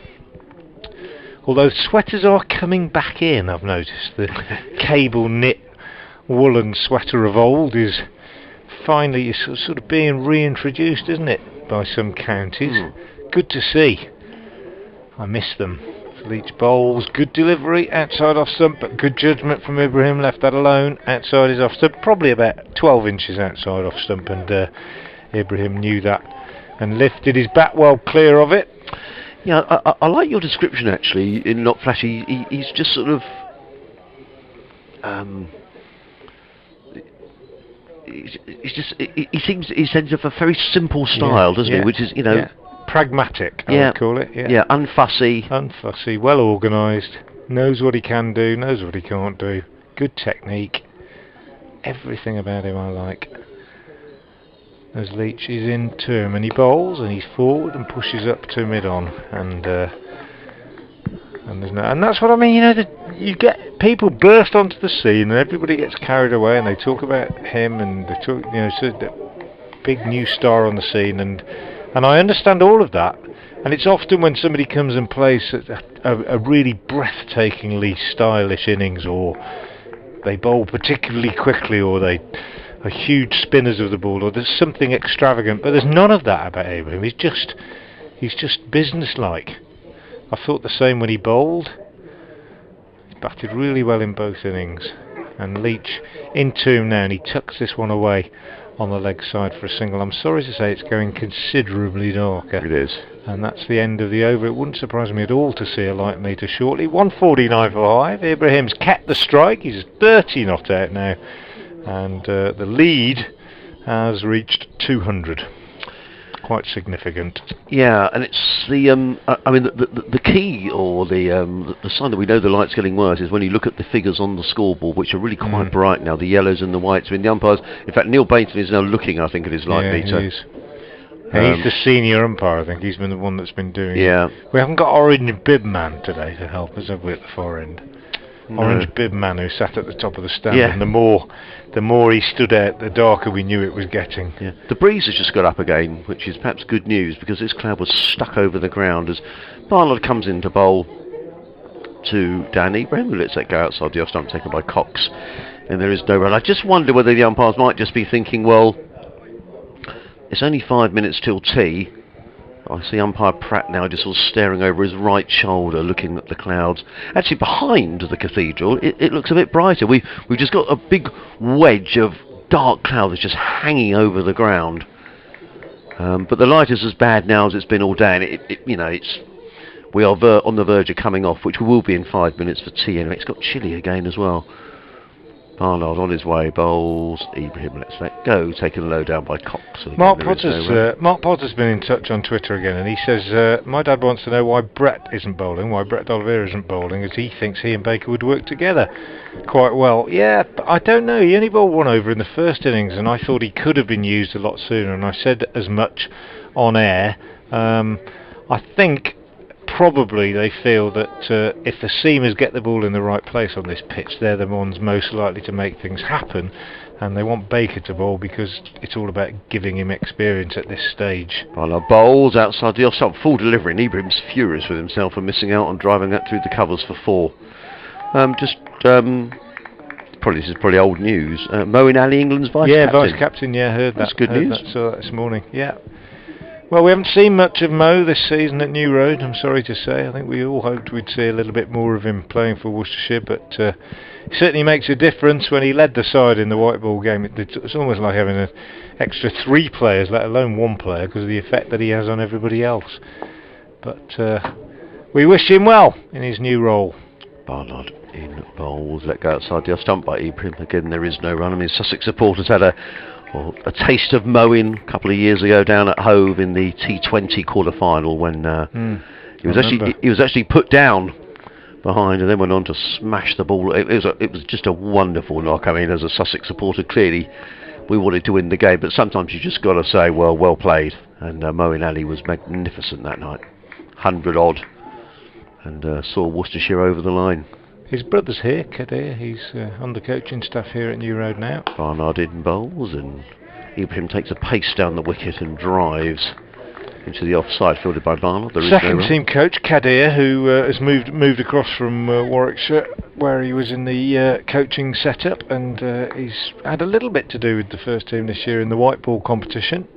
Good to see him around. Still plays in the Birmingham League for West Bromwich Dartmouth, as does Kabir, the cousin, who also played here, of course. Barnard in again, bowls. Ibrahim covers up, plays into the onside. There is no run. Thinking about sort of end of the over, 149 for 5. Maiden over from Ed Barnard. 9 overs, 1 maiden, no wicket for 28. 149 for 5. The umpires have a look at each other. I think we'll get this over, and then it'll probably be tea. In terms of what happens here for coaching in the winter, is there an indoor school here at the ground? There's an indoor centre at Malvern College. And that's where they use, yeah. And they would train there right through the winter. Yeah. You don't get much of a break, do they? I mean, probably October off, and then. Yeah, no, it's far cry from how it used to be, isn't it? Yes, indeed.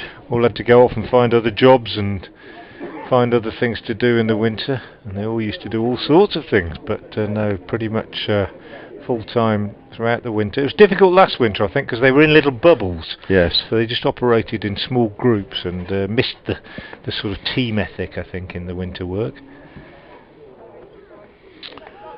As Joe Leach, I think this is going to be the last over before tea, and the umpires are going to have a natter. Is it me? Yes, it is. Oh, yes, I beg your pardon. that's quite all right. I saw umpire Baton. Sometimes happens, doesn't it? Oh, I know. Drift away. Yeah, I know. In fact, and I wasn't sure. I thought, was it using me? But it doesn't matter. No, it's. I saw umpire Baton just wander away there, as if he was thinking, "No, we're going to go off." Yeah. But we're staying on. I think this will be the last over before tea. Anyway, it's Joe Leach bowling it. He's bowled 1 ball of it so far, and he's coming in now to bowl to Finn Hudson-Prentice, who's on 28. It's quite even, this partnership, in many ways. Leach bowls, Hudson-Prentice drives up to mid-off, Libby Field, no run. So I say it's even. Hudson-Prentice 28 off 55 balls, and Ibrahim 28 off 56 balls, and Ibrahim 30 off 64 balls. So they've shared the strike and they've shared the scoring pretty much since they came together. With that double strike from Josh Baker in mid-afternoon, does seem quite a while ago now. Triple strike from Joe Leach at the top of the innings, double strike from Baker in the middle, and nothing since. Joe Leach trying to change that now, turns at the Diglis end and bustles in as ever. Right arm over, bowls to Hudson-Prentice, left alone outside the off stump, and here's Brian Halford from Warwickshire has turned up. Nice to see Brian. Looks like he's been away. He's got a bit of colour about him, Brian. About him. Yeah. I'm surprised he's not watching Warwickshire, to be honest. But anyway, can't keep away from a cricket ground, you see. 149 for 5, and 3 balls left before what we expect will be the tea interval. Joe Leach to bowl the first of them now as the cathedral clock chimes.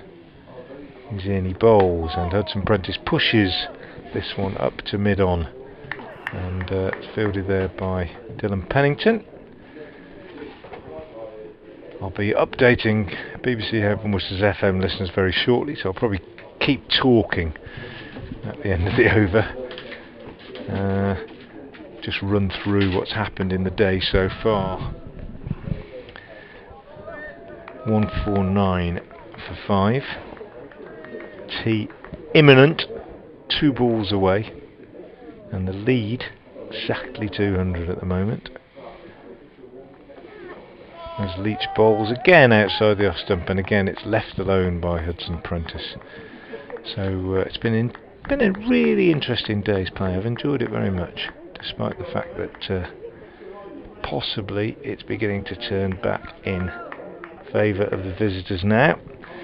But a lead of 200, quite significant, and still 5 wickets to go. So I think you'd have to say, Adrian, that Sussex are now in position A, as Leach comes in and bowls, and Hudson Prentice drives, and it's a brilliant stop by Barnard in the covers, driven through. Look for all the world is going to be 4, but beautifully stopped, diving to his right by Ed Barnard. So T with Derbyshire 200 runs ahead. Ibrahim is on 30, continuing his excellent form in this game, and Hudson Prentice is on 28. So they've come together, these two, at 98 for 5, and they've so far added 51 for this 6th wicket in an unbroken partnership, and put Sussex pretty much in the box seat in this game, as I say. So earlier today, Worcestershire 186 for 7 overnight, lost their last 3 wickets in taking that on to 213. The men out: Leach 18, Baker 5, and Pennington 6. Finch finished 3 not out. Wicket takers today: Crocombe 3 for 44 at the end, and Hudson Prentice 2 for 49. So a lead of 51. Joe Leach blew away the top order with 3 quick wickets in the first 5 overs to reduce the visitors to 3 for 3 at that stage. Haynes out for 0, Ward for 0, and Coles for 1. At lunch, 37 for 3, a good recovery being put together by Ali Orr and Carter. Those two both out this afternoon, and it's now tea, and here's that update. Players have just left the field to take tea, with Sussex 200 runs ahead, 149 for 5 in their second innings. They began with a lead of 51. Joe Leach blew away the top order with 3 wickets in the first 5 overs, 3 for 3 at one stage. Sussex at lunch 37 for 3, and they recovered very well after that. But then a double strike from young left-arm spinner Josh Baker sent back Carter for 20 and Orr for 57. But now a recovery being put together again by Ibrahim, who's on 30, and Hudson Prentice, who's on 28. So tea being taken, Sussex 149 for 5 in their second innings, leading by 200. And that's just about it from New Road. I'll just give you the Worcestershire bowling figures. 14 overs, 3 maidens, 3 for 31, Joe Leach, and the other wicket taker, Baker, 11 overs, 1 maiden, 2 for 23. Pennington, 11 overs, no wicket for 36. Finch, 8 overs, no wicket for 20. And Barnard, 9 overs, no wicket for 28. We'll be back at 20 past 4 with further commentary. Until then, thank you very much for joining us.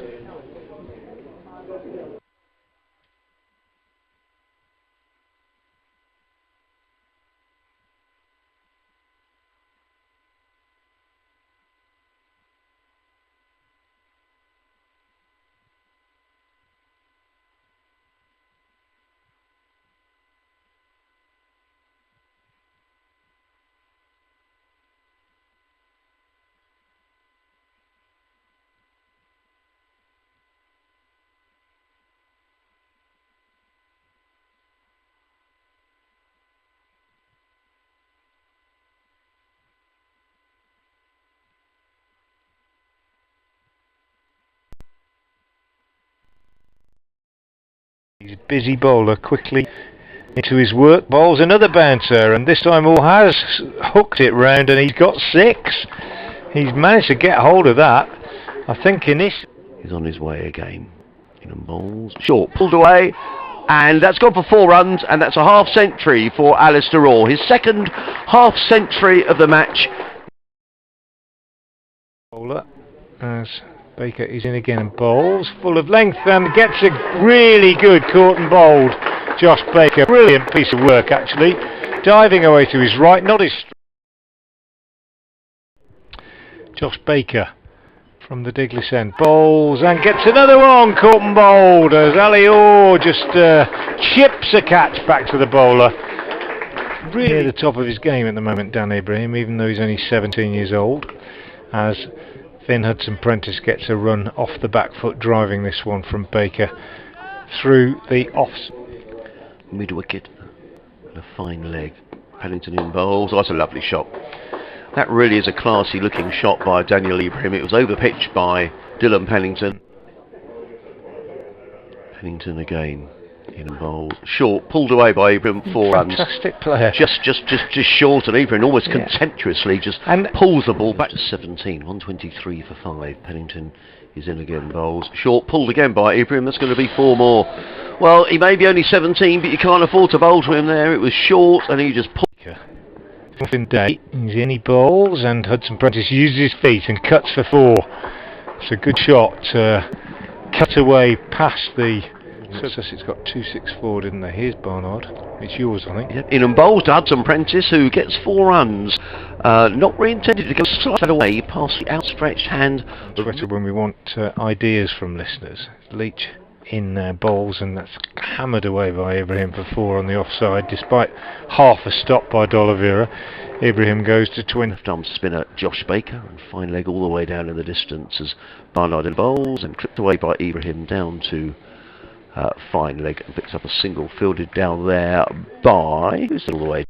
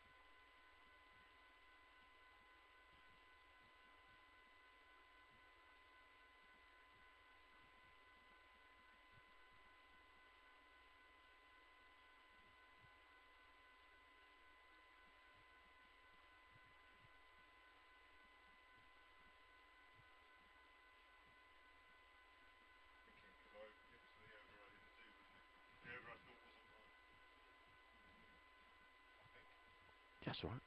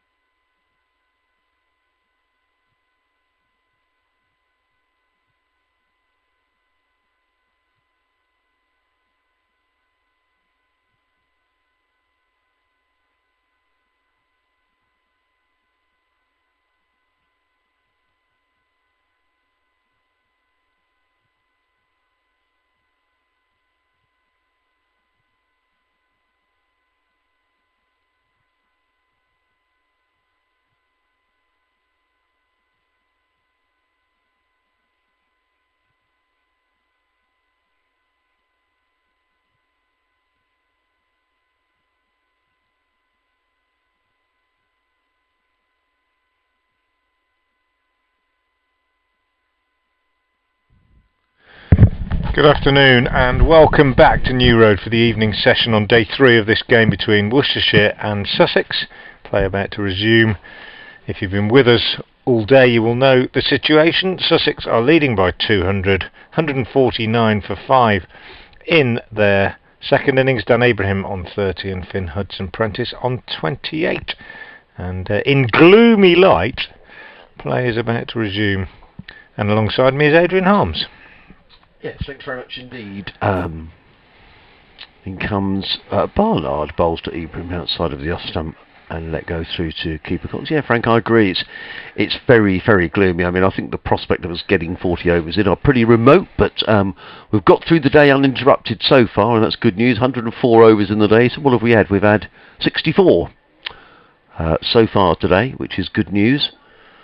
More than we had yesterday when we had 57, so let's hope for a few more, but we are right on the cusp, I reckon, as in comes Barnard, running in, bowls, and Ibrahim lets it go outside the off-stump, taken by Cox. And there is no run. It's a similar field that we've had for much of the afternoon, in that there are 2 slips and a third man, a cover, point, cover, and a mid-off, mid-on, mid-wicket, and a fine leg. Sean Hunt, the Sussex young left-arm bowler, has been given a real working over during the tea break. He's been running around the outfield with the strength and conditioning coach Matt Spence and the physio John, several laps of the field which look pretty exhausted, so I think he's pretty glad that the tea interval is over and he can go and have a sit down. But the total remains 149 for 5. 40 overs left in the day, so the lead for Sussex is exactly 200. I'm not sure there's not a little bit of drizzle falling out there, you know. I may be wrong. It's really gloomy now. Barnard in bowls, and a lovely looking shot by Ibrahim, and he's going to pick up runs here, at least a couple. Libby chases down towards the point boundary and picks up a couple of runs. Does Dan Ibrahim. He goes to 32 and Sussex to 151 for 5. The umpires are just looking a little unsettled. You sort of get that feeling when they're sort of going from foot to foot. Having said that, there are some lighter skies where I think the weather is coming from, so we're in the lap of the gods, really. Barnard runs away from us, sees in and bowls, and let go by Ibrahim outside of the off stump, taken by Cox, and there is no run. So just to run through the day, Worcestershire adding 27 to their overnight score, eventually being dismissed for 213. 2 wickets this morning for Henry Crocombe, who picked up 3 in total. He took 3 for 44, the leading wicket taker in the innings, as Barnard is on his way. Those wicket bowls, and Ibrahim plays nicely into the offside, a shot that was deserving of runs, but D'Oliveira is a very fine fielder. He was round at mid-off to field. End of the over. Umpire Baton is striding towards the stumps, and I wouldn't be a bit surprised to see that light meter produced from his pocket. 151 for 5. Carrying on the story of the day, then Joe Leach with a really good spell of bowling at the start of the Sussex second innings. Sussex 3 for 3 at one stage. Haynes and Ward both out first ball. Coles for a single. Very good partnership of 84 between Orr, who made 57, Carter, who made 20. Those two both out within 11 runs of each other. Sussex were 98 for 5, now 151 for 5 due to this partnership between Ibrahim and Hudson-Prentice. And it is going to be the busy Joe Leach, who's bowled 14 overs, 3 maidens, 3 for 31, who's been the pick of the bowling alongside the left-arm spin of Josh Baker, who's going to pick up the attack for Worcestershire from the Digley's end of the ground. Yeah, and it is pretty gloomy, I have to say. I'm really surprised that the umpires haven't looked at the light meter as Leach is in and bowls, and Hudson Prentice pushes the first ball of the over out on the offside. Barnard is the fielder in the covers. Been an interesting day's cricket in many ways, but I think Sussex now, with a lead of over 200, are nosing their way into pole position really, with this session and a day left in the game. 39 overs left in this session, light permitting, as Joe Leach bustles in again from the Digley's end and bowls, and Hudson Prentice drives him through the covers for 4. It was a wide half volley, and well, to a player of Hudson Prentice's ability, to any batsman of any ability, that was always going to be 4, I'm afraid, given room. And he just eased it through the gap between backward point and cover. Didn't really have to strike it that well, just make sure that he got it into that gap, and it was always going to go away down that slight slope towards the marquee to the short boundary for 4. 155 for 5 then. Leach in again, bowls, and Hudson Prentice is forward to this one, pushing out into the covers where Barnard does the fielding. And there's no run. This partnership is now worth 57 for this 6th wicket. We had a partnership of 84 for the 4th wicket, and in this game that's been the story. Wickets falling in clusters and then odd partnerships. Not a pitch on which the batsmen have ever really given the impression of being in, except perhaps Ali Orr and Dan Ibrahim for Sussex, and maybe Jack Haynes for Worcester, who played really well yesterday. Single taken here by Hudson Prentice as he turns Leach to mid-wicket, and the score goes on to 156 for 5. Ibrahim has 32, Hudson Prentice has 33, and this partnership continues to develop very nicely. And Leach in conversation with his vice-captain Libby at mid-off, throwing the ball from hand to hand, and just wondering where this next wicket's coming from. He comes in, 2 slips waiting, and he's in and he bowls, and Ibrahim very solidly, confidently forward, pushing up to mid-on. It's getting a bit brighter, yeah, maybe a bit. Just away to our left, those brighter skies are definitely coming. I'm sure that's where it's coming from, Yeah, it definitely is. With the wind, the way it's been on those trees the last 2 days, it's definitely coming from that, more from the southeast than the southwest that it usually comes from. But it's definitely lighter. Yeah, absolutely. It's been gloomy all game, but it's been levels of gloom, hasn't it, really? That's what we're talking about. As in comes Leach again and bowls, and on the back foot, pushing out on the offside is Ibrahim. End of the over from Leach, the second after tea. 156 for 5. I'm just trying to think who your voice sounded like then. It just come to me when you said levels of gloom. Say that again. Levels of gloom.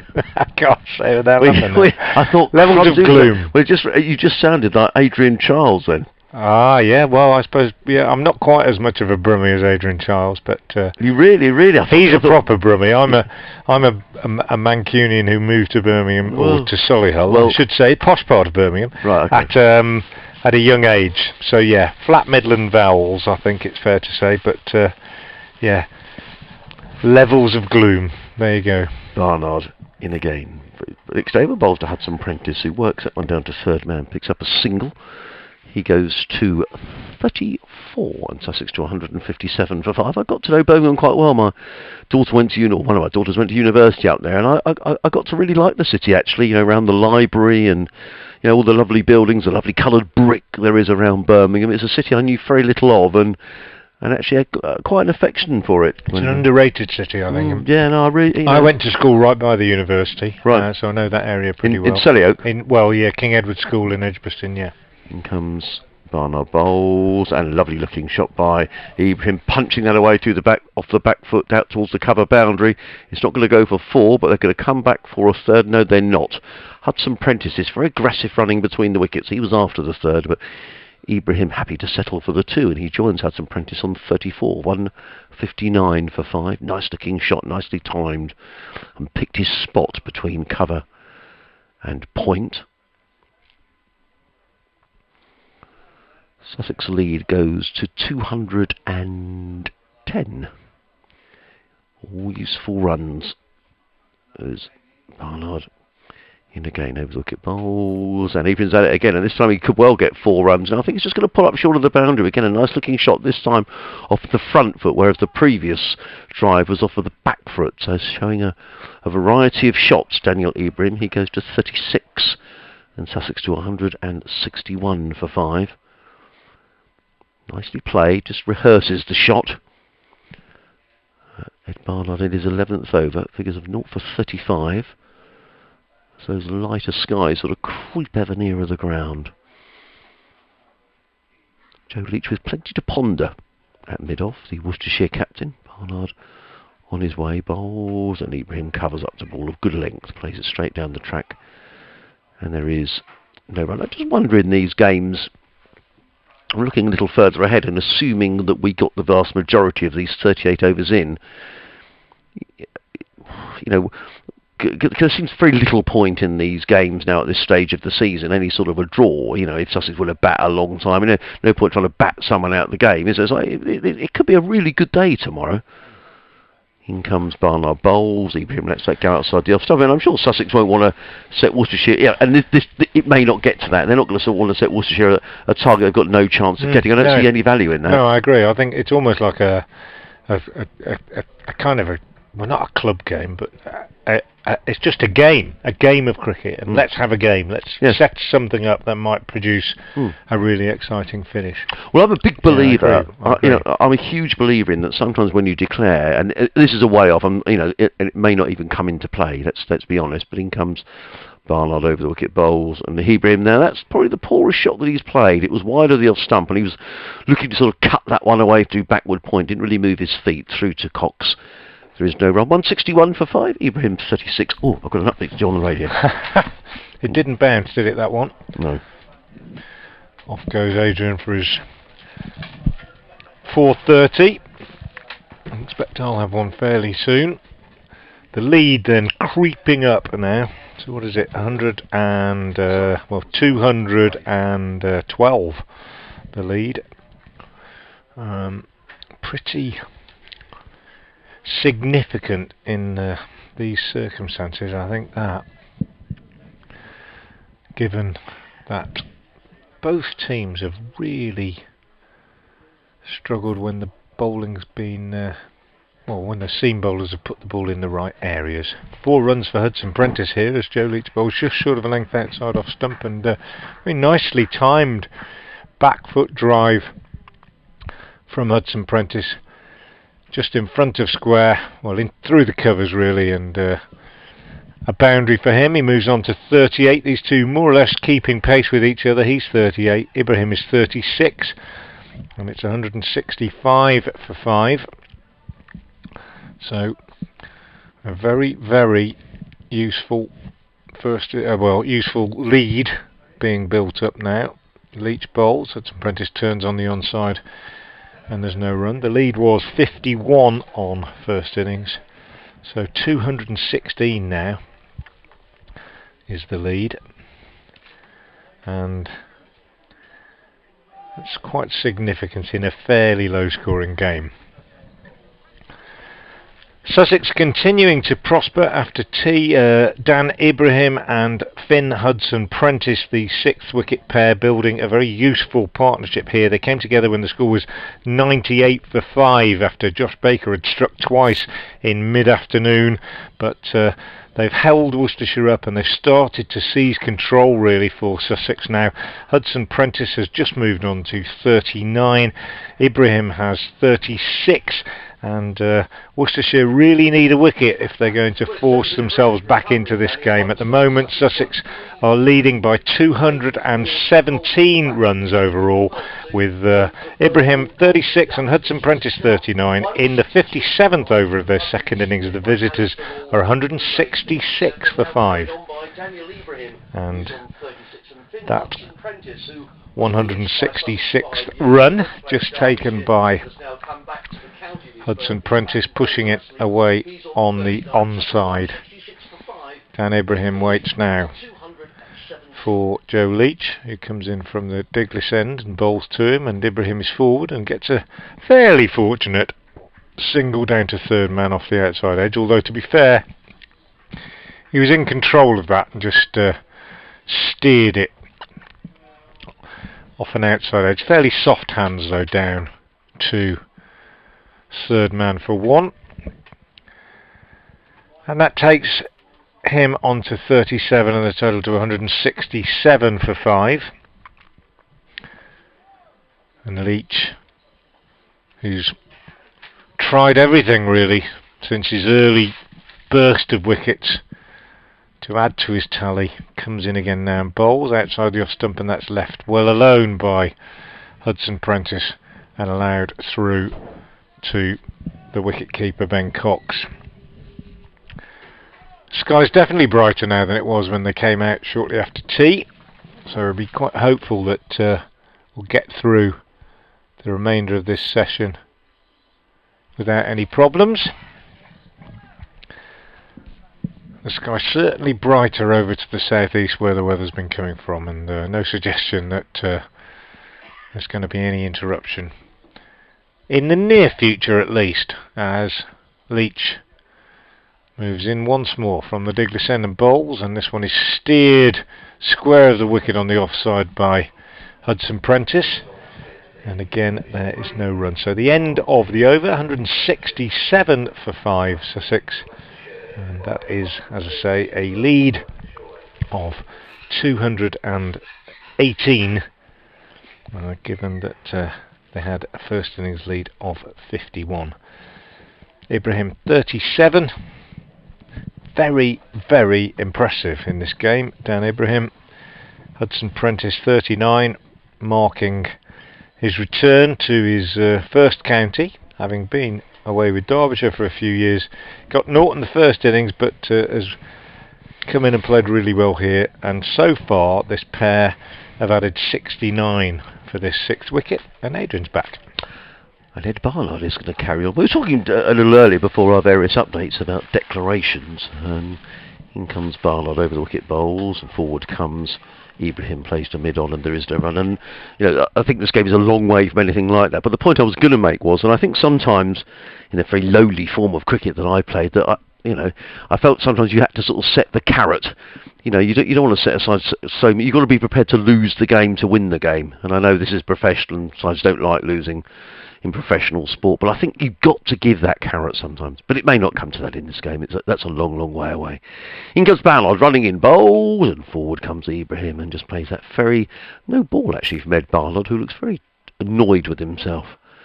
But Ibrahim plays this very languid forward defensive shot. It's unfussy, but his foot is right to the pitch of the ball, and his head is still, and his left elbow is very high as he just plays it into the offside. And there is no run. He's on 37, 169 for 5. Brighter skies actually, and perhaps that augurs well. It'd be terrific if we get the 104 overs in. I didn't expect it at all. Barnard in and bowls, and Ibrahim drives down the ground. Barnard fields of his own bowling, and there is no run. It would be quite something if we did get all the way through. I wonder if we might see a bit more of Josh Baker. I thought bowled very tidily, picked up a couple of wickets. I don't think he can be far away, because he bowled very tidily. Hasn't seen him for a little while as Barnard sprints in again, bowls, and Ibrahim again just covers up, plays into the offside, and there is no run. What you can say here is, Frank, the Sussex haven't got away from Worcestershire. I mean, they're, if Worcestershire was to, suddenly, and we've said throughout the game, wickets have fallen in little clusters. Worcestershire certainly wouldn't feel out of the game if they were chasing 250. No, I think 250, 260. they'd think it was a tall order. Barnard in bowls, and Ibrahim plays a shortish delivery to the leg side, fielded by Baker, who we were talking about just a couple of moments ago. But no, I mean anything, even 275, 280, they might think was chaseable, given that they've got plenty of experience at the top of the order, certainly with Libby and Mitchell. But if you look at the scores in the game, to score the highest score of the game last to win it is always unlikely, isn't it? Barnard in bowls, and Ibrahim drives pleasantly to mid-off, fielded by Leach. There is no run. No, absolutely, I agree. And there's been a little bit in this pitch for the bowlers. Just looking at the Sussex batting averages, and Alistair Orr, it's not a bad return in your first season, is it? 4 first-class matches, 415 runs at an average of 51.87. A name that we hadn't really heard before the start of the season. Well, we hadn't heard. In comes Barnard bowls, and Ibrahim turns it to mid-wicket. Neither have we heard of this young man either. Fielded there by, who's that there? That is Dylan Pennington. And there is no run, so ended the over. 169 for 5. Barnard 12 overs, 1 maiden, no wicket for 37. Oh, an announcement going on, I think, about Worcestershire second. Yeah, just to mention that Charlie Morris was, I think he's got a career best. He's captain in the second team, and right. I think he's got 70 not out, I think, which is the highest score he's ever got. So Leach is going to carry on from the Diglis end. Finch is going through some pretty vigorous warm-ups as well, so I think he's going to come on and replace Barnard at this New Road end. Barnard, who again hasn't found any real rhythm, and Leach is going to be bowling to Hudson Prentice. Comes in now, and Hudson Prentice drives, and he's lucky really, gets an inside edge onto his pad and it runs away on the leg side. Leach can't believe that he hasn't picked up another wicket there, but he hasn't. And Hudson Prentice has moved on to 40 off 71 balls. And the total goes to 170 for 5. Yeah, I was impressed with Alistair Orr. I hadn't heard of him before this season, as you say, and I've been equally impressed. People are probably fed up with me saying it now, by Dan Ibrahim. Not just with the bat, but also with the ball. In both innings, he's played well. Leach is in, bowls to him, and he drives nicely into the covers, but nicely fielded too by Ed Barnard, he's so athletic, and picks that up with 2 hands down to his left, made it look really easy. It wasn't at all, it was bouncing quite awkwardly, but just moves his feet so quickly to get into a good position, and saved any addition to the score. 170 for 5 it remains. 34 overs left in the day after this, so we should be in for a bit of overtime, you'd imagine, unless Baker comes on with his 2-minute overs. As Leach bowls down the leg side to Ibrahim, misses that one, taken by Cox. Josh Baker, we were just commenting on how quickly he bowls his overs earlier today, and I put the stopwatch on him for 3 overs, and each of them he completed in under 2 minutes. Yeah, sorry, just looking here at Ed Barnard. So he's only, so he's 26. What year are we in now? 2021, aren't we? So he's only 25. 25, yeah. He'll be 26, and he's a little bit around longer than that. Yeah, 25. Came onto the staff straight from school.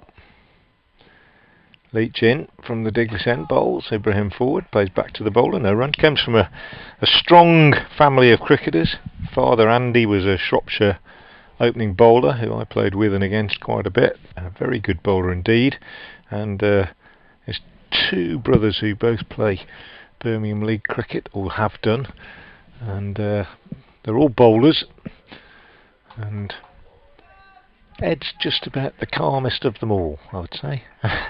They're quite lively characters, his brothers, quite vociferous on the field. Something we've joked about in the past. Leach is in and bowls, and Ibrahim turns this on the leg side for a single. And Ed says they all suffer from white line fever apart from him, who he manages to stay quite calm when he goes onto the field. Not in a bad way, but they're lively cricketers, the Barnard family, that's for sure. But his father Andy was also master in charge of cricket and coach at Shrewsbury School for a long time, and responsible for helping in the development of players like James Taylor, who sadly had to retire, Joe Leach, of course, Ed Pollock, who's at Warwickshire, and Ed Barnard, of course, himself. Here's Leach again in. Bowls, that was short and hammered by Hudson Prentice off the back foot, but straight to Barnard in the covers, who does the fielding. There's no run. End of the over from Joe Leach. 17 overs, 3 maidens, 3 for 44, his figures. And Sussex 171 for 5, so the lead is now 2-2-2. Yes, and I've just seen Joe Leach, I think, give the nod to Josh Baker to bowl the next over from the Digler's end. We are going to get a change at this end as well, the New Road end, and it is going to be Adam Finch, as rightly predicted by Frank. We've had an email in from Richard Ross from Malvern. Thank you, Richard, for getting in touch. He says, hello, Adrian and Frank. Just been listening to your conversation re young players and heard you mention Ben Charlesworth. He played at the same club as Sussex's Harrison Ward, as did the Gloucestershire brothers Tom and Ollie Price. The club in question is Abingdon Vale Cricket Club in Oxfordshire. How do I know this? Well, I was the youth team scorer when they were all there, as my son was also in that team. He and I were at New Road for the last couple of days. So I couldn't agree more about Dan Ibrahim. What a player. And Archie and James. Archie Lenham and James Coles. In comes Finch Bowles, and forward comes Ibrahim, plays into the offside, and there is no run. It goes on to say, I had a great chat with James Kirtley yesterday on the concourse. Told him he's got at least 2 patient Sussex fans here who are backing this current youth policy. Said Richard from Malvern. So I don't know why you're a Sussex fan living in Malvern, Richard. That'd be interesting to know. Presumably, perhaps lived in Sussex and moved to this lovely neck of the woods. But thank you very much for your email. Lovely to hear from you. SussexCricket@bbc.co.uk as Finch strides in from the New Road end, bowls to Ibrahim, who again covers up and plays into the onside to mid-wicket. There is no run. The brighter skies continue to sort of creep across the ground, and certainly at the moment there's no sign of any interruptions. Ibrahim on 38 to add to the 48 he made in the first innings. Hudson Prentice on 40. These two coming together when the score was 98 for 5, so these two have added 73. And with every run you just feel they're starting to take the game away from Worcester, as in comes Finch and Bowles, and Ibrahim is forward and again plays a ball of good length onto the onside, fielded by Leach at mid-on. But a couple of wickets, of course, can change all that, and we saw that when Orr and Cart were dismissed within 11 runs of each other. And of course, let's not forget, at the start of this inning, Sussex were 3 for 3, and we wonder whether Sussex might crumble into a heap. D'Oliveira claps his hands at mid-off. Finch, tall man, runs away from us past umpire Pratt and Bowles. Oh, that's a good delivery. That's a very good delivery, and he beats Ibrahim. And we haven't said that too often in this innings. That was a rising delivery outside of the off stump, and Ibrahim fenced at it, and the ball went through to Cox, and there is no run. Good delivery, one of the best that he's bowled. Figures, it is 9th over, figures of 0 for 20. We'll rattle around the scores elsewhere in the country in a moment's time, just particularly in this division. As Finch wanders back to his mark.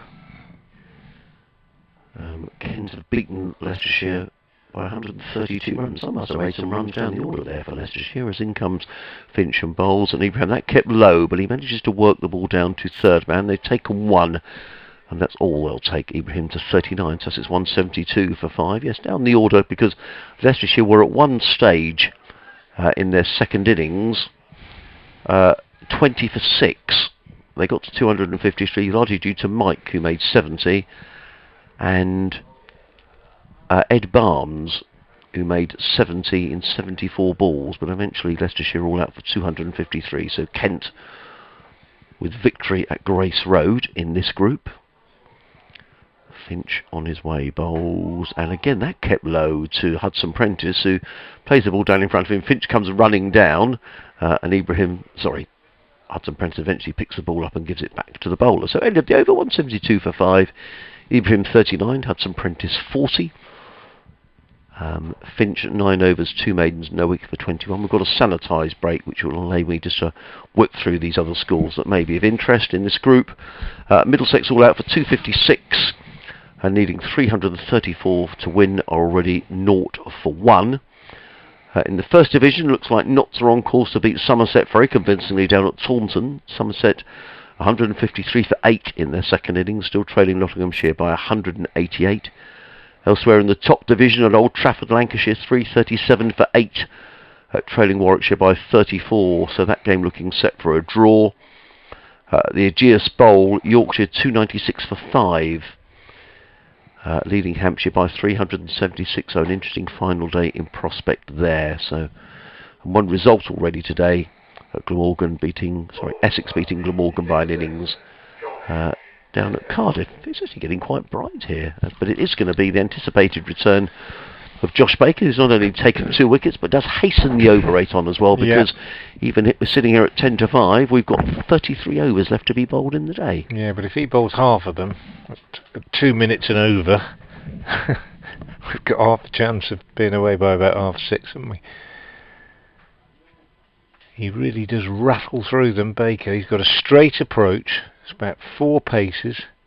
He's in, he bowls, and Ibrahim is forward, taken on the pad by this one. Did he get a bat on it? Yeah, taken on the pad, and it just runs back up the pitch, and Baker does the fielding. 172 for 5. He turns again now, and he's in, and bowls, and Ibrahim is cutting at this one. Kept a bit low, fielded by D'Oliveira at backward point, fires a throw back into Cox. That'll waste a bit of time, he's got to put the bails back on. All for nothing. Ibrahim hadn't even left his ground. Cox does the repair work to the stumps and the bails, and Baker is in once more and bowls, and Ibrahim is forward, pushing to mid-on where Haynes fields, as a scary dummy man comes past again. Surely they're carrying a mannequin modelling some shirts past us. It's all quite frightening. It's Baker bowls again, and this is pushed out on the onside by Ibrahim. 172 for 5. A mannequin without a head. A headless mannequin. It's even scarier than that one that had the hat on. As Baker bowls again, and Ibrahim is again forward defensively, and again it goes to Haynes at short mid-wicket, and Baker turns once more, about to complete another very rapid over from the Diglis end. He's in, he bowls, and Ibrahim pushes back to the bowler end of the over. A maiden, 12 overs, 2 maidens, 2 for 23, Baker, and the total 172 for 5. Yorkshire, former Worcestershire player Tom Kohler-Cadmore in the runs down to the Aegeus Bowl. He made it 89. Yorkshire in a very strong position in that game. I think the race for the championship could be quite exciting. There's 6 very strong sides in that in that top division. I just hope we get a decent September, and that the weather it's decided by cricket rather than anything else. Yeah, no, I couldn't agree more. It's going to be Adam Finch who's going to carry on the attack from this New Road end of the ground, running into bowl to the right-handed Hudson Prentice, who's on 40s in and bowls, and Hudson Prentice looks to flick that down the leg side. Is a very fine tumbling stop by Cox, who grimaces and takes his glove off his left hand. That was a long way down the leg side. He didn't take it cleanly, but he managed to stop the ball, and he's looking a bit of discomfort, is Ben Cox, actually, the keeper. I think he's going to be okay. And he's certainly prevented probably 4 byes. Diving away. Finch in his 10th over, figures of 0 for 21. Sussex 172 for 5. And Finch runs away from us to bowl to Hudson Prentice, who drives across the line to mid-on. And he's going to move on here, but it went to Joe Leach's right, and he didn't collect the ball cleanly. It was a full shot by Hudson Prentice, looking to play it through extra cover.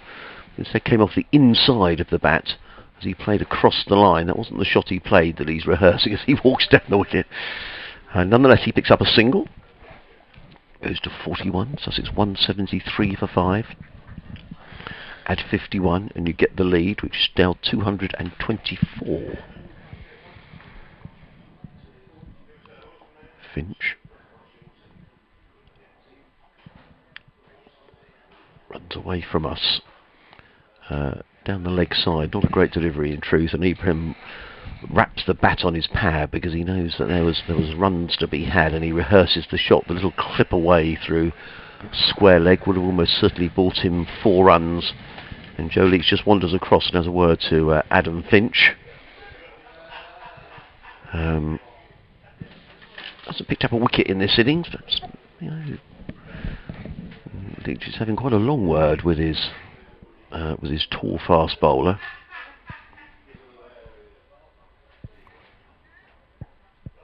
Let's see if it makes any difference.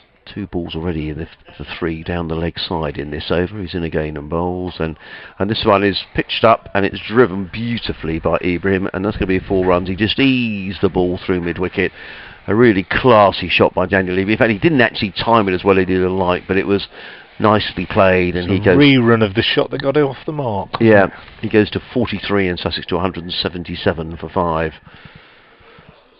Lovely looking When I was shot. talking about Hudson Prentice and I said he gives the bowlers a chance, if you think about this partnership, almost every scare that you can remember, a play and a miss or a shout for LBW or whatever, has been when he's been facing and not when Ibrahim has been facing. Yeah. Ibrahim's just been solidity personified.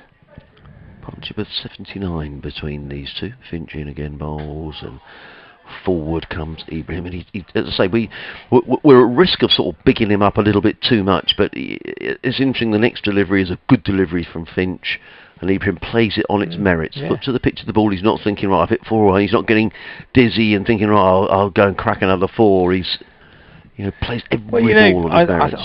I know what you mean when you say that, because I always worry that you can get a bit carried away praising somebody, but there are only 2 batsmen to describe, aren't there, when you're commentating? The one who's facing and the one who isn't.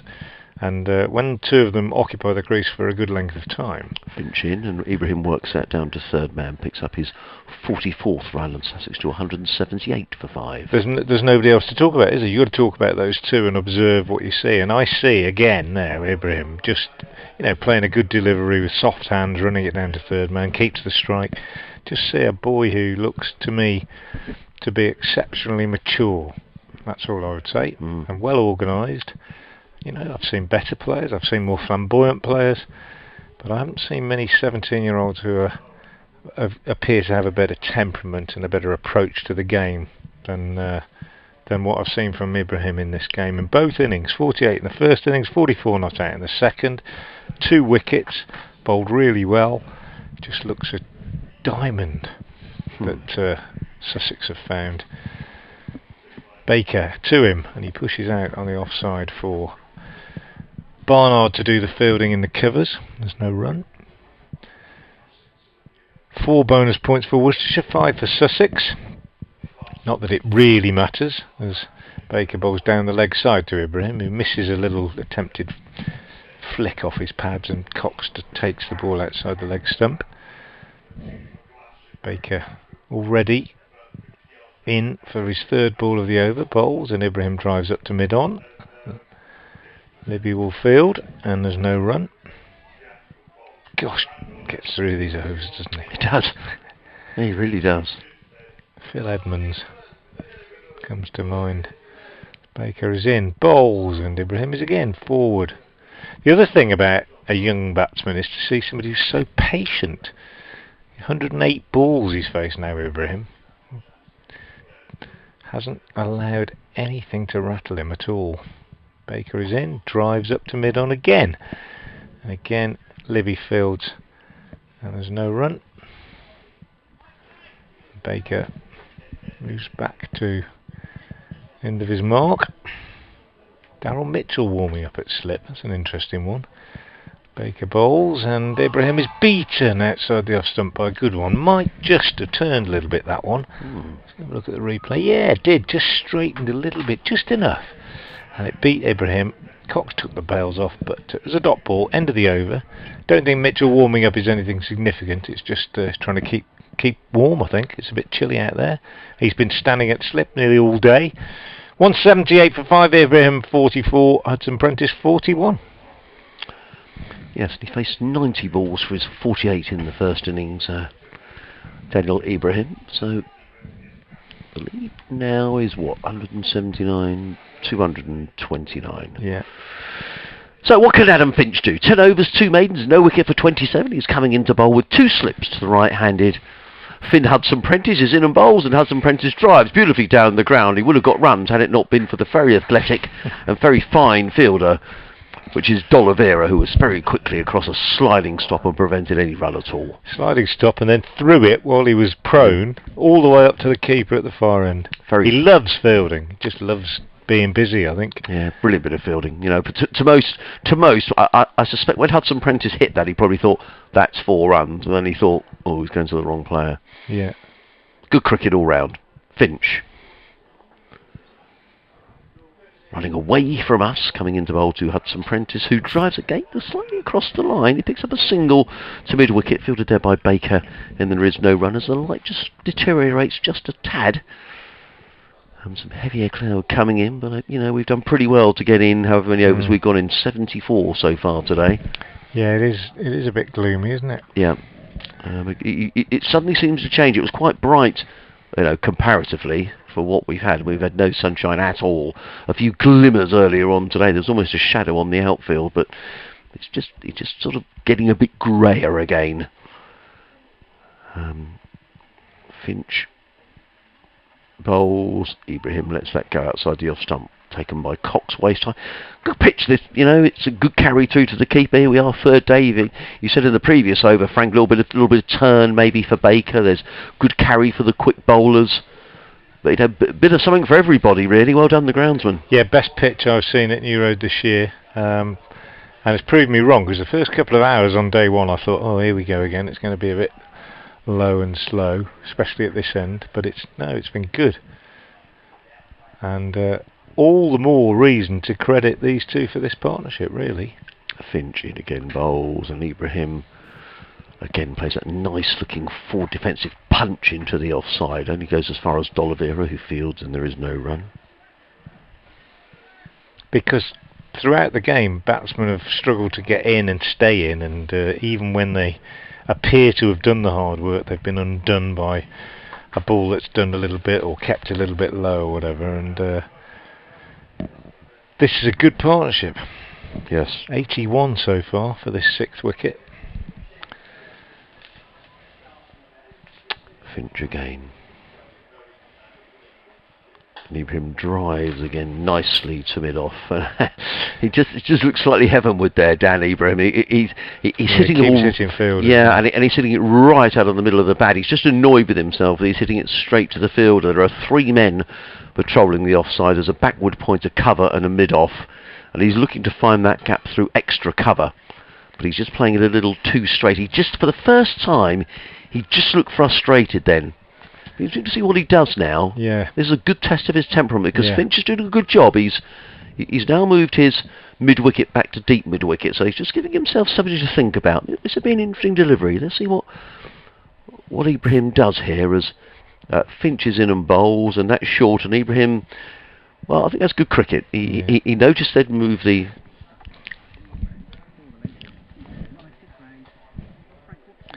Sussex continuing to build a position of real strength here. They've moved on to 180 for 5 in their second innings. That's a lead of 231. And the architects of this recovery are Dan Ibrahim and Finn Hudson-Prentice, the 6th wicket pair that have so far added 82. And they've done it without much discomfort, really. Dan Ibrahim, in particular, a very impressive, mature 17-year-old cricketer, has made 45 not out. And Hudson-Prentice, a recent recruit from Derbyshire, going back to Sussex, his original county, he's on 42. So in a good position, and Worcestershire desperately need a wicket as Sussex build this lead, which, as I say, is 231 at the moment. They're 180 for 5 with 29 overs left in the day. And Josh Baker bowling the first of those, and the second ball of his over is steered off the face of the bat down to third man by Dan Ibrahim, and he moves on to 46, and it's 181 for 5.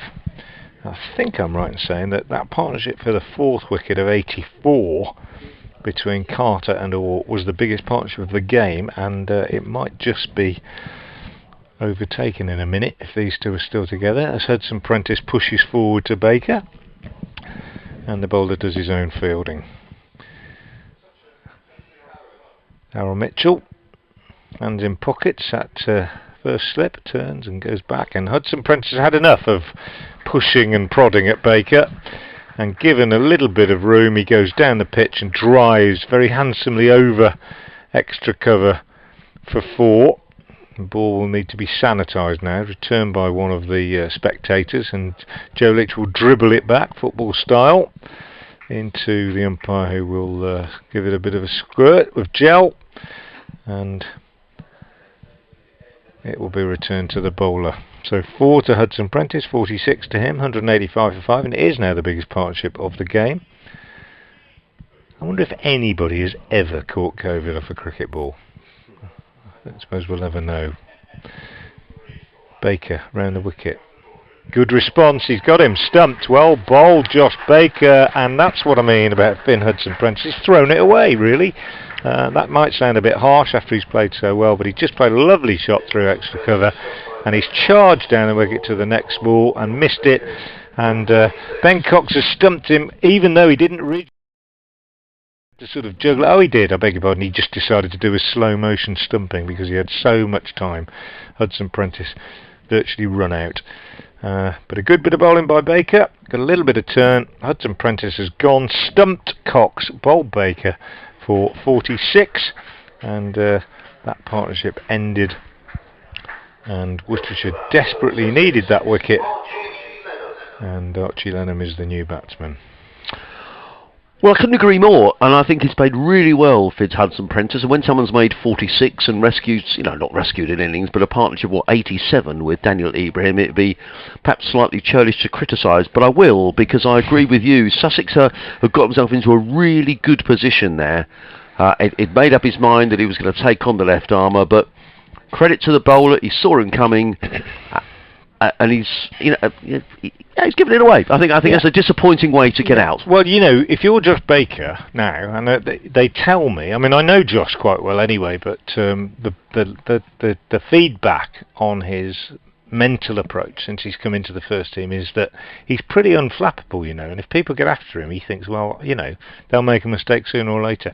And you can see why he might think that, because Hudson Prentice hit him over the top, and instead of worrying about it or firing a dart in at leg stump, as a lot of left-arm spinners would do, he's not exactly thrown the next one up, but he's bowled it off stump, he's bowled it a good length, he's turned it, and Hudson Prentice coming down the pitch has just lost his head a little bit, I think, and been stumped by Ben Cox, who had all the time in the world to effect the stumping. There's a problem with the ball at the moment. Yeah, I was going to say, having a chat about it. I'm not quite sure what the problem is. They're just looking at it, and well, hurry up and get another one on, because we decided something happened to it when it got hit down there. I think that's what they decided. It might have, it could have hit the edge of a bench or the side of a concrete curbstone or something, and had a little cut made into it, and that's what's happened, and they're going to change it.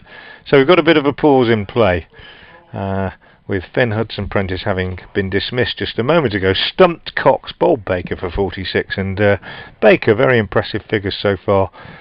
13.5 overs, 3 maidens, 3 for 28.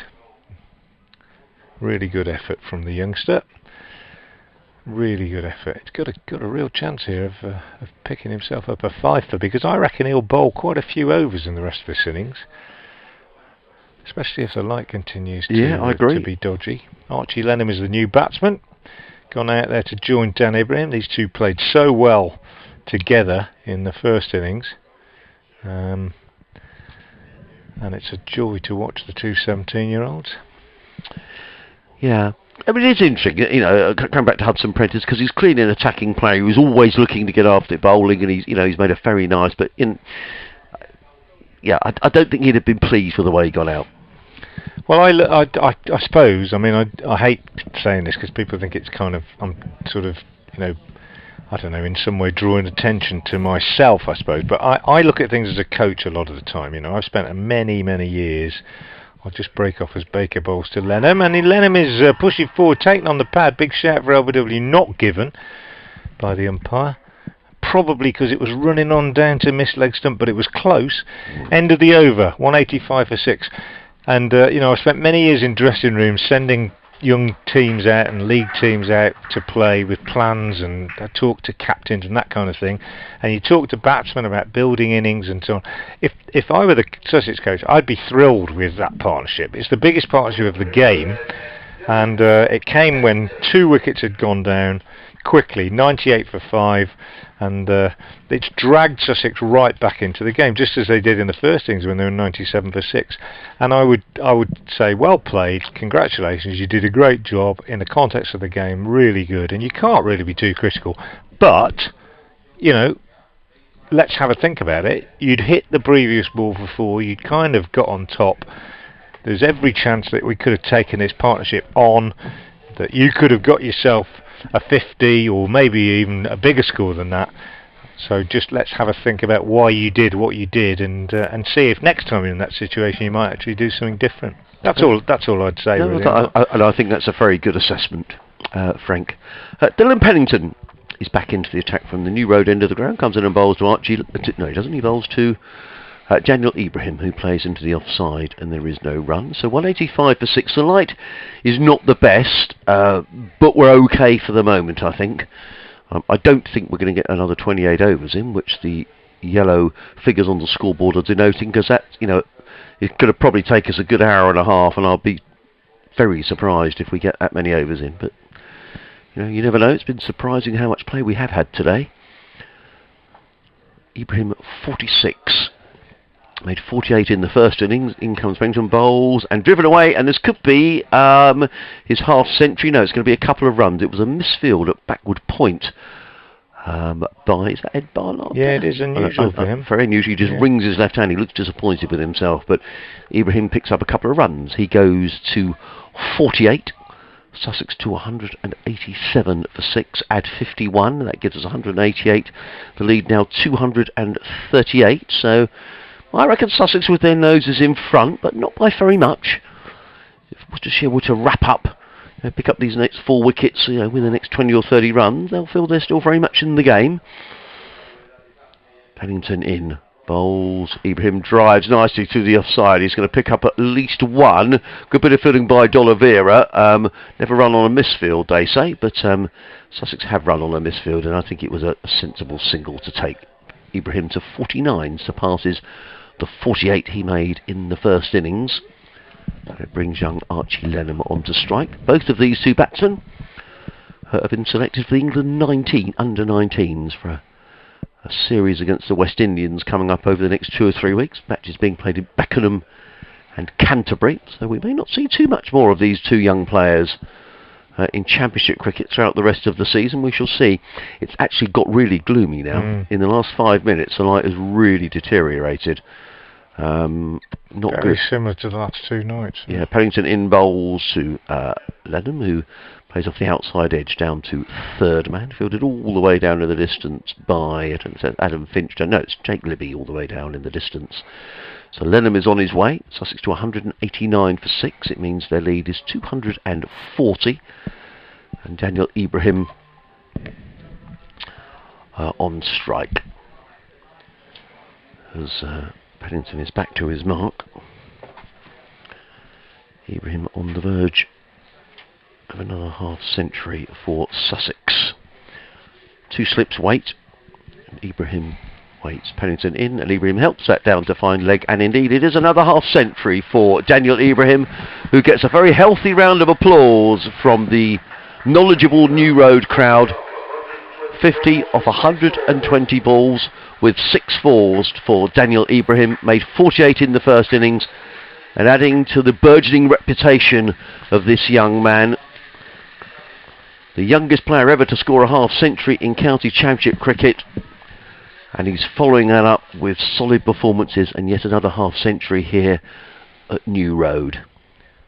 Pennington in again, bowls to Lenham, who Plays straight back down the track. There is no run. End of the over. 190 for 6. Ibrahim on 50. Lenham on 1. I can see umpire Bainton is just having a look at his light meter, and I think we may not be far away from going off here. We're right on the cusp, I reckon. So do I. At the moment. So do I. But would you go off? Would you go off? Well, if you don't get a choice anymore. no, you don't get a choice, but I think we might be. Yeah. I do.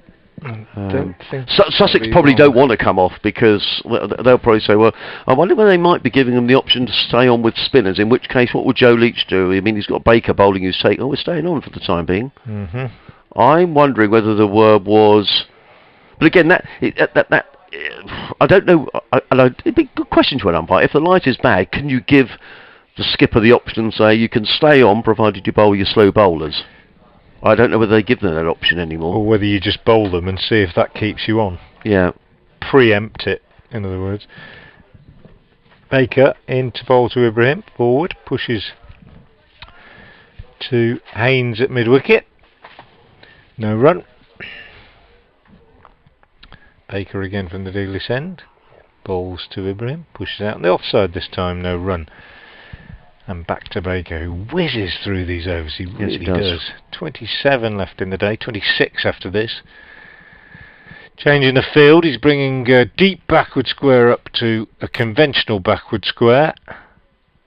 And he bowls now to Ibrahim, who turns the ball to that fielder, but wide of Pennington and sufficiently wide for him to go through for a single.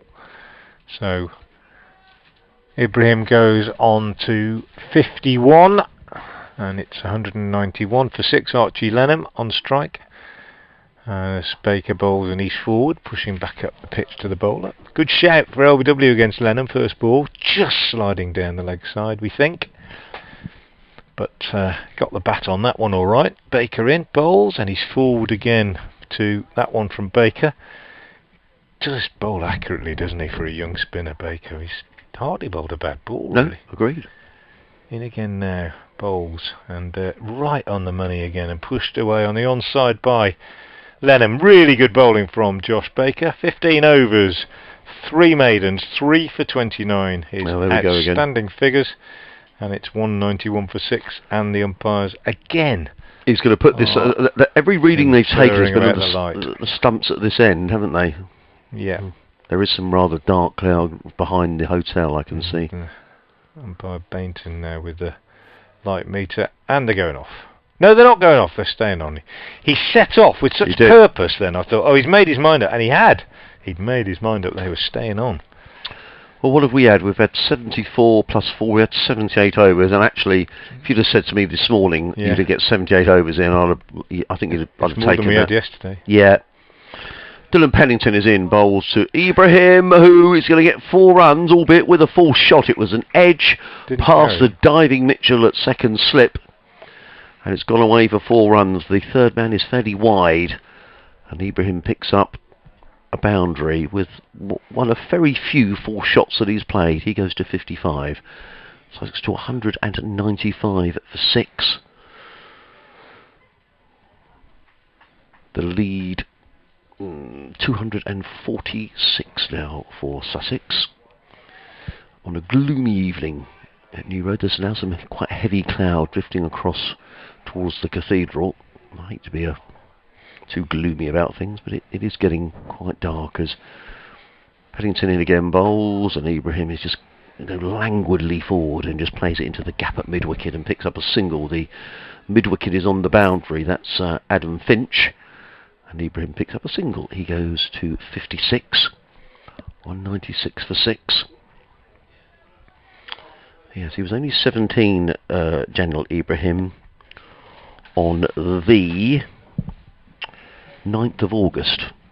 So he's only just 17. Yeah, so he's not even a month past his 17th birthday. As Pennington in again, bowls to Archie Lenham. It's short, and I was talking to a couple of people around Sussex about Archie Lenham, and back in the winter there's a young quick bowler for Sussex called Jamie Atkins who does bowl at a fair lick. He's got a shoulder injury at the moment, and he was bowling to Archie Lenham in the net, so Archie Lenham was hooking him, and he was a batsman.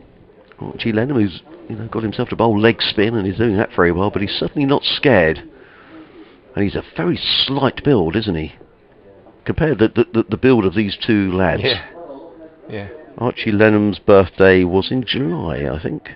23rd of July, so he's only just 17 Same as well. my daughter's birthday. Oh, there we go. In comes Pennington bowls, and Lenham just covers up and plays into the offside, and there is no run.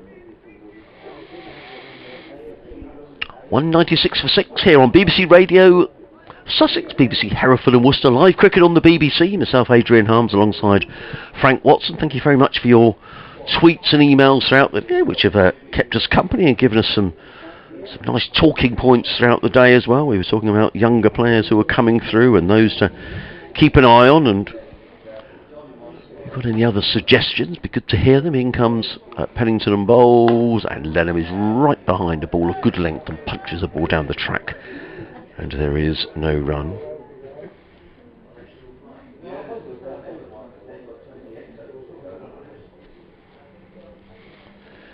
Interesting view on Finn Hudson-Prentice, whether some getting in touch saying they wonder whether perhaps he was trying to up the ante with the scoring, maybe to have a few overs at Worcester tonight. I mean, that's a view.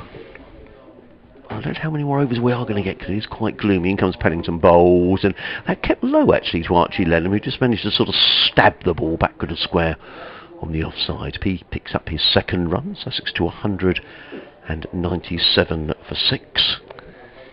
Yeah, I don't think they'd have thought there was much chance of bowling at Worcester tonight, to be honest with you. I think they'd want to get the lead close to 300, and it'll take a while to do that. And the other thing is, if you got the openers out there tonight and bowl quick at them with a new ball, the chances are the umpires would have the light meters out and you'd be off. End of the over. 197 for 6. Ibrahim 56. Lenham on 2. The lead, therefore, for Sussex is 248. Pennington 13 overs, 2 maidens, 0 for 47. Off a bad light at Lords, where they would have the floodlights, no doubt, so it must be very gloomy there. Derbyshire 13 for 1 in this division, needing another 321 to win. Leicestershire have already been beaten by Kent. Baker from the Douglas end bowls to Lenham, who pushes to Haynes at short mid-wicket. Little trio, the batsman and Haynes at short mid-wicket, and Baker having their own little game, really. Seeing a lot more of the ball than anybody else. Lenham forward to this one, back to the bowler, and the score stays at 197 for 6. Lenham has 2. Ibrahim an excellent 56. Baker again pushes the ball out to Haynes. They continue their little game, the three of them, occasionally letting somebody else join in. Baker dispatches Pennington to deep backward square. Bowls to Lenham, quicker, and Lenham plays a lovely shot, just jamming down on this and squirting it down to third man for 2. D'Oliveira pursuing it from backward point. It was an arm ball fired in, and Lenham watched it really carefully and then just jammed the bat down on it in the block hole and played it very skillfully.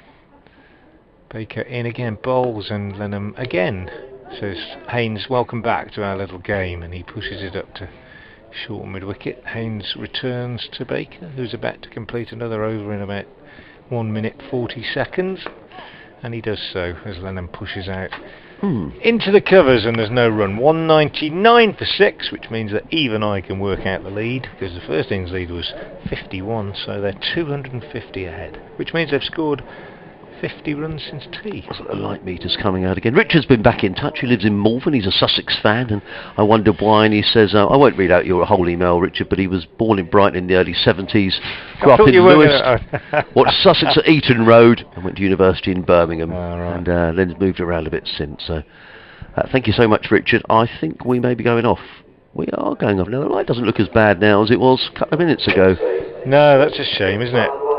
But we are going off, which will probably suit Worcestershire more than Sussex. 199 for 6, so as Frank was saying, the lead is 250. The players are wandering off. And the umpire's having quite a long word there, Neil Bainton, with... Who's he chatting to there at mid-off? Darryl Mitchell, I think. Darren Mitchell. Charlie Morris, 96 not out for the seconds. Highest score ever. There could be a standing ovation around the ground for somebody who isn't even here. Well, there's a lot of dark cloud around New Road. The umpires have made the decision to take the players off. It's been coming, we have to say, for the last 20 minutes or so. However, technically we've got another 24 overs to be bowled tonight. We have had 78 overs in the day. No, we haven't. We've had 80 overs in the day. So better than I thought we might get, and we still might get some more. Although there is, once you think once the players go off, it's there's no sign of the sun coming out, and it's now 5:30. So the chances of further play are probably a little slim. But Sussex will lead at 250. Sadly, we can't make up these overs tomorrow. So it might well be. There could be some sort of a declaration at some stage tomorrow. However, we'll hold out hope. Yeah, it's been a good day's cricket, and we'll keep you posted via social media, I guess, if we do get any more play tonight. Yeah, we will indeed. So there we are. Bad light stopping play. Sussex 199 for 6, 250 runs ahead. 69 overs gone in the innings. Quickly, the wicket takers: Leach 3 for 44 off 17, and Baker 3 for 31 off 16. Bad light stop play. We'll be back with you as soon as play resumes.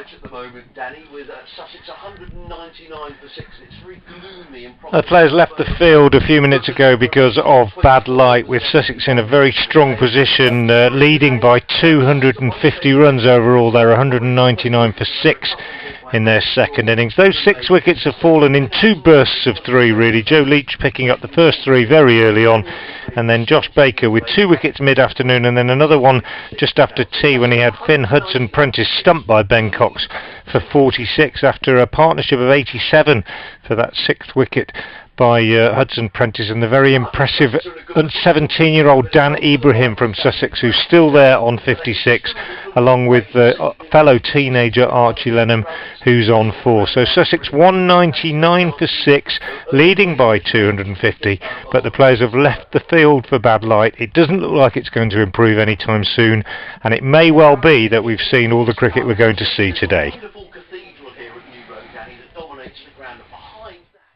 I can see some light as well. It's not sun, don't get me wrong. If they were just inch a little nearer, and we could get a bit more cricket tonight, that'd all be for the good for Sussex.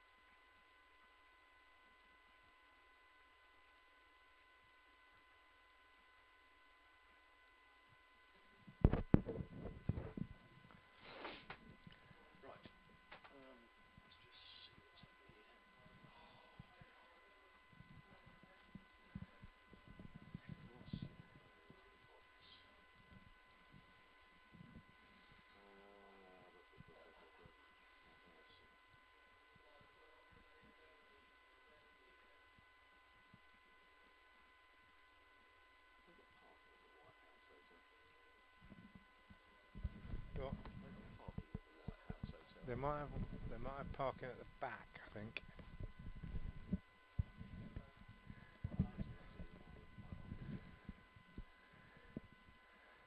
If sorry. If not, you could leave it here and walk. Yeah, I've got all gear in the car as well. It's what I walked this morning, or limped, in about 6 minutes. But I think there's parking at the back of the White House.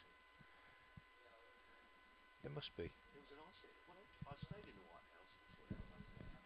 That's alright, I'm listening. I stayed in the White House about 7 or 8 years ago when I came down here. There was a lovely little Italian just around the corner. Looking at the street. There's lots of restaurants around there. If you go left out of there and walk down across the road down to Tithing, there's a great steakhouse called Ounce, and there's lots of curry houses in a row on the Tithing, all really good. So come out the hotel. Turn left and walk about. Under the railway bridge. Yeah, and keep going and cross the road. Keep going. Okay. Not far, only about sort of 300-400 yards. If you like curry, there's one called the Anakali that I could recommend very highly. Yeah, Anarkali. We're down there actually. That's where I'm going with Dean. We're going to the Lamb and Flag pub down there. There's a whole row there. If you come out of the hotel, turn left, walk along. You come to some traffic lights, cross the road and carry on, and there's a whole row of restaurants and pubs that are all really good. It's called The Tithing, Tything, and they're all really nice. Yeah. He's got to do it, and he's got to show the boys, isn't he? It's good work, good effort. Good effort. Right, as far as running orders. Come on. I've got no more updates. I'm not doing that. No one's expecting it. As far as running orders. As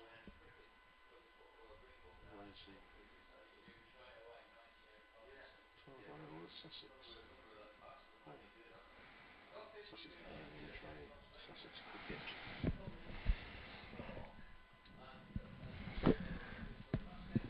Sussex have a useful lead.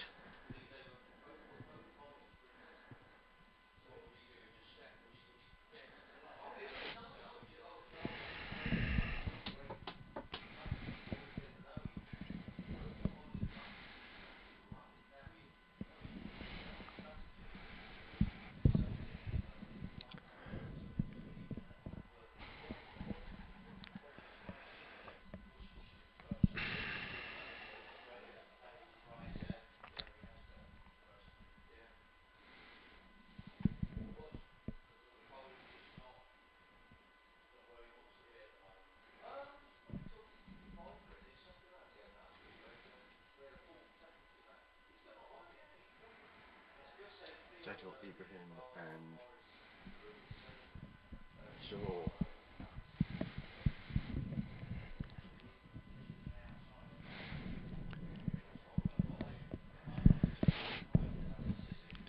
Centuries.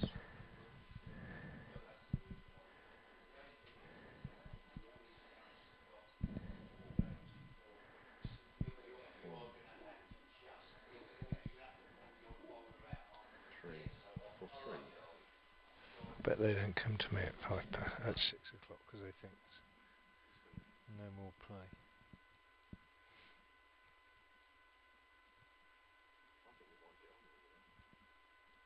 I don't. It's not going to get any better.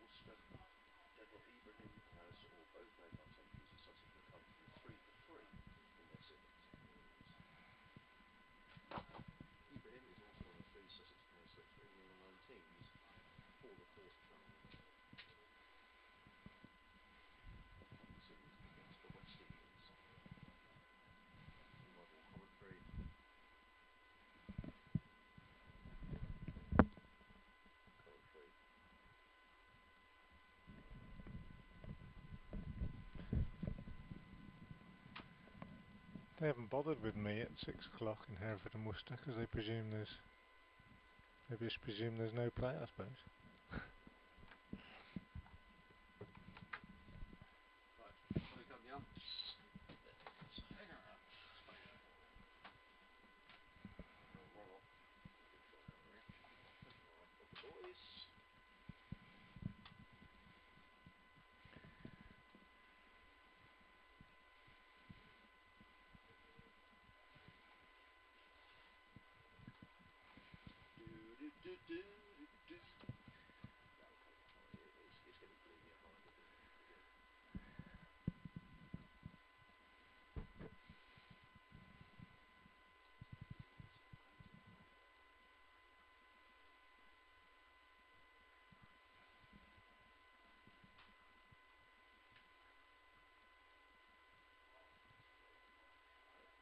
It's no lighter than it was.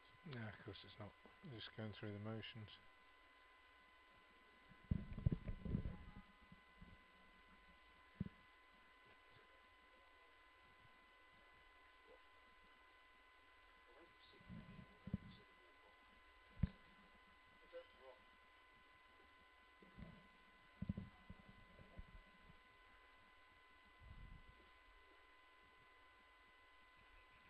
Hi, it's Frank here at the cricket. I think it's been called off for the day. So, do you want to record something?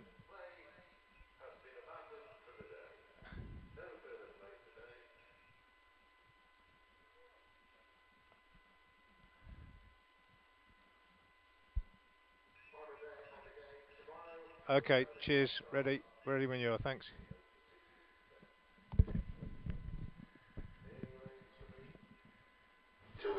3, 2, 1. When the final day of this game at New Road begins, Sussex will be starting the day 250 runs ahead. They're 199 for 6 in their second innings. This after Worcestershire were dismissed in their first innings for 213, losing 3 wickets on the third morning. Leach out for 18, Baker 5 and Pennington 6. So Sussex beginning their second innings with a first innings lead of 51. 3 quick wickets for Joe Leach in a burst at the start. He removed Haynes and Ward, both out first ball without scoring obviously, and James Cole's then out for 1. Sussex recovered 87 for 4 when the fourth wicket went down after a partnership of 84 for that fourth wicket between Carter and Orr. Carter, the man, out for 20, falling caught and bowled to Josh Baker. Ali Orr suffered the same fate. He went for 57, and Baker followed up with a third wicket after tea when he had Finn Hudson-Prentice stumped by Ben Cox for 46. But Dan Ibrahim, 56 not out, and Archie Lenham, 4 not out, saw Sussex through to 199 for 6 when bad light brought a close of play slightly early, and Sussex lead by 250 going into the last day.